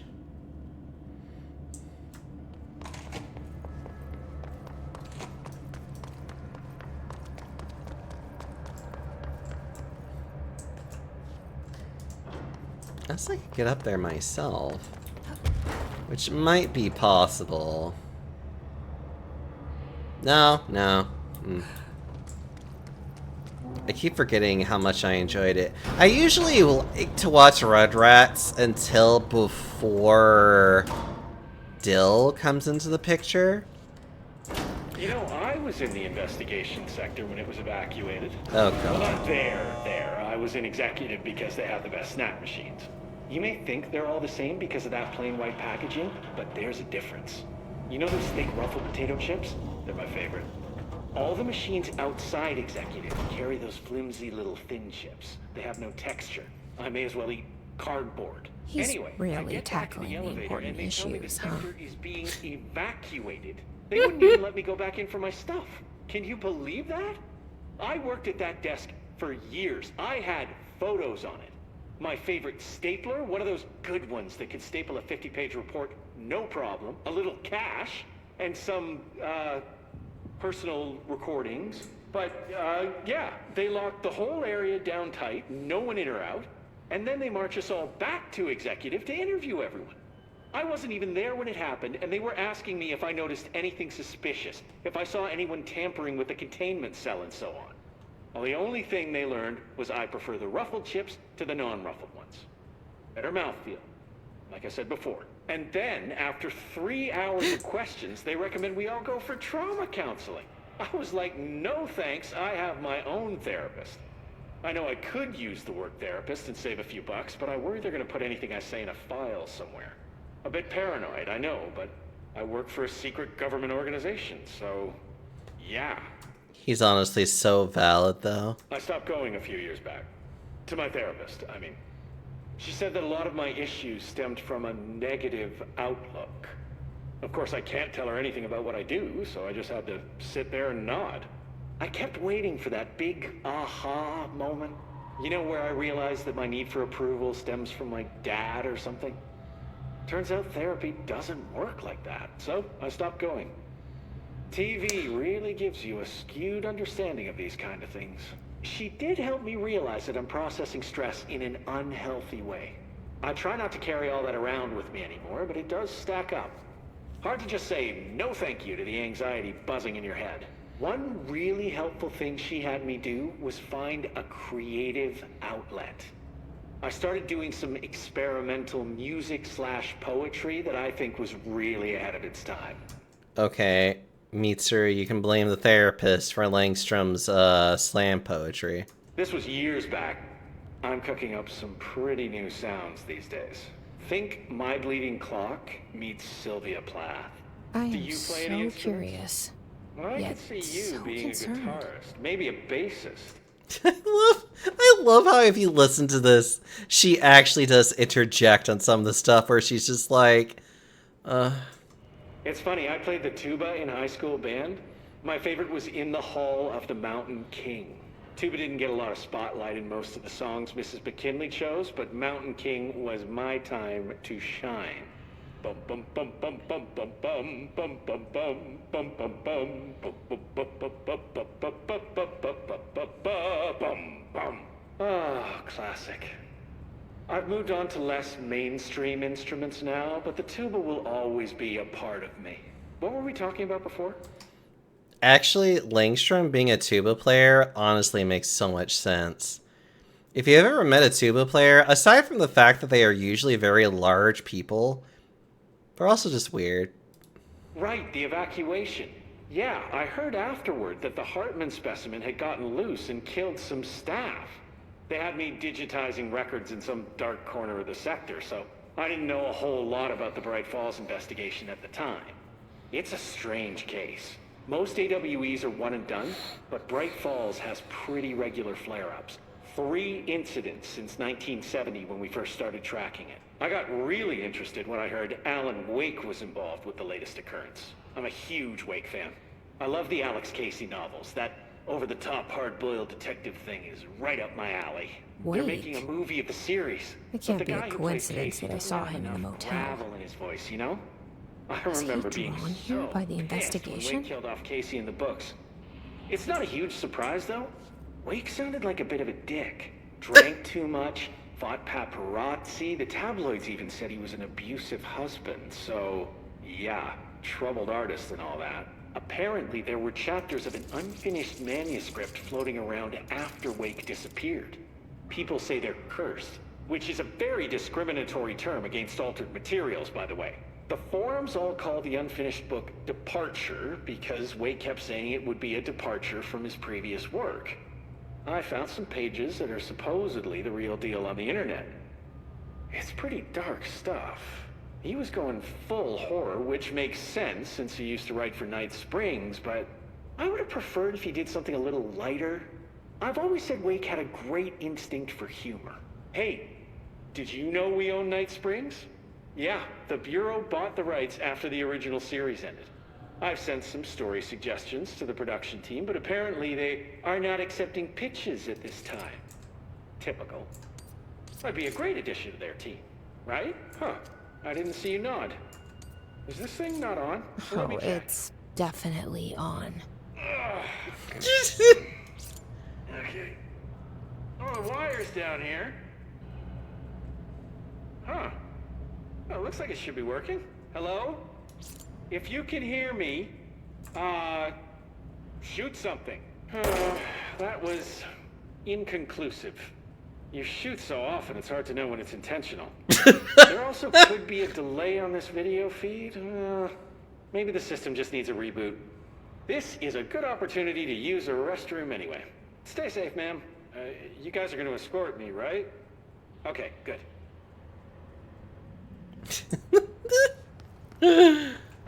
Oh, I love listening to him babble like an idiot. Actually, hold on. God, there are so many little missions here. I keep forgetting about this. Let's see. The gerbil took the top head.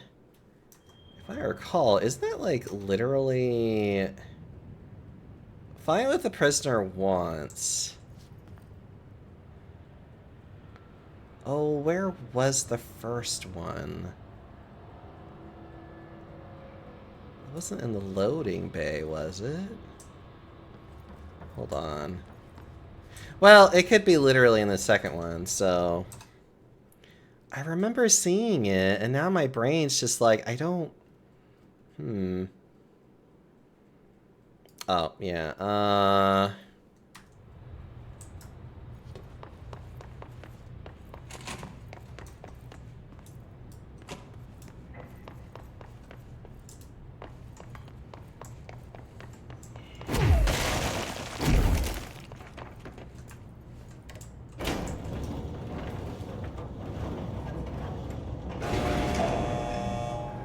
maybe it was the AWE loading bay. It might have been. It could also just be somewhere else by now.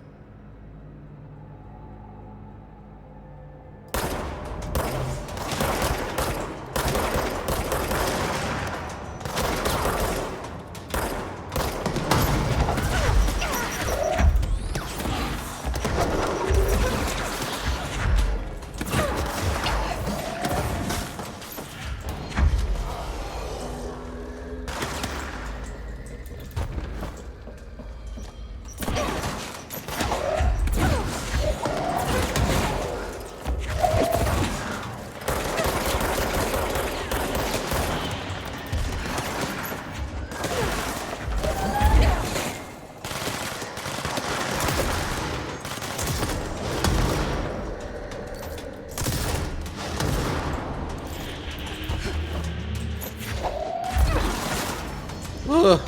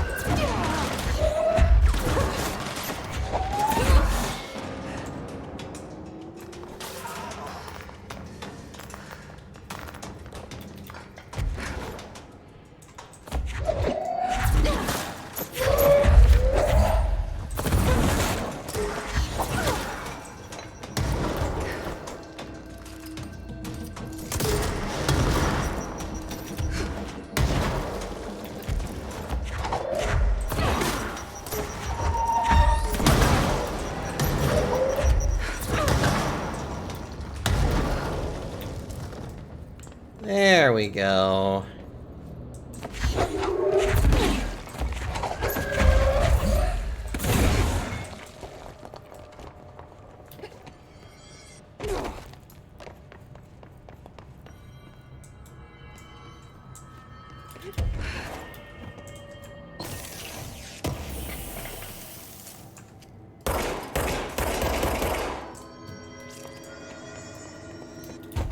Oh, there it is. I was about to be like, I should have a light source. What do you know? A light source.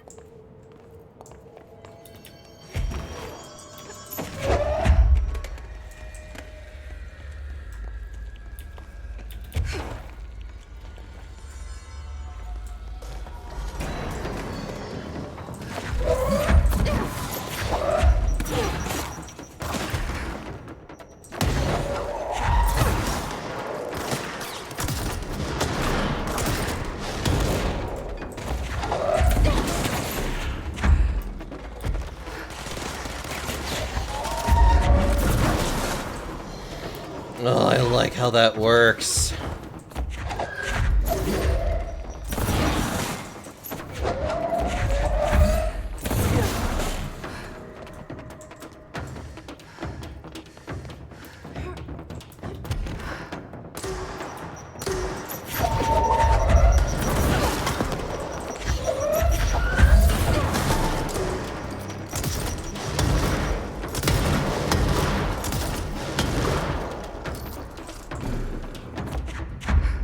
Ugh. I went a little silent. Gonna take it easy for the rest of the evening. Aw, go get some sleep. I give you so many smooches. Happy, okay. Thank you for sharing your community with me, you lovely bean.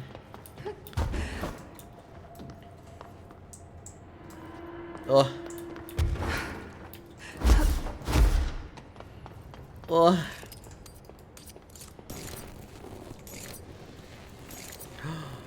Oh my god, that's right. I forget that I could do that.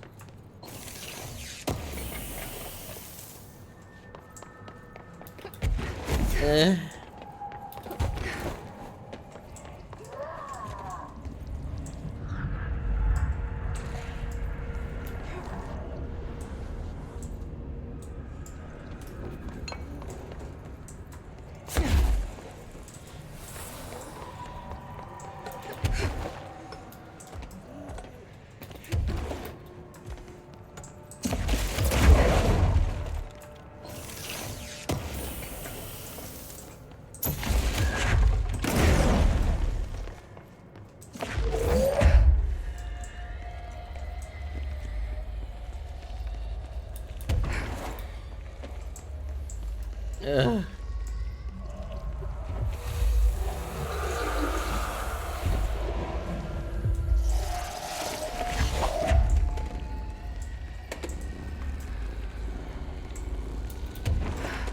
Must get.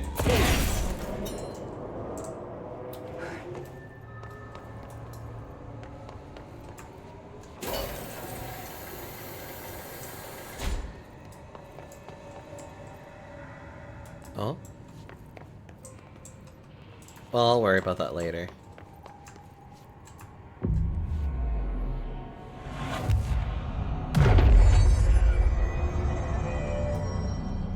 Oh, we did so good today. So we really finished his first 3D print. It was a funnel. A funnel? You don't say. Oh my god. He's finally doing it, chat. How could he? I might actually go and do that with him. How long has he been going? Oh, only for like a few. Okay, yeah, that's fine. Okay. I need to go grab some food and get like wind down. A funnel is so much. You better. I demand so many things right now. Thank you. But thank you all so much for joining me tonight. Tomorrow I'm hoping to play some more. I'm hoping to go play some I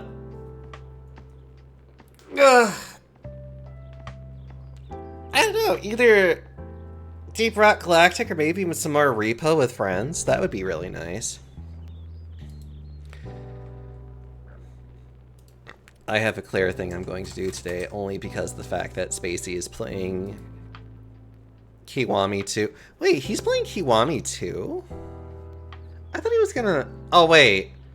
Is there no such thing as just Yakuza 2? Oh. Oh well, that's fine. I'm not gonna worry about that. Wait. Oh, did I not actually... Oh, yeah, I need to There we go. Now I'm actually starting the raid. Hello. Okay. There we go. Thank you all so much for joining me tonight. I hopefully will be able to play some Repo tomorrow. Oh, I think he's just using the Kiwami 2 over Original 2. Maybe. I don't know. I thought it was... Well, I'm not gonna worry about it. It's fine. Anyways, thank you all so much for joining me. I love you all for just being here, being all cozy with me. Mitsuru, I'm gonna bite you. Nibble at you. But, hopefully you guys will catch me tomorrow at 7 p.m.-ish. Maybe I'll start sooner or later, depending on how I'm feeling. But I definitely want to play with a lot of friends tomorrow if I can help it. So, you know, if you want to play with me tomorrow, and I know you... Truth has a curl. I love it. Thank you so much for the follow, and thank you all so much for just being here with me tonight. I'm gonna give you all so many hugs, and I hope you all have a good rest of your night, and I hope to see you tomorrow, and have a good weekend. Until next time,